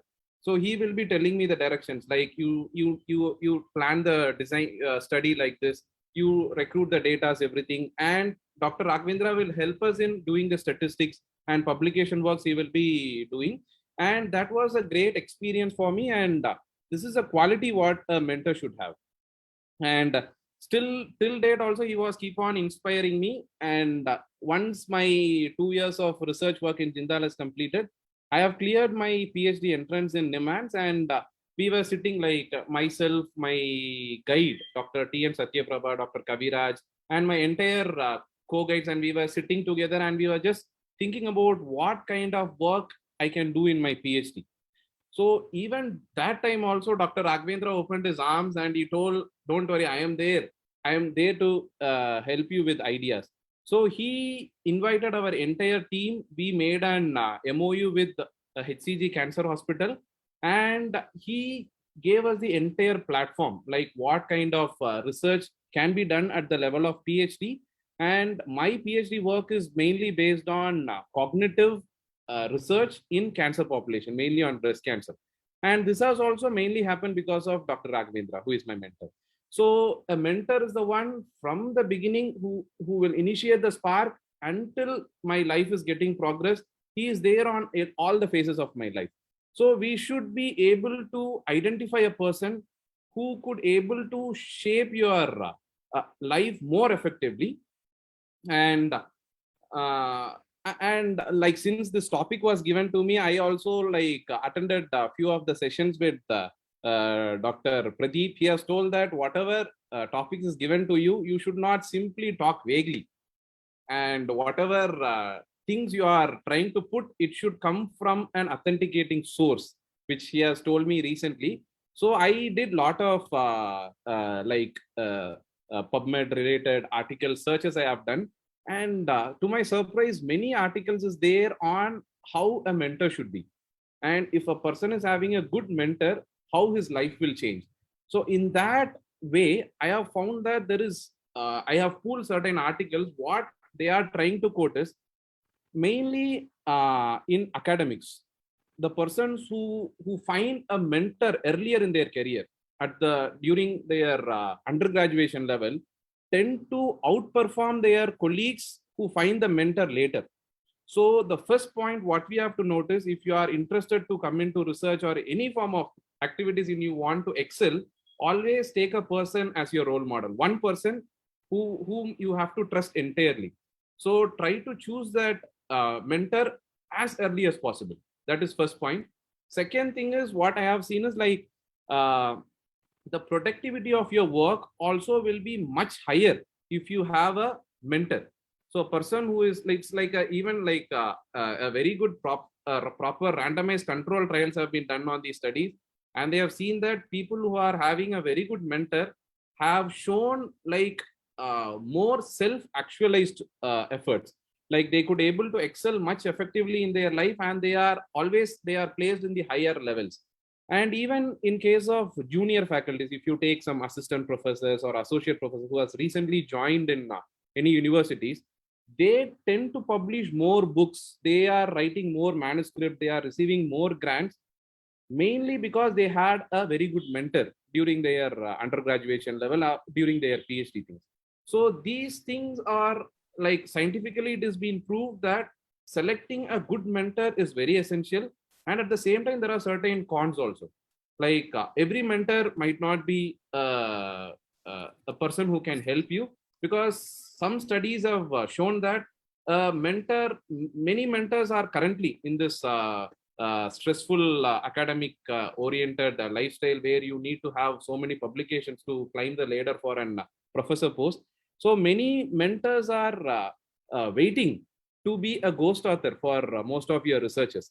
So you should be very careful and effective in choosing your mentor. And the crush what you will have for your mentor should always remain constant. And they are always there to help us. And after like doing my courses in NIMHANS, and after attending few lectures and talking with many faculties, I have observed that what most of the mentors they used to say is, more than trusting on more than on a person, like that is first, you have to trust and you have to completely take the guidance from a person.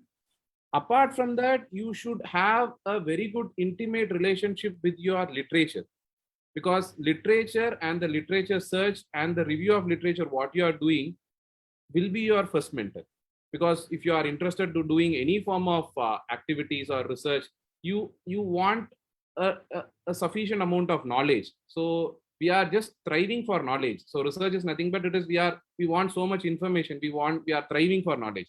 So that's the reason we are going and meeting mentors, so that we can use their ideas, we can use their help. So they can channelize our way, but it is purely on our thing also. Like, so in that way, I can conclude that choosing a mentor is very essential.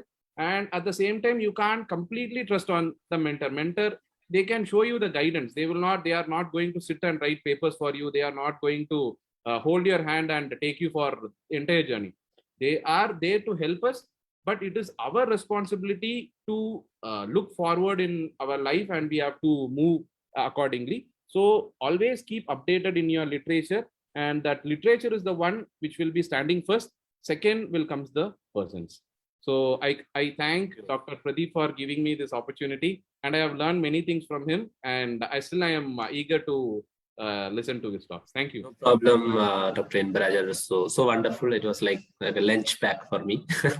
So thank you so much for adding in those values and perspectives. I also believe in that, having a right mentor, as you pointed out. Dhananjay is the reason why I'm here, and you are here because somebody else. So that is how we translate knowledge. And thank you so much for joining in, and looking forward to see your work from NIMHANS. Thank you. Very good session, and keep it up. Bye. Thank you. Thanks. Next, I would like to introduce my favorite speaker for the day, Dr. Nagajyoti. So because she started her research career with me, she's a lot of a clinician with a lot of interest in research, who do exemplary work in clinical field by treating her patient with a lot of results. And she was always looking for those opportunities, how she can translate her clinical practice into a kind of a teaching method for the future generation. Being an exemplary acupuncture physician from Bangalore, she has published her first paper in October in Journal of Acupuncture and Meridian Studies, and now she's actively pursuing research. So with that, I want to know from her, what are the hurdles as a clinician you will get into when you are venturing into research? Over to you, ma'am. Thank you, Pradeep. That was a beautiful introduction. And good afternoon, everyone. I will not take much of your time because it's already late. I'll make it more crisp and clear.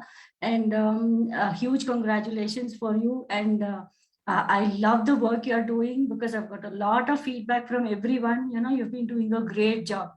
Like inspiring all of us. Maybe physicians. I will be representing the group of physicians now who are thriving really hard, to do research. Okay, so now if you want to speak, if you want me to speak about research, see, as a physician, I was always doing the best for my patients. But I always felt, when I attended conferences, all these scientific conferences, meeting Dr. Manjunath sir, Dr. Naveen sir, and Dr. Appa, Dr. Raghvendra Rao, definitely, as Inbaraj said, every point of his is perfect, on dot. Yes, I agree with him, because we need a perfect mentor. And Dr. Manjunath, Naveen sir, all of them were beautiful. Whenever I met them, they always shared the best to me, how I could do it. And as a physician, like we focus more on the patient-oriented, the clinical outcome research. It's less of research and more of what best can be done. But when I attended your course, I was always looking forward, how will I change my clinical practice into an evidence-based practice? So I really had to take a huge U-turn in my practice, the way I thought, the way I had to, document things at the right time. Sometimes we tend to miss certain minute aspects which matter the most in the later part of probably presenting it to a journal or in statistical analysis. Okay, so that was one of the things. And what I would like to share at this point of time is, whatever theory we read during the academics is totally different when you come to clinical practice. That is where the importance of research comes. You read a theory probably in a hydrotherapy or in any of the packs what we do. But how are you going to present it, into a perfect design? How are you going to design your research? How many patients are you taking? Today, I give a combination. I think Dr. Kinjal and myself, when we were speaking about your course, the fellowship course, you know, what we had a discussion is, she said, see, we can do a research project on constipation. There are 2 or 3 treatments that help you, but how do you change that to a research? Isn't it? So now you need, if you are giving 2 or 3 kinds of treatments to a patient, what are you going to do? You are going to first take, if it is 2 or 3, you need more number of patients. That a clinician will not understand. A physician will not understand that. If you want to present it to a journal, if you are giving 2 treatments, then we need 3 groups. Treatment 1, you are administering to a group of 10 or 20 people. Treatment 2, and to the 3rd, you are going to give all the 3, and to a 4th, you have a control group.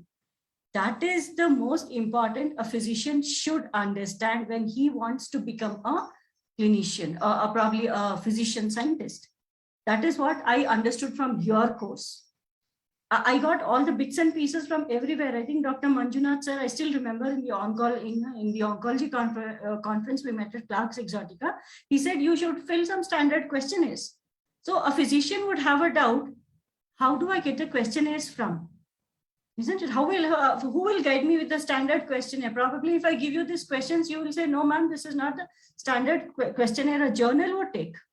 So for this, if a physician wants to become a scientist, or you want to call yourself a physician scientist, I would always advocate all the physicians who are present here or who would listen to this, that they should understand some courses, as Dr. Dhananjay said.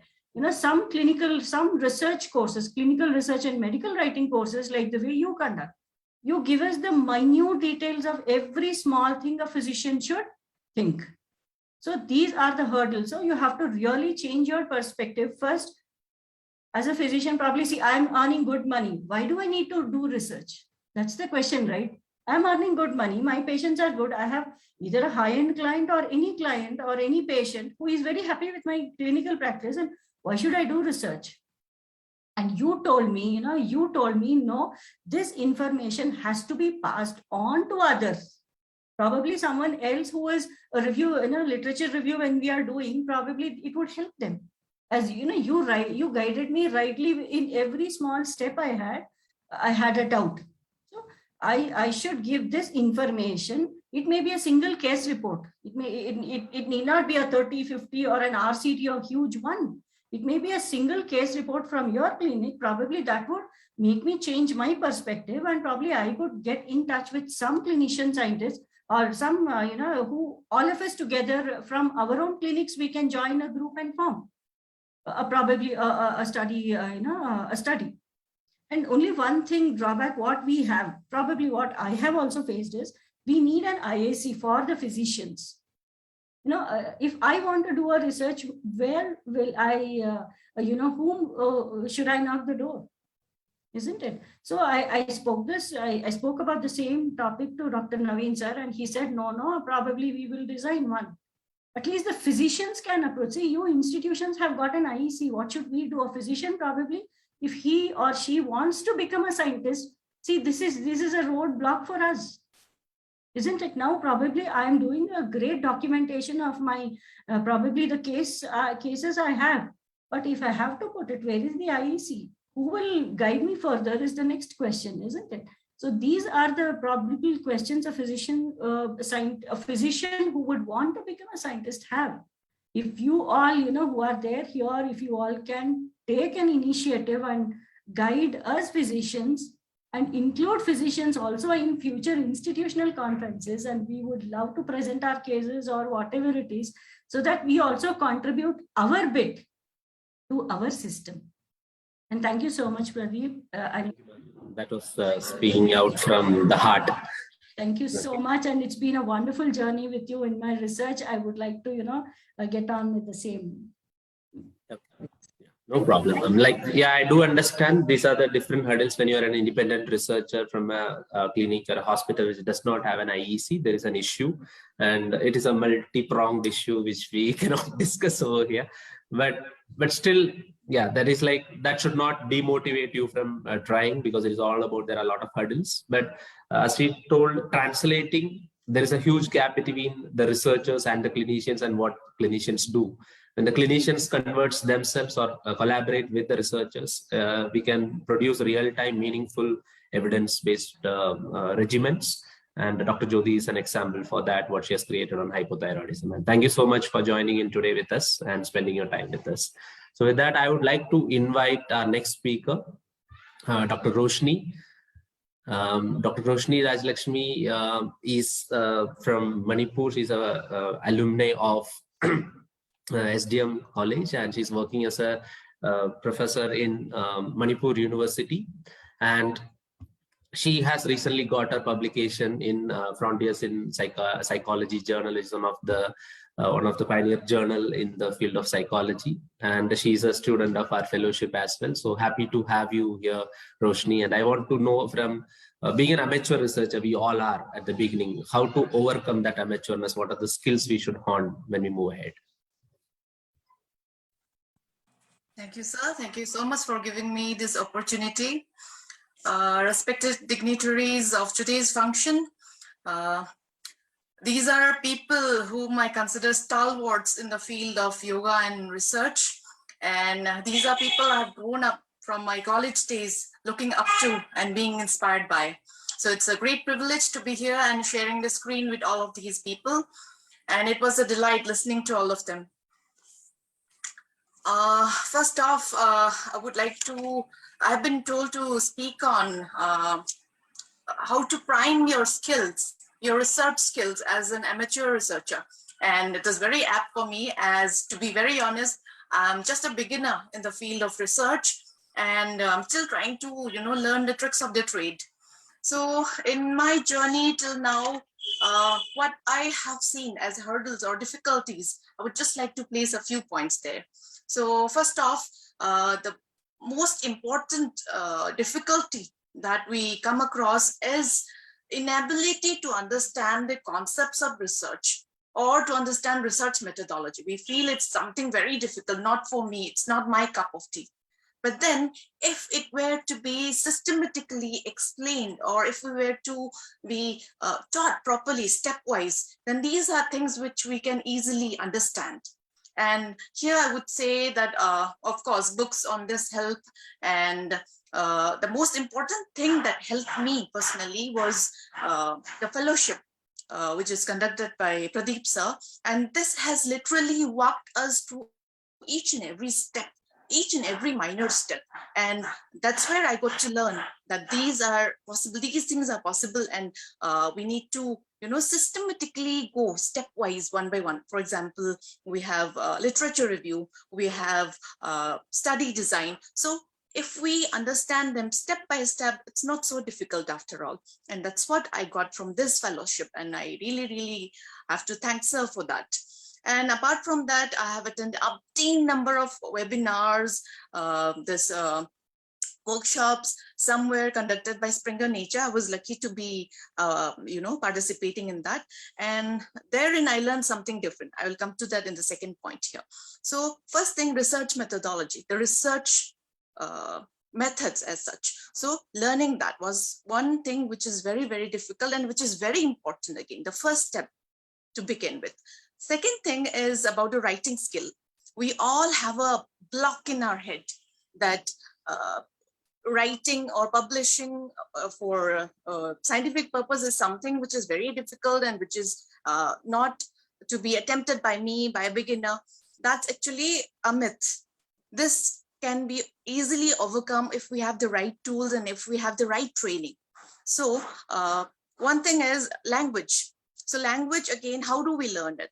As sir told correctly in his fellowship, he used to tell us every time that if we want to write good articles, we have to read many, many, many good articles, that too which are published in reputed journals. We have to know that. And that was one thing which has helped.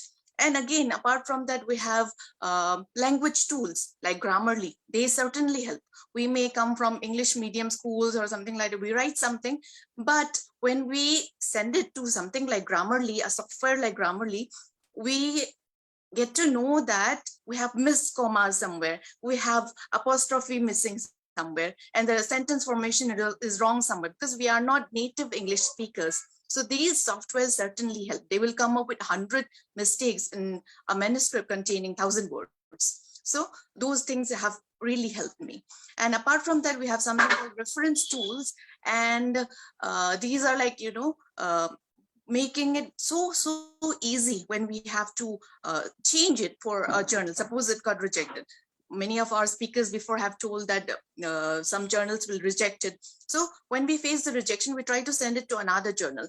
So if we do not have something like Mendeley or EndNote, then we have to edit each and every reference there. So something like Mendeley is like a God's gift there.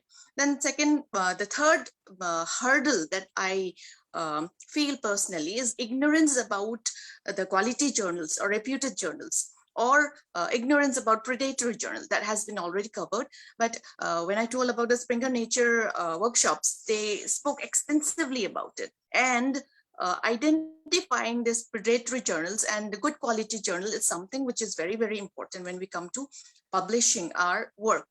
And one of my, this one sadly has gone to such a journal because at the behest of a colleague, he was also unaware, I was also unaware, was just a beginner.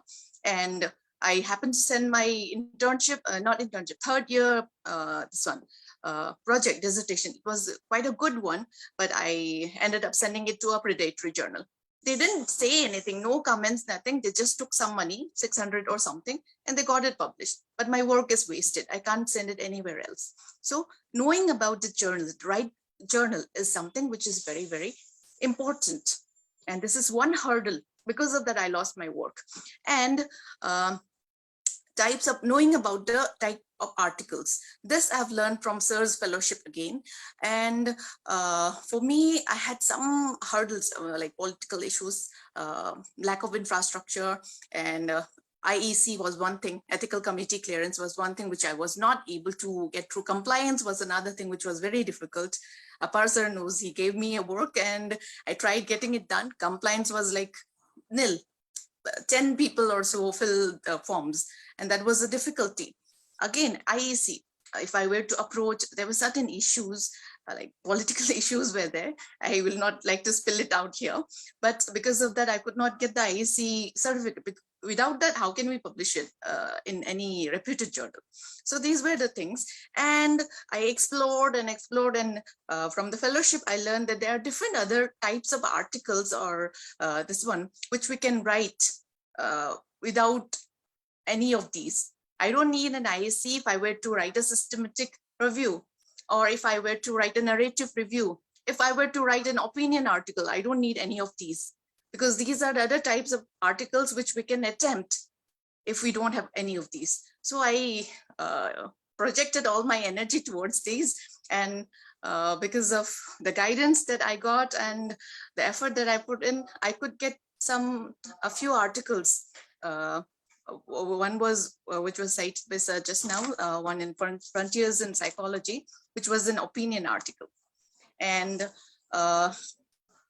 that's about it. This is about the difficulties that we have as amateurs in the field of research, and many problems, but we can always find a way around it, and we can always come with a solution. And the fellowship has certainly helped, and I would suggest the beginners, I agree with Monica, Dr. Monica and Dr. Swati when they say that we were not trained during our course regarding research. So if we knew about these things, then we could have begun much earlier, and we could have done much better. So I would ask those who are listening here, even one of my students, she's here to listen. So I would endorse that they should attend such workshops and such programs, so that they would be aware of how to go about and give out good work. I conclude with this. Thank you so much. Thank you, Roshni. That was a wonderful presentation, and which reflected problems of many of us during our starting point of our career, and hope we all together will rectify that in the way possible by all of us. Okay, thank you so much for joining in today, and wishing you many more success in your career. Yeah, so now I have with me Dr. Gulab Rai Tiwani, who is the CMO of Sandhir Yoga Nature Care Hospital, where I work, and a dear colleague, and he's sitting on a dynamite, I would say, like where there is a lot of patience and with getting a lot of results with the kind of approaches where he does in that particular hospital. So I was fortunate to join there, and now we are exploring together different opportunities to publish those results in different reputed journals. So I would want to know from him as a CMO of a reputed hospital, how you think that a medical college hospital will curate the research interest in the people, especially we have the MDs over there. So what is your opinion, how we can improve hospital, how it is important to curate the research interest? You need to unmute. But host need to give. Yes. Is it audible? Yes, yes. Yes. Okay. Thank you. Thank you so much. Thank you, Dr. Pradeep, for giving this opportunity. And the point which you have put in front of me, the most important point I feel in the career of BNYES, because when you run an hospital and when you treat the patients for research, the most important thing is to generate data. If you don't have data, you don't have clinical trials, you don't have research, you don't have documentation, you will not have a publications. So for publications, the most important thing is required is an proper planning during the your plan of care, or you can say executing the protocol, treatment protocol. You should have a pre-planning that what study you are going to continue. Accordingly, you will be extracting the data, collecting the data. Then that same particularly you can do the pre-post, because after the treatment you cannot plan anything. So primary and first most important thing is what sort of research you want to do and how you are going to generate the data, collect the data and interpret it. And afterwards the how much the importance for collecting data is, same importance should be given for even the case writing, because most of the time we take short case histories. So like a MBBS doctor, they will be just taking and giving the prescriptions in just 2 to 5 minutes. So that should not be a process. For a BNYES graduate, for a naturopath, it is most important that you should be focused on collecting data during your consultation. Then only you'll be able to plan what sort of research you want to do it. And accordingly, you will be able to generate the data. Because hospital is a place where you have lots of data coming in during the treatment protocols. But only the thing is how efficiently you collect the data. That is most important. And after collecting, how you present into an clinical case writing, or you can say in a form of research. So that is most important. Here, two things most important I will focus on, that everyone, whoever wants to do a research work, should be closely associated with the clinical duties, with the hospital duties, because until and unless you are not involved in the clinical duties, it's difficult to collect the data. It's just then writing. So writing does not give more importance. Importance is there, but without data, writing is also not very efficient. So it's both the things. You should learn to collect the data and also writing the research proposals for collecting the funding and lots many so on. And when you are sitting in an hospital, you just need to have an innovative ideas accordingly. Why? Because as a clinician, you know what your treatments are giving more benefit in which sort of diseases. Like for example, autoimmune diseases. For example, rheumatoid arthritis. So there are so many treatment protocols which is mostly important to you can say to control the autoimmune diseases. But if you don't collect the data, you will not be able to produce in the scientific world. What we are lacking behind naturopathy is only the research, the evidence based. So today's world is where we need to create lots of researches, lots of documentation processes, and also when you are working in an clinical, like as in part of NABH hospital, here I can say that we are documenting so many things as per an quality indicators, as in satisfaction index, patient satisfaction index. Also, we are reporting the mishaps, what happening in the hospital, burn cases, rate of burn cases in the hospital. So even that makes your data to be published in general, because you are reporting it, what's happening within your hospital premises. And that's what I find that is the best quality work, if you report each and everything in an scientific journal, so that the people will be more realistic to join the naturopathy and yoga curriculum. So I think this is the just closer to your answer to your question. Thank you, Dr. Gulab. Especially, it is very important for all of us to get associated with the hospital. The teaching hospital is very, very vital. Just with research knowledge, you cannot do anything. There should be a good teaching hospital associated, and the teaching hospital should encourage doing research like that we do in Sandhar, where every possible data, even like what you was telling, that quality indicators like needle stick injury, how many people fell in your massage room, all these things are monitored, and that needs to be reported from that aspect till the clinical changes. For that, a hospital is very, very vital, and being associated with the hospital is very vital. As I told, researchers do something, clinicians do something, unless they merge together, the data is not met. Big gap in between, and if you don't cover that gap, there will not be a quality RCTs, you can say. Research trials will not be a quality person. The data will not be appropriate if we are not having that kind of merger. So thank you so much, Dr. Gulab, for spending time with us and giving your insight on this. Thank you. Thank you so much. So now I would like to invite my dear colleague, Dr. Arun Tejas. So he's a PhD scholar. He's an MD from SDM, as well as a PhD scholar in NITT University, Mangalore. So being a close friend of mine, I asked him to speak on what is lacking in our MD curriculum and how effectively we can improve those MD curriculum. So over to you, Dr. Arun. It's 3 o'clock. First of all, thank you for having me here, and best wishes for Pradeep to conduct this event so beautifully. I think almost 20 above people presented here from morning, and many of them are listening. And the given topic to me is essential research dimension for postgraduates. Do we have enough resources? And presently, we are almost 200 people. It's more than a decade over since yoga and naturopathy field we started our MD curriculum. It started in SDM, and I was the second batch in that.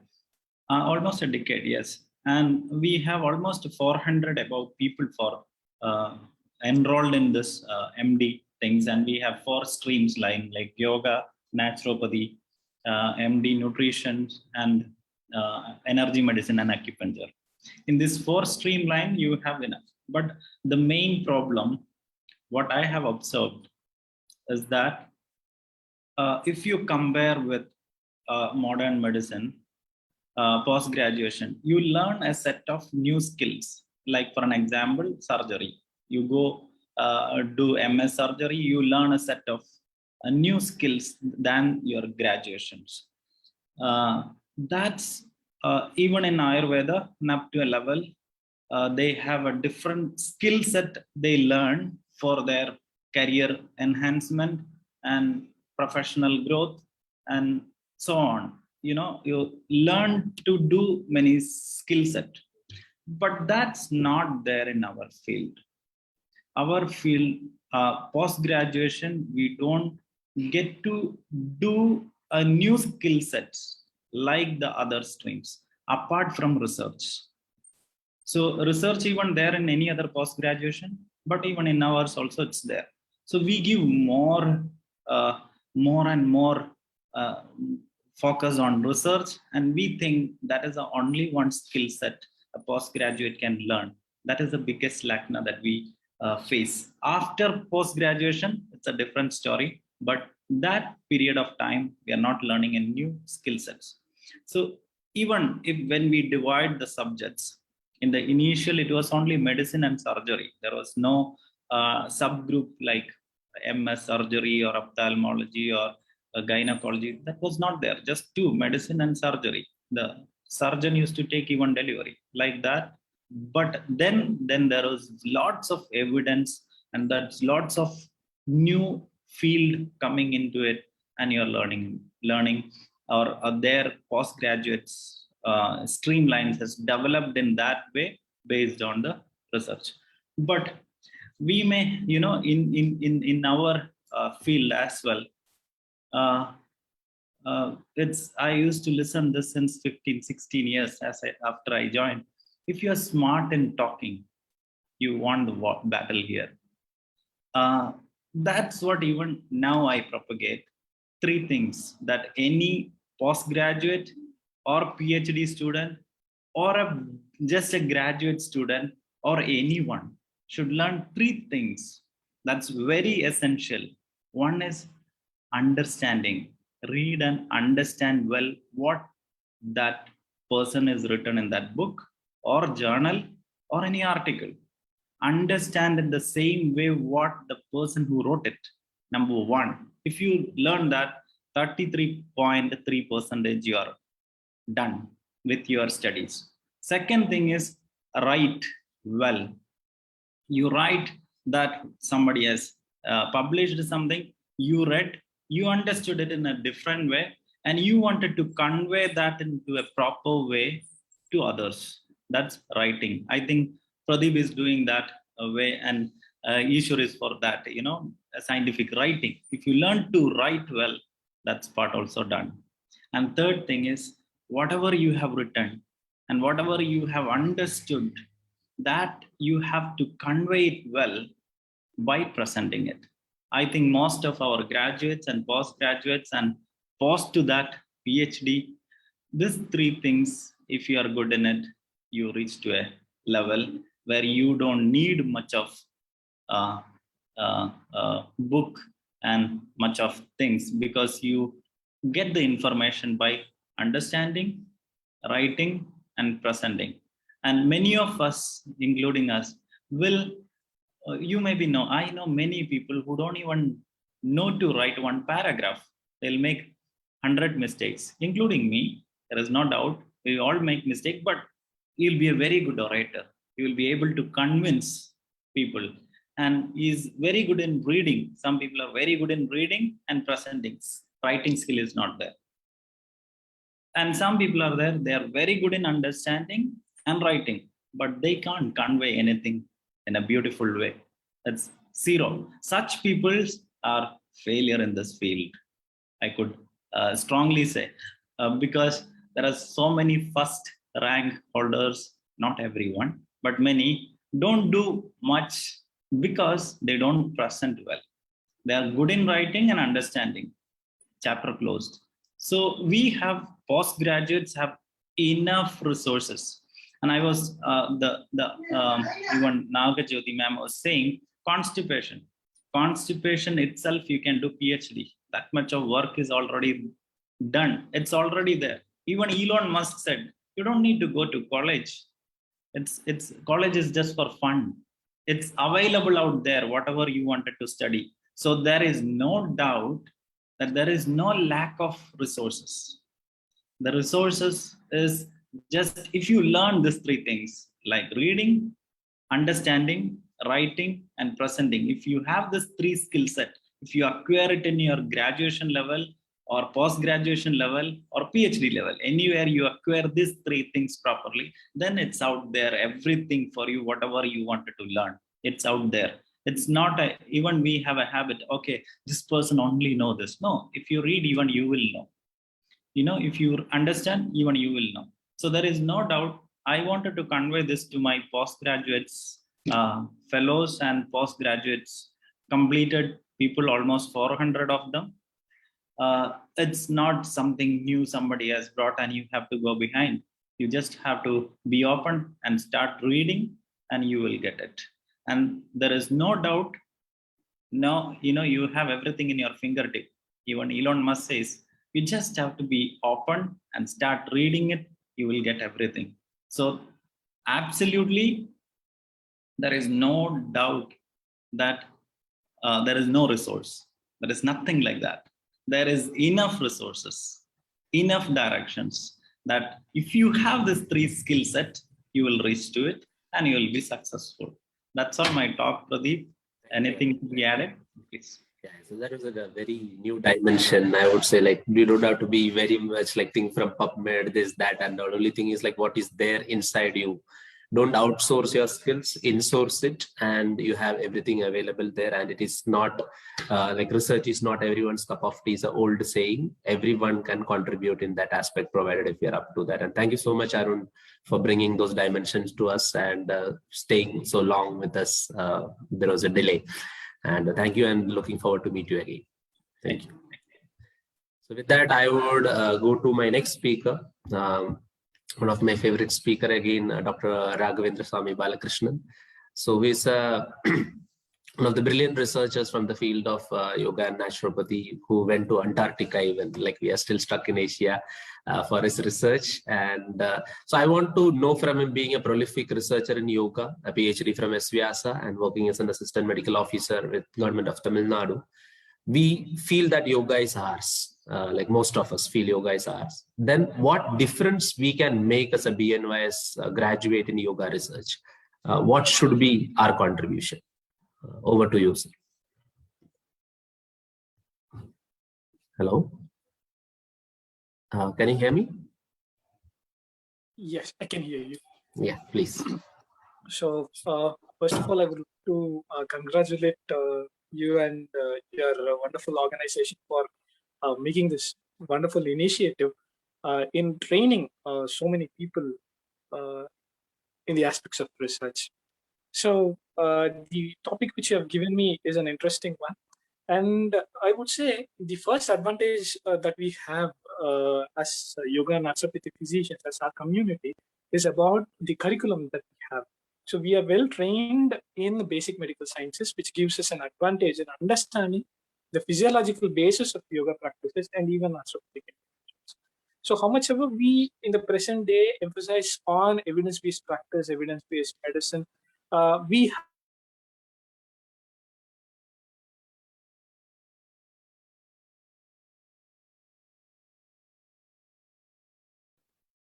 Your internet is a bit weak. Can you hear us?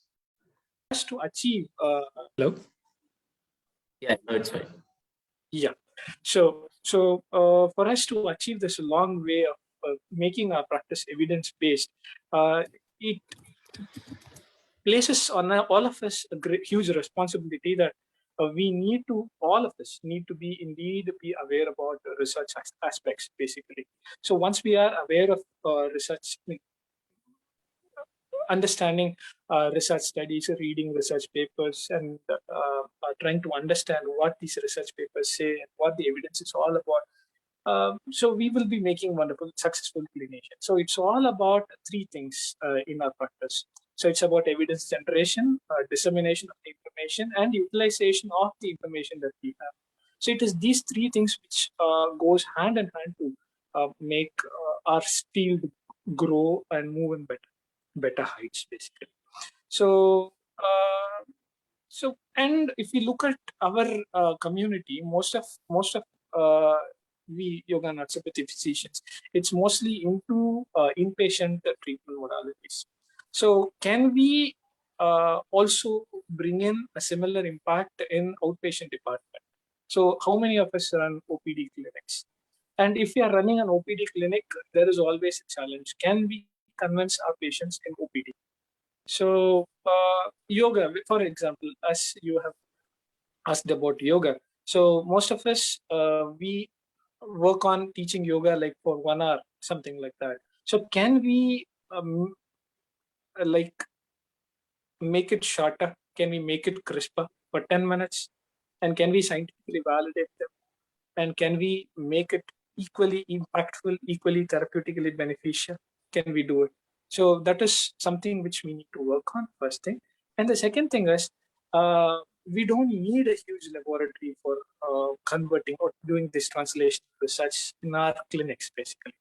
So what do we need to do? As we are well versed in basic medical sciences, we need to logically look into simple yoga practices, trying to understand what these practices can do.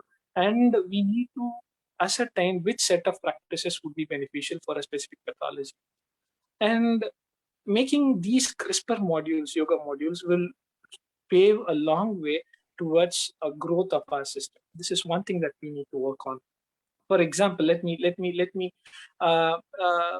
give some examples. So one of the most important things that we need to work on is like identifying the challenges that we have in our clinics and converting them into research questions and trying to find out answers for that in a simple, logical way. Say, let me give you some examples. Okay. Today, one speaker mentioned that despite giving similar interventions, some patients do not give positive results at all. So this is one basic question that we have. So we had a similar question when I was working in SVASA. So we did a study, and what we found out was very interesting. What we found was people who were having more of rumination. Rumination is anticipatory, very or repetitive negative thinking. People who were having more of repetitive negative thinking showed lesser progress, and those patients who had significant reduction in their rumination or repetitive negative thinking following yoga intervention, they had better results. So whenever we are administering treatments, it is also equally important for us to give importance or emphasis over an individual's repetitive negative thinking. So we need to ascertain or give importance to an individual's mental well-being also. One more example in the same lines was, this is a very well understood phenomenon, a mind management, right? Understanding stress or alleviating stress is very important in type 2 diabetes mellitus.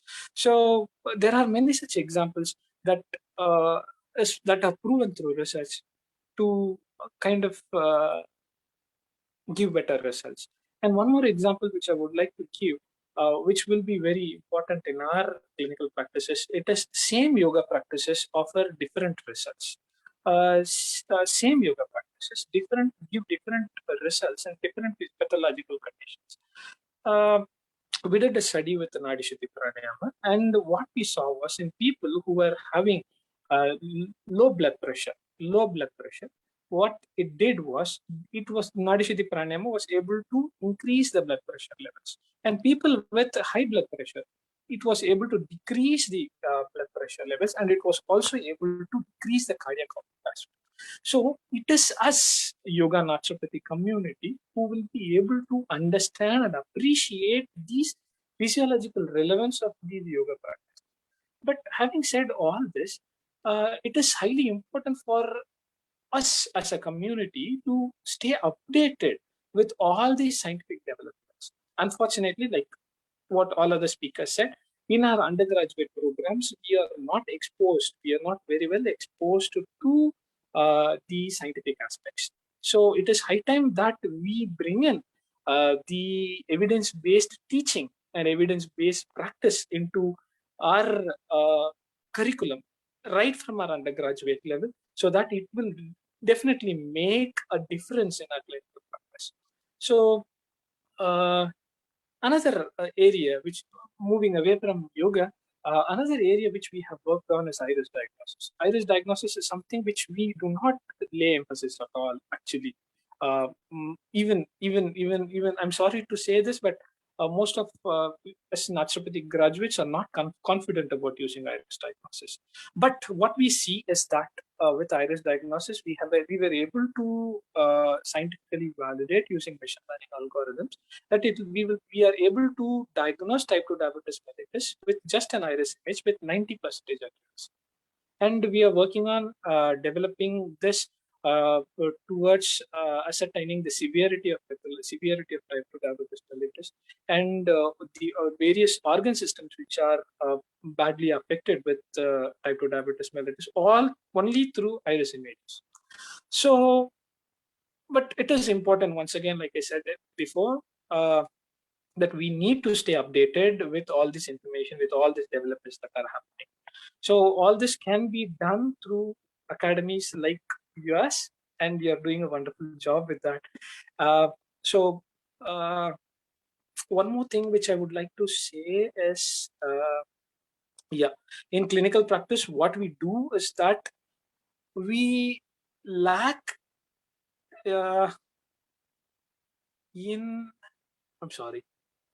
we lack in giving the rationale for any intervention that is prescribed. Most of the physicians whom I have seen, not many, but few I have seen, is like they just fill in this prescription and they administer treatments. But it should not be done like that. I seriously urge my fellow colleagues that we need to have a rationale whenever we are prescribing an intervention, a scientific, logical rationale, and we need to also convey scientific facts as nuggets in a simpler form, in a simplified form to our patients, so that the patients also believe that these treatments, these interventions are scientific and it is for their betterment. And that can happen only when we are staying updated, and we need to convey our system in a very scientific way so that our reputation keeps growing. So it is us as a community who will be able to do it in a much nicer way, especially with so many other graduates coming up in the field of yoga, but we are the ones who can make it scientific. And this scientific attribute is what is going to establish us and take us to the next level, probably. Yeah. And thank you, Dr. Pradeep. I kept my talk very crisp. Yeah. Thank you so much for summing up those advantages of being a BNYS. Like usually we speak about the disadvantages of being a BNYS physician. And this is very well summed up, like what are the advantages we have over the peers in properly portraying the strengths of the system and positively impacting the public and the community at large. And thank you so much for staying long and taking the delay. And it's a pleasure always to listen to you. Thank you so much. So with this, we'll move to the last speaker of the day. Last but not the least, we have Dr. Haindevi Salva, one of my dear colleague, who was one of the brainchild behind IASPER, which we had discussions long back when I was working in NIN. So she is a Masters of Public Health from Savitribai Phule University, Pune, and currently working as a Senior Research Fellow in Center for Chronic Disease Control, New Delhi, along with Dr. Chandrasekhar. So like her areas of interest is how we disseminate the knowledge. We have a lot of evidence and knowledge. How we are going to disseminate this knowledge to people. So over to you, Dr. Haindevi. Yeah, thank you. Thank you very much, Dr. Pradeep. Yeah, so listening to all the sessions from morning, I thought I'll forget what I want to speak at the end of the day. Yes, so coming to my topic, it's about science communication. So we discussed a lot about various limitations and various hardships we go through from start of the research to collaborate, to get funding, to write a research paper. But at the end, unless and until we communicate what we are doing to various audiences, I think whatever we have been doing will go just waste. So that is the topic of discussion for today. I think most of the topic was already covered by my previous speaker, where he spoke a lot about dissemination and how to present it to public. So I was going through a very interesting article. It's like how important it is to communicate science to various audiences. So that is where I got this interest, and I thought I would share with all of you. So today we were around 20 researchers in this platform, and many of us don't know each other. And even if we know each other, we don't know what kind of work they have been doing, in which area they have the expertise in. So this is where the dissemination and the communication plays a major role. So as researchers, it is very important for us to communicate to various groups of researchers or the fellow researchers who are working in the field of yoga and naturopathy, what kind of projects I am doing and what kind of projects I'm interested in. So in case if my work is in PhD, through this platform today, I got to know I can go and collaborate with a fellow researcher who is well versed in the field of diabetes. So dissemination of knowledge and what kind of projects we are doing is very important at various audiences. So how do we do that? One, in case if we want to disseminate the work we are doing with the fellow researchers, one platform is the presentations like this. We can have conferences, workshops, or presentations like this, or else we have ResearchGate, where we can keep publishing our articles which we have published in various peer-reviewed journals. And the other one is, I think Dr. Swati has talked about how academicians need to be well versed with the latest findings, whatever is happening, so that students will be well versed. And in the same way, Dr. Jyoti has spoken about how important it is for clinicians to understand whatever the happenings are in the field of yoga and naturopathy. I think it is very important, and unless and until, in case if I am doing some work and if I'm keeping it to myself and people don't know what I'm doing, then the dissemination doesn't happen. The clinicians cannot use. So ultimately what we want, the end users, that is clinicians and the public, need to understand, and they are able to translate whatever we are trying to do. So how do we do that? So one is speak, write, and tweet. So these are the three important things which we can do as researchers. So probably I might be good with research work. I might be patient enough to read articles, write, or conduct a research study, but I might not be a good speaker. I hate public speaking. What I can do is I can collaborate with people, try and put forward in front of public through presentations or through blogs or through videos or through vlogs. For example, Dr. Gulab, he keeps speaking, he keeps doing so many YouTube videos. At the same time, it's like we have Dr. Garima, who is very well versed with the social media. So she keeps posting something or the other on Facebook or Instagram. And we have Dr. Manoj Kuteri, who's very well versed, and he keeps writing so many articles in various health journals. So we have various kind of people who are actively pursuing various ways to disseminate the channel. We as researchers, I think somewhere we are lacking over there. And if we can try and collaborate and try to disseminate through various means, that will be really helpful. And yeah, one, what do we get? We might get more citations to our papers. We can improve our H-index. We can improve the author credibility. At the same time, whatever we want, ultimately, the clinicians are able to take it up. They are able to implement in their day-to-day activities, as well as public is able to benefit what the evidence created and are able to benefit ultimately. So I think this is the area I think we as researchers need to really work on. Yeah. Thank you, Dr. Henry, for summing up the entire crux of the whole story. Like here, we do not know each other, what we do and where we do, how we publish and all.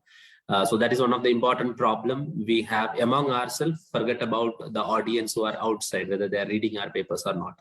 So with that thought, we thought of initiating this Indian Society for Yoga and Naturopathy Researchers, which will serve as a forum for integrating all the researchers at a single place who conduct activities related to research, especially in yoga and naturopathy, who handhold people, who handhold different colleges also to get into research. So before we conclude for the day, any one of the audience who want to add anything or ask anything, you're free to ask because you have been listening from the morning. Anyone want to speak or add anything? We can unmute yourself and we can speak if anyone wants to add anything to this. Okay, so I guess there is no one. So thank you so much everyone for joining in, like Dr. Apar and many one of us from the morning, they are here in this program. And I thank each one of the speakers, like all of them are in their busy schedule. They just came out for supporting me for this humble cause. And they stayed with me and they took the delay of the timings because we are already running at least 45 minutes behind from the schedule. So it is overwhelming to see your support, and I hope from this conclave we will take research more seriously and build more researchers in yoga and naturopathy. And Indian Academy for Scientific Writing and Research will always be there to support the research aspirations of individuals as well as the institutes to take ahead. And thank you so much.